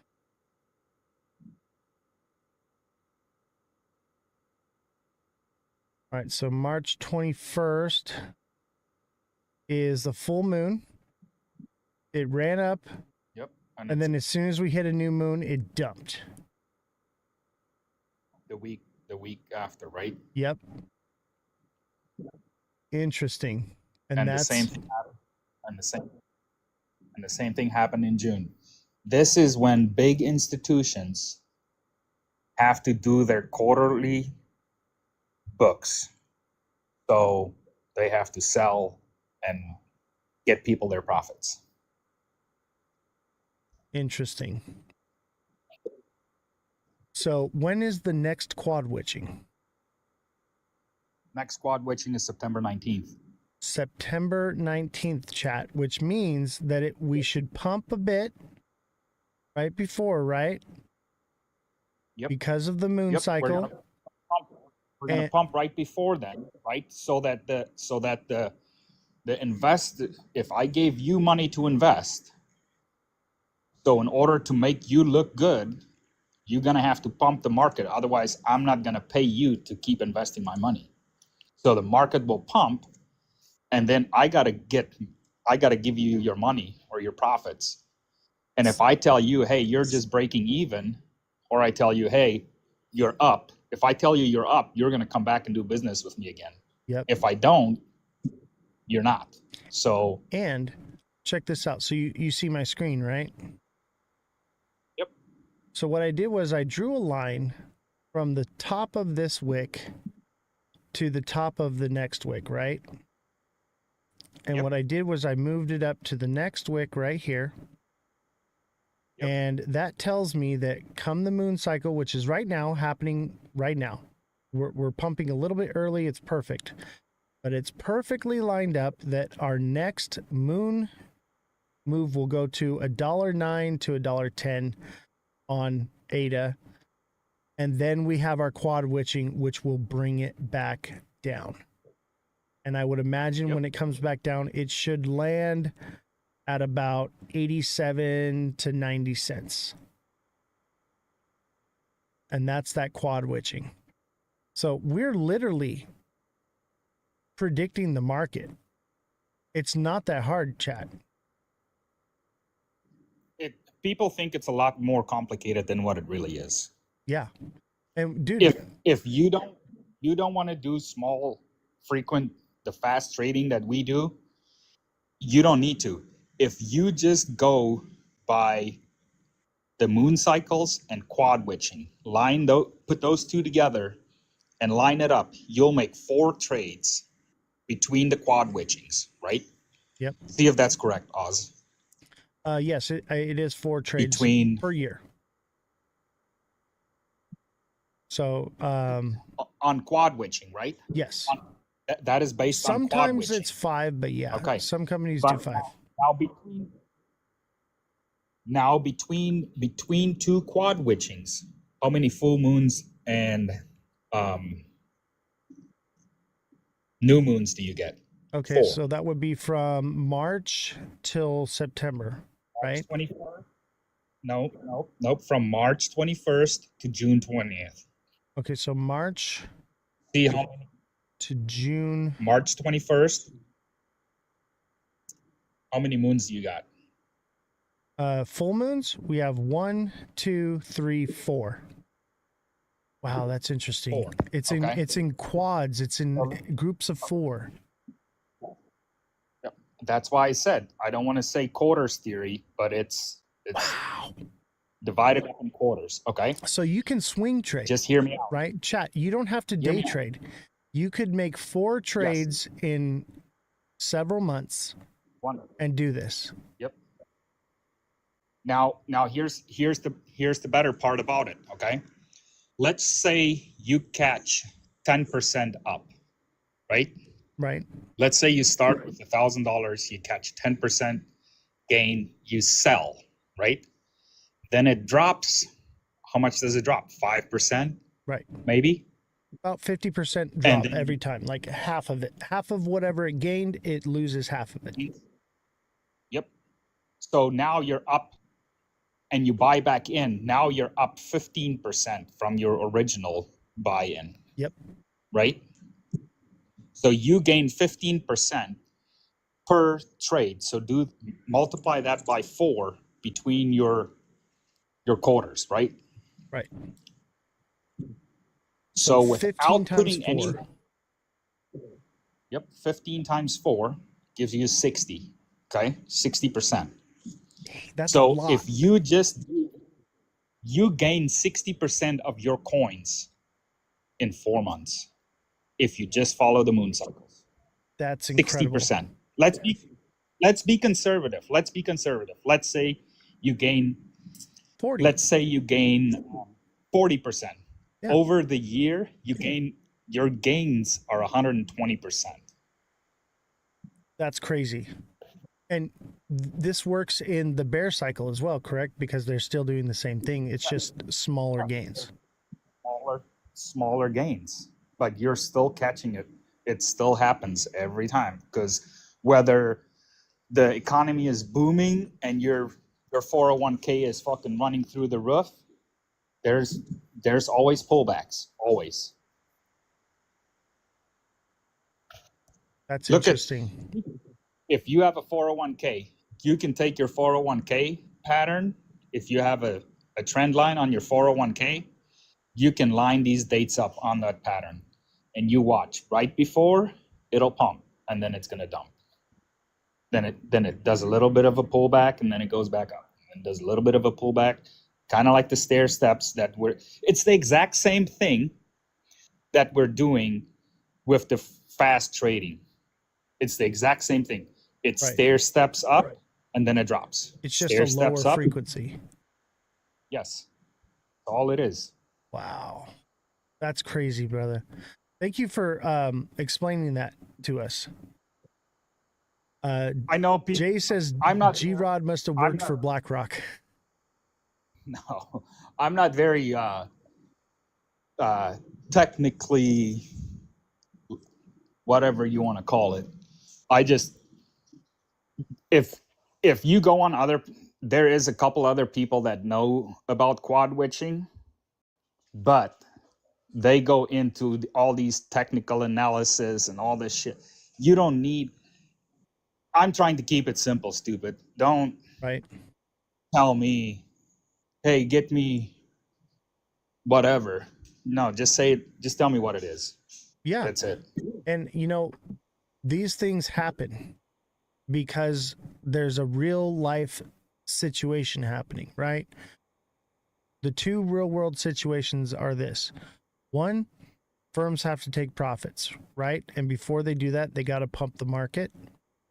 And two is when the moon is full and when it's a new moon, there are gravitational shifts, and that causes psychological changes in people. And so because of that, the people that are trading in the market for big institutions and firms, they're manipulating that.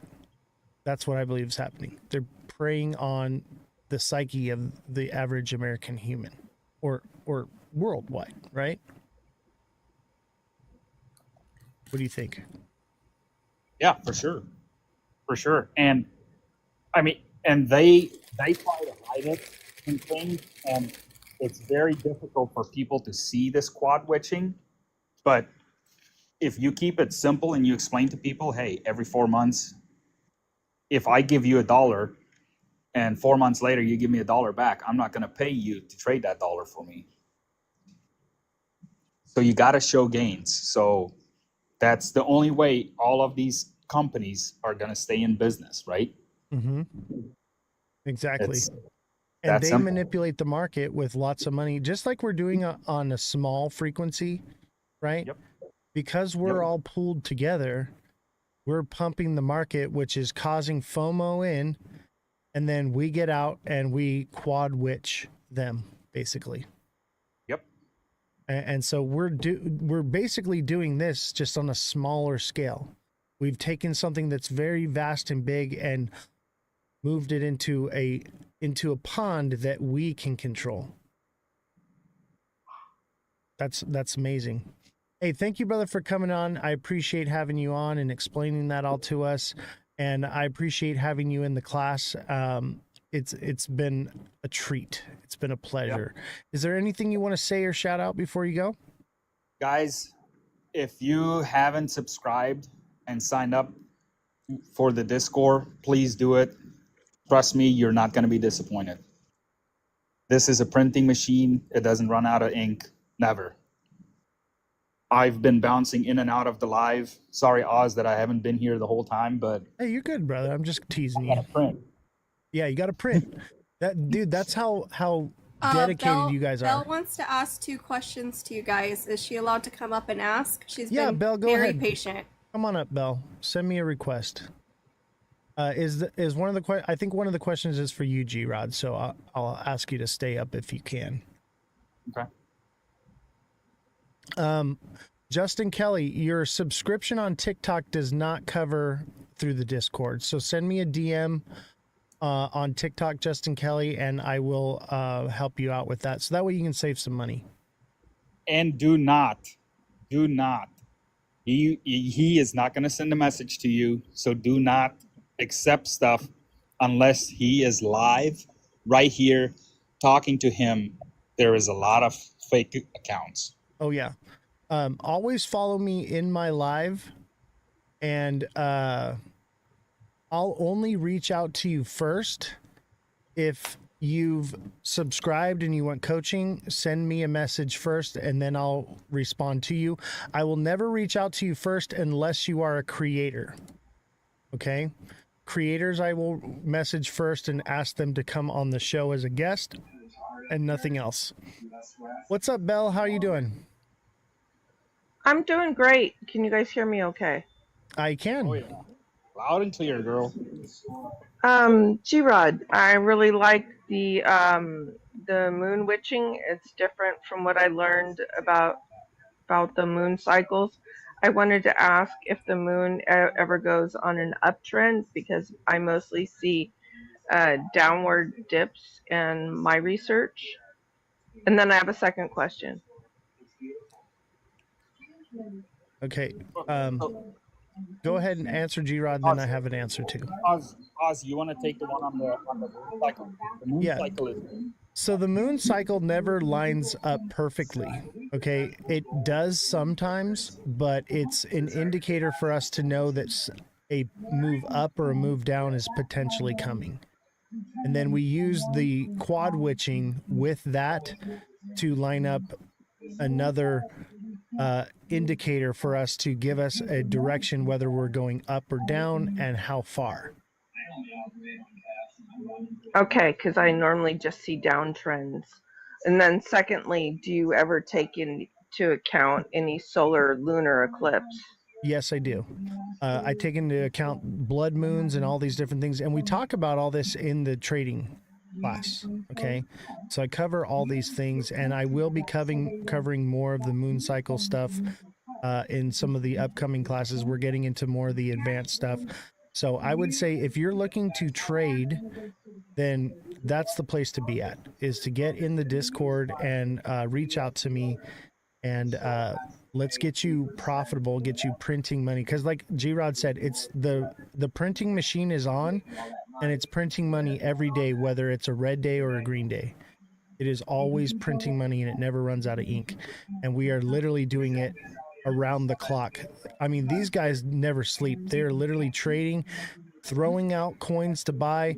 The market's pumping, and then TAing out of it, and we're just collecting gains. And it's a numbers game. You're not going to win every single one, but on an average, you're going to be, I'd say, G-Rod, what percentage do you think we are in accuracy? I think we're like maybe 70, 80. I know on Saturday, we're 9 out of 12. 9 wins out of 12. And it only takes 1 to become profitable. That's fantastic. I'm also looking to make money on the downside. Yeah, okay, we do that as well. So here's another thing for you, okay? If you can snip a chart and you snip the uptrend that out, flip it over after it reaches the top, it's gonna look a lot similar on the way down. You're gonna have it down. Yes. And then it's gonna bottom, and then it's gonna pick back up, and then it's gonna dump again. Same pattern. The same way it went up, same way it's coming down. Bill, there's like some background noise on your end.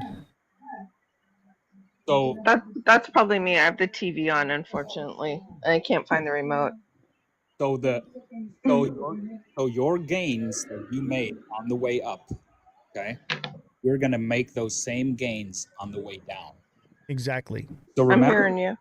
remember when we were saying you're gaining 120%?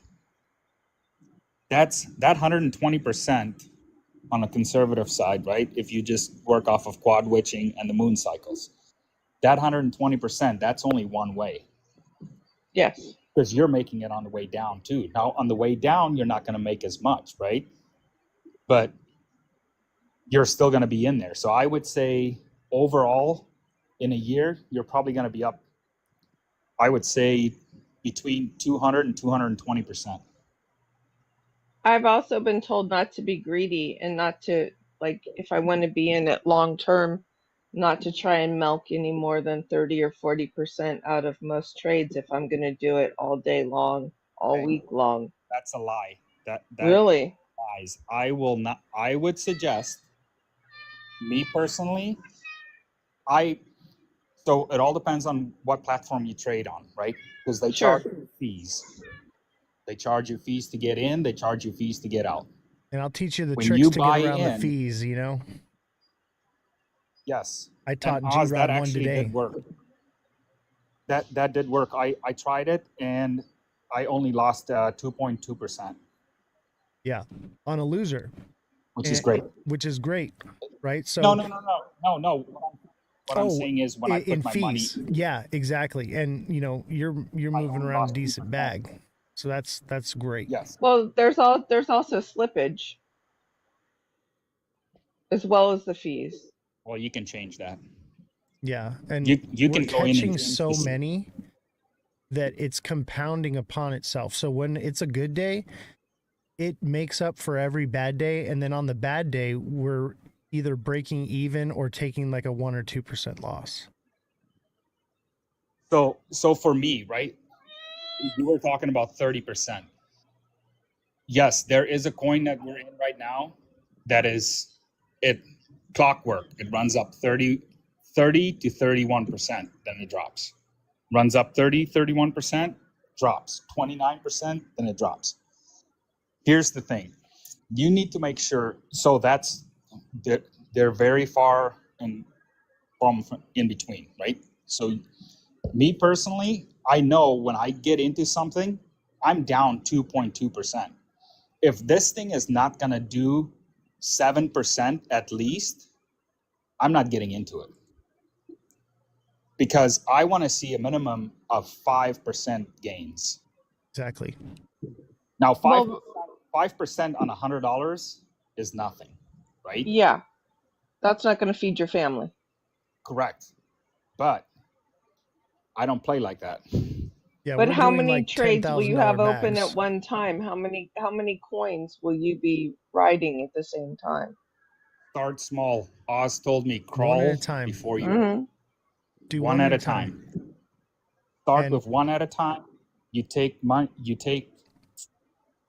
I'm just gonna put it out here. So I took $6,000 thrown in one coin, right? Literally, we're moving when I jump in, we're moving candles. I throw $6,000 in, run that coin, get out. Because now 5%, now that 5% on 6,000, that looks pretty good. You do 3-4 of those a day. And there's some of them that we get in, and I kid you not, we're not in there for 5 minutes and we're out. And we gain 12, 22. There's one that we ran up and we were in there. I think it was like 12 or 13 minutes we were in there. It went up 35%. Exactly. And there's some that you might long for a couple days. If we're swing trading. Yes, so but here's go ahead. Here's the thing. You can pick, okay? Do you want to get into something that's going to take forever? Now, if I know tomorrow I'm going to be busy, fuck it. Then I look for a longer term, right? Then I throw something in that's going to take a little bit longer to get up there. But if I know I'm going to be by my phone all day, shit, then I just jump into something and things that's going to be quick turnaround. Because I would rather take 5% trades and have a 50% gain in 2 days than take one trade that I'm going to be up maybe 10, 20, 30%. I got you. What if that long one doesn't work out? Yeah. Now you wasted all that time in one coin. When you could have been trading it that whole time. Yep.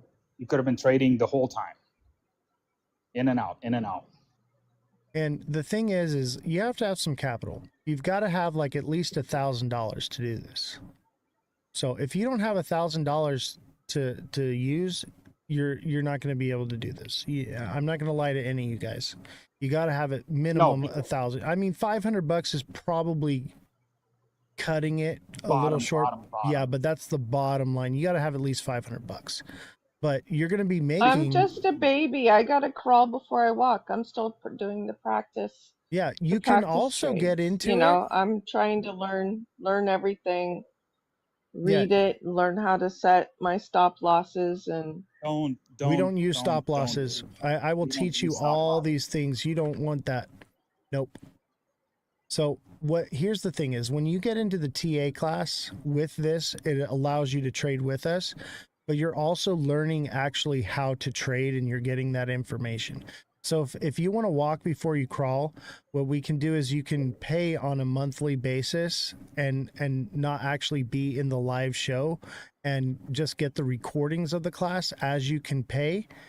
But you can be in the class, or not in the class, but in the trading, and you can ask questions, and I'll be there to guide you. The whole group is there, and we're all bouncing off things back and forth, so you're going to learn so fast. TikTok seller went from I don't know anything to he's as good as I am in 2 months. So I believe in you. I believe in every single one of you. The hardest part is you have to believe in yourself and believe in your conviction and stick to your strategy and not become emotional. Well, I play poker fairly well. Then I think you'll do really well. That's kind of what I've heard. And I'm very good at handicapping racehorses, and there's a lot more symbols on the daily racing form than there are in crypto. I want to go to the racetrack. Sounds like Come on fun. down, we'll go. Satellite racing. I don't even know what state you're in. California. She's in Cali. Oh, what? Oh, we're going to the racetrack. You, me, and Jesse. It's going down. I'm in the Monterey Bay. Oh, Monterey. Isn't that up north?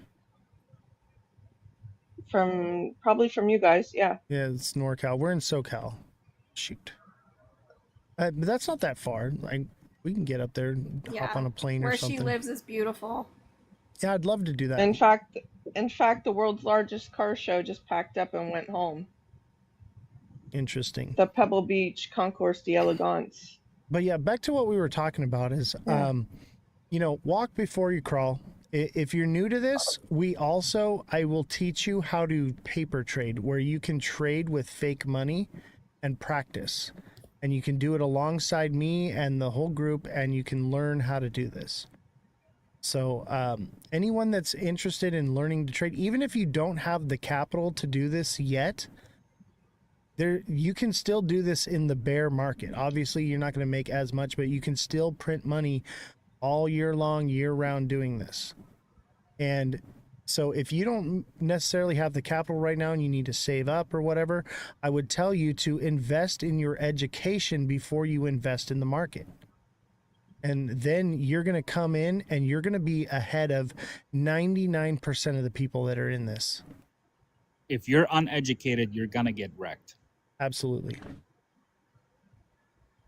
That's the whole purpose of what I do. I've been spending a lot of time researching my coins, but this kind of trading is totally different than long-term holding and accumulating. Yeah, Fredrum says you can also do it all by your lonesome. Yes, you can try all this stuff on your own. You do not have to do it with the group. The difference with doing it with the group is you have a support team to help you with FOMO and other psychological issues that come with this. You also have a group of traders where we're all putting our liquidity in at the same time, which is creating FOMO instead of being a part of it. And then you also have where if you're learning, you have very advanced traders holding your hand along the way, helping you when you do make a mistake, learning from it and growing as a trader.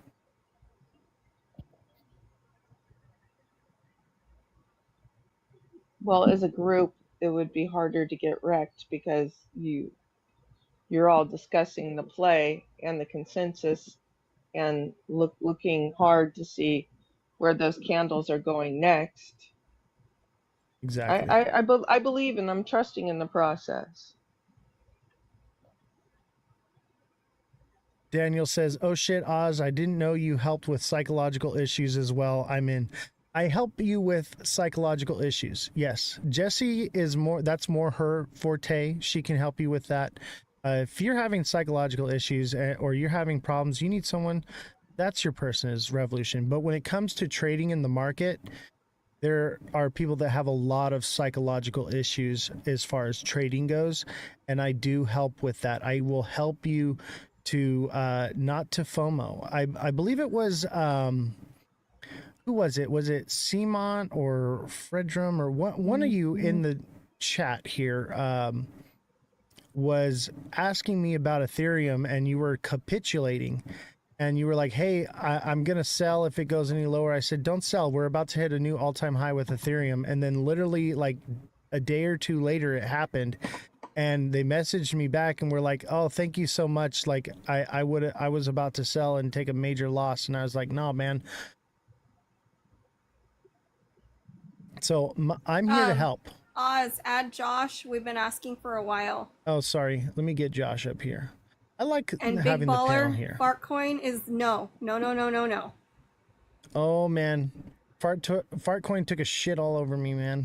I'm done with Fartcoin unless it's in our system. If it's in our system, I'm about it. But the only Fartcoin I'm holding is Christmas presents. Everyone's getting a bag of farts for Christmas. What's up, Josh? Welcome. How do I turn my your cami?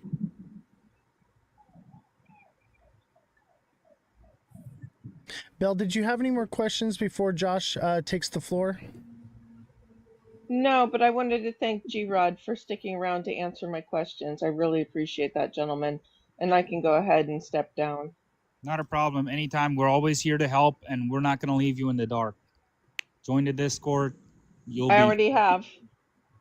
Awesome. Send me a look message. for me there and say hello. Yes. But my name there is Wild Wild West. So. Okay. So in the Discord, it is a private group. So send me a message, Bellstar, and I'll get you signed up so you can get in the group.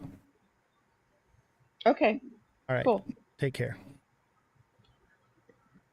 Joshy. Looks like I can only like go live with video from my PC right now because I'm in the trial thing.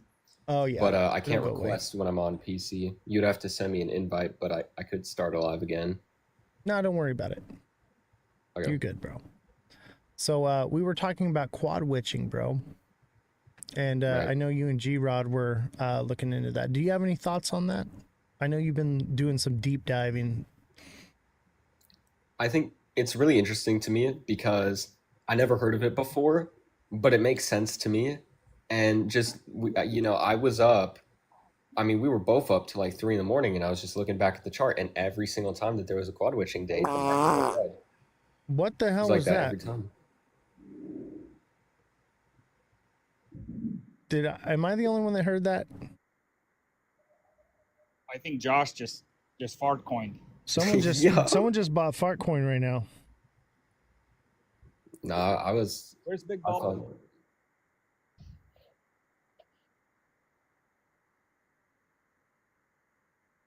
But no, the market, it was literally red at every single quad witching date. So Not specific date, but month periods.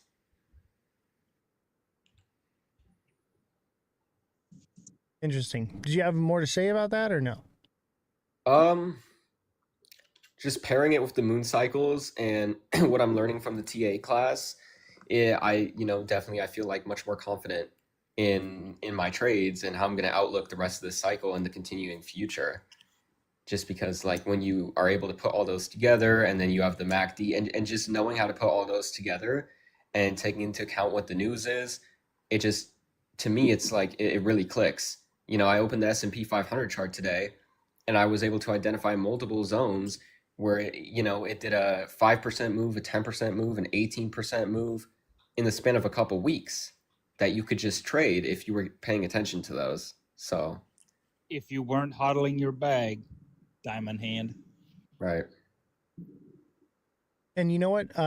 Josh hasn't actually jumped in and traded with us, but he's there in there watching and he's learning. And that's also commendable as well, is learning. If you're not quite comfortable and ready to throw your money at it, there's still a lot to be learned here. Right. So, but Josh is seeing it happen in front of his face and he's like, what have I been doing? And this is everything I've been trying to show and tell everybody this whole time, and people, they call me a clown and all these things, but we're literally running a money printing machine over here. So Josh, I got a question for you. Would you say that you've benefited from the class and do you think it's worth it? 100%. When I watched the first video back, I already felt like I learned a lot. And like I can tell too, because even though I haven't been executing as many trades, I see the areas where I know I should have done something and I can see it like visually on the charts and I can see what I'm learning and what it's doing on the charts. So for me, it's like 100%. Right. And would you consider like before you got into the class, like, were you more advanced, less advanced? Like, where do you think you were before you got in? I would say I knew enough to trade, but when it came, I wouldn't say that I was a beginner, but I definitely was nowhere as knowledgeable as I am now. Right. And there's still so much to learn. There's so much. Right. And I actually thought that I was going to be able to teach all this in like a month or two. And I realized it's actually a lot more than I realized, because an hour flies by very quickly. And I didn't want to make longer than an hour classes because it's just too long for someone to sit down. And like, I wanted it to be something where you could sit down for an hour and plug in and really absorb it. And that's also why I record it and give it to the people. You can watch it over and over and over and burn it into your brain.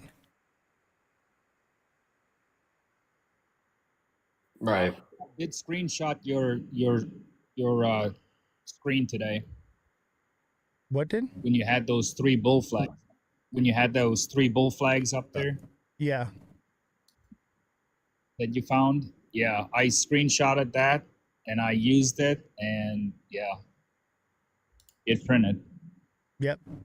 It's going to keep going too. And I got on ADA.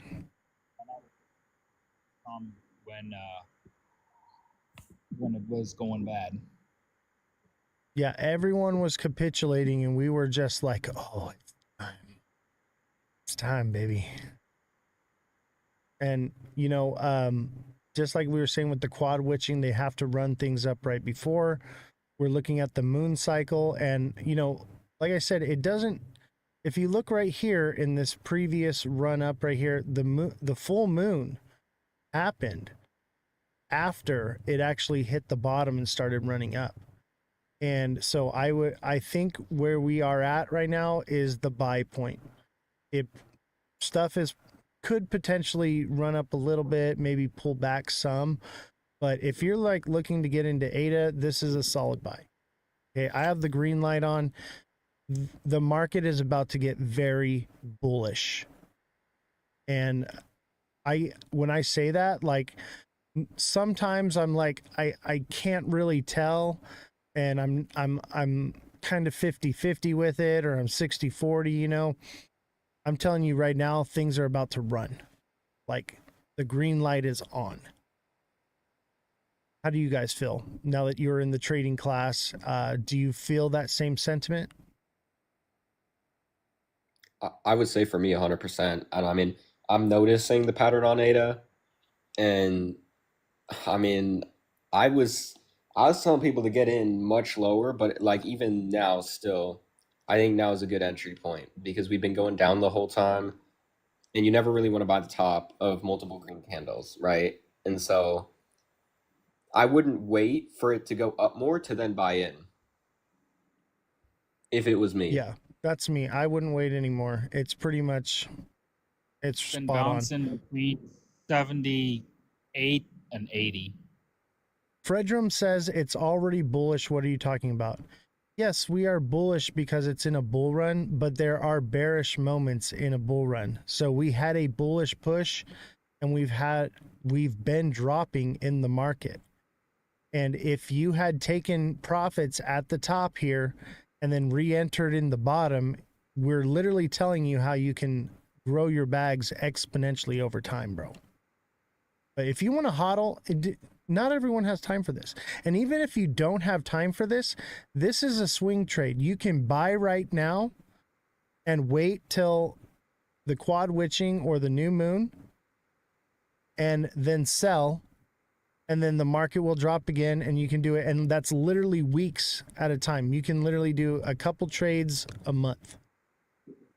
So Right. It's not like you have to be married to the charts. There's so much you can do with trading here. And what's great is if we are in a super cycle, if we are sending to the moon or whatever happens, because we're doing this and we're plugged in, we're going to catch it either way, whether it does or it doesn't. But we're going to be ready for if it doesn't, and we're going to be ready for it if it does. So the blue dot is a new moon. Sorry, my girl was telling me something if I don't listen. Yeah. Don't worry, brother. I know how it is, man. Yes, the blue is the new moon, which is bearish, and the white is a full moon, which is bullish. Revolution. I have a question for you. I think you're muted. Revolution, you're muted. Oh, shit. Yep. Okay. My question for you is, you just got into the TA class and you've been in the group trading. And I know not everybody has capital to trade like this, but are you learning? Have you learned anything from Yes. this? And do you think that this is beneficial for you? It's beneficial for people who have time to spare. And like I explained earlier, you need time. This has to be your full-time job because that's the only way it works. Now, I have to hold or hodl, as you say, because I don't have I can't look at the charts 12 hours of the day. I just don't have that luxury. But listening to you guys, huh? Get a spa. Yeah, get in the spa. You know what? I don't want to be in it for 12 hours. But here's my thing is, I think it does work, but from my point of view, it wouldn't work for me. But I like listening to your guys' process. So down the line, when this opportunity presents itself for me to do it, I have the knowledge to do so. Absolutely. And also, you know, we're doing swing trades as well. So you could literally trade, you know, once or twice a month, and you don't have to watch the charts, you know, because if we see something, you have a support system. So while we're watching the charts, we'll reach out to you and say, hey, your project looks like it might be time to get out. So you have a support system there to watch the chart for you. You have your own. Sorry, you know you have to do TA. There's 2 people who asked and they've been patiently waiting. So when you get a chance, would be really nice. Yeah, we will. We'll do it right now. What were you going to say, G-Rod? I said she has her own personal bots. Yes, you have your own personal bots, and they're not AI. They actually have brains that think. Allegedly. All right, guys. Thank you for coming up. What'd you have to say? We just turned a Cardano coin into a wife, a dishwasher, and a snowplow. All G-Rod, don't you start with me. Don't you start. That's another thing. I'm gonna run. Bye. I'm out of here, guys. Hey, have a good one.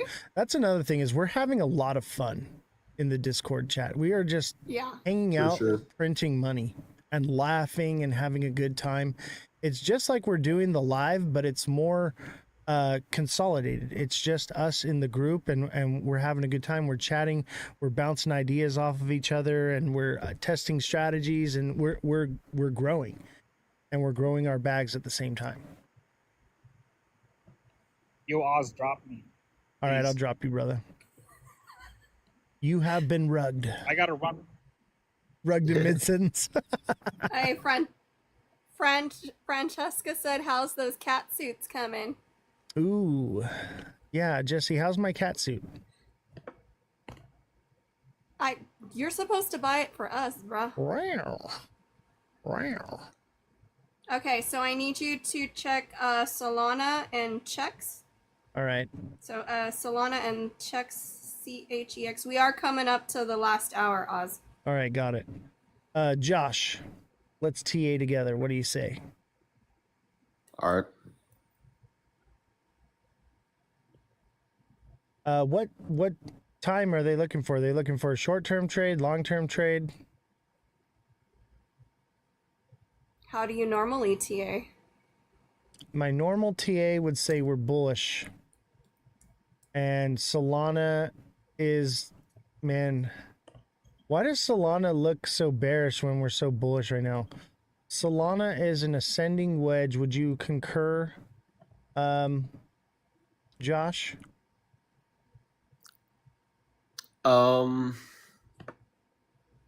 That's in the right daily. now it looks like, but it would be interesting to see it break above. I would probably wait for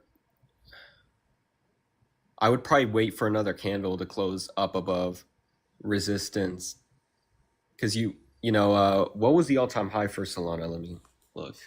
I can tell you right now. 295.83. Right. I probably think it'll retest that 100%, like before the end of the cycle. Yeah. But like in the next couple weeks. So we're in the daytime, so the day will tell us what's coming in the next week or two, right? And because we're in the moon cycle, I'm going to lean bullish. It could potentially test 119.5 and get rejected and come back down. Or it breaks out and then it would shoot from there, and the next resistance would be 229 to 243. I would lean around like 242 is what I think. 242, 243. Oh, you know what? Even 246 looks like that might be the stop right there. 246 potentially. But it really just depends on, how things go and how bullish it gets. But if it breaks out, it could potentially only push to like 230 and then come back down into the wedge, and it would be a bull trap, and then that could send it down. And maybe it only hits the bottom of the wedge and then takes off from there, which is what I would think. So I'd say it probably does something like this, where it comes up, rejects, bounces off, and then takes off here. And that would be, around end of October. Sounds about right. We'd be at a new all-time high. What do you think, Josh? Actually, looking at the MACD on the 1 day supports what you're saying, at least to me. Yeah. So I would agree with that. I think like overall, if you buy now, you're not necessarily cooked because we are going to go back and we're going to retest that last high. So, and also the markets are just now starting to gain some momentum again. So right, we could see at least another move up possibly for the rest of the week before we get some serious. Yeah, like through like September, I would say September 10th or 11th ish. And then we might be done. September 11th could be a bad day in the market, or it could be very bullish. I don't think so. I think September 11th is the end of the moon cycle and the quad witching, somewhere around there.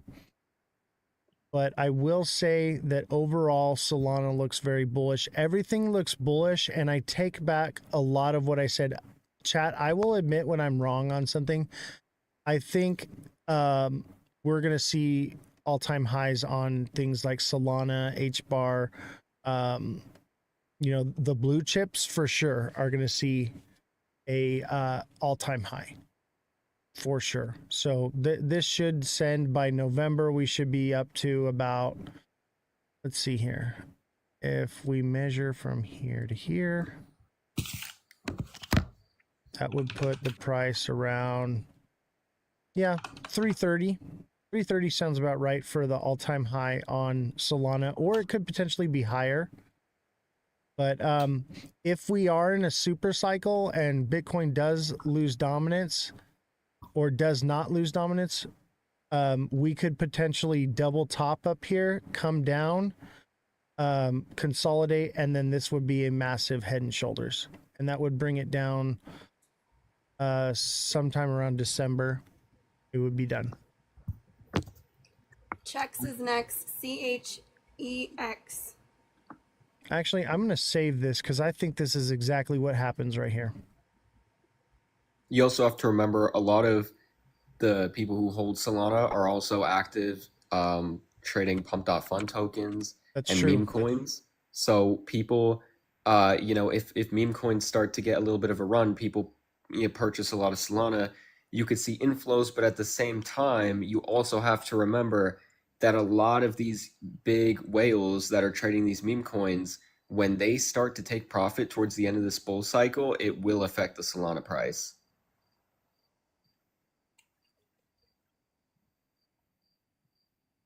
All right, so checks, I think it's a double bottom. What do you think? Looks like almost, I wouldn't be surprised if it comes down fully. All the way back down? Maybe not all the way, but yeah, I would have to look into the coin just because I don't know anything about it. Yeah, it depends on how relative it is. I'll tell you this. Look at Josh. What do you see right here? Stair steps. Yep, this thing's about to send right now. So it's at least short term going to run up here to like 1470, 1460, somewhere around there. So it is going up today or tomorrow. That's for sure. But I think we're pretty bullish for now. It is a double bottom right here in the smaller time frame, and it would fulfill that double bottom around that price I just gave. And I'd say like,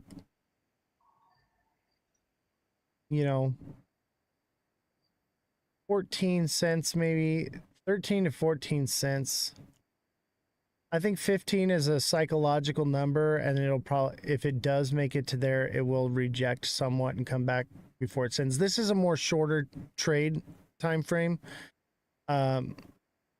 Just because it rejects, if it does at that point, it could potentially come all the way down here to like 7 or 8 cents. I would say 8 cents, and then take off from there. But we should be pretty bullish from then on, and it would pretty much want to run again. It just depends on how much volume comes out of Bitcoin. TikTok I would seller say too, says, it would be important to check check look with the. sketch. Check look sketch. I would. I kind of agree. You would have to look and see what the 24-hour volume is on that coin and what's been the weekly volume. And also another thing I would do too is figure out how many people are actually, how many wallets are holding it, right? And then you want to see, are there new wallets holding it? Because that will give you a pretty good indicator. Right. And these are all the extra factors that we cover in the TA class. When you come on the live, I give you a short-term prediction. I tell you it's probably going to 14 cents and then we move on. But you can actually get a more in-depth detail on your TA by getting into the class. All right. Is there another one? Next one is your favorite, Cardano. Oh, yeah. Cardano's going to pump. I'm looking at Cardano on my screen right now too. I'll tell you this, Cardano's about to pump. And I would even say that Cardano long-term is going to a new all-time high. Oh, yeah. $1, maybe $1.09, $1.10. $1.11. Somewhere around there. Yeah, somewhere around there. I was thinking 123, maybe, depending on how much volume we get. Man, that would take a lot of volume. The market cap's pretty high on this, Josh, and Bitcoin is still dominant. If that happened and it went that hard, I would say that we're probably going to have alt season in September. So I'm going to say more or less $1 to $1.10, somewhere in there. Maybe $1.11 is the very peak. But that seems about right. I see what you're looking at. Yeah, like $1.10. I think in between $1.07 and $1.11. Yeah, and then it should pull back, but it will retrace this trend right here. Right. That's what me and G-Rod were talking about last night. There's going to be so it retrace to like 95 cents and then go from there. Yep. Yeah, we've been watching Cardano very closely because I believe that Cardano, everyone wants to know what the one true coin is. Chat, you all want to know what the one coin is, right? In my opinion, I think it's ADA. I think it's Cardano. I really do. No, we don't know. It could be all of them. There's not going to be a one all be all. No. If this was cell phones, I think Cardano is Apple. I think Cardano. But everyone knows Samsung is better. Did you hear what you just said? But Samsung became better over time. In the very first of it, the winners were like Motorola and Nextel, and then Apple came in and took it over. And I think that's what we're seeing. This is the Apple of the phone space in crypto. I think just looking at what Cardano can do, and the fact that Brad Garlinghouse and Charles seem to be having a pretty good relationship going, and they're talking about I'm pretty sure they're partnering things on, and to me, that just, Cardano is just Cardano. Like, you could look into it and you would know, okay, their wallets are really good, they're decentralized, and if all of these things end up playing out, it's a pretty safe hold. Yeah, and with Bitcoin coming to Cardano, and remember, Cardano is like stakeable, so like this would be maybe an answer to staking XRP. If Ripple partners with Cardano and brings XRP to the Cardano blockchain, I change everything I've said about XRP. Okay, it will become way more valuable that way. It will be stakeable, which means that it will cause even more supply shock. So a partnership with Cardano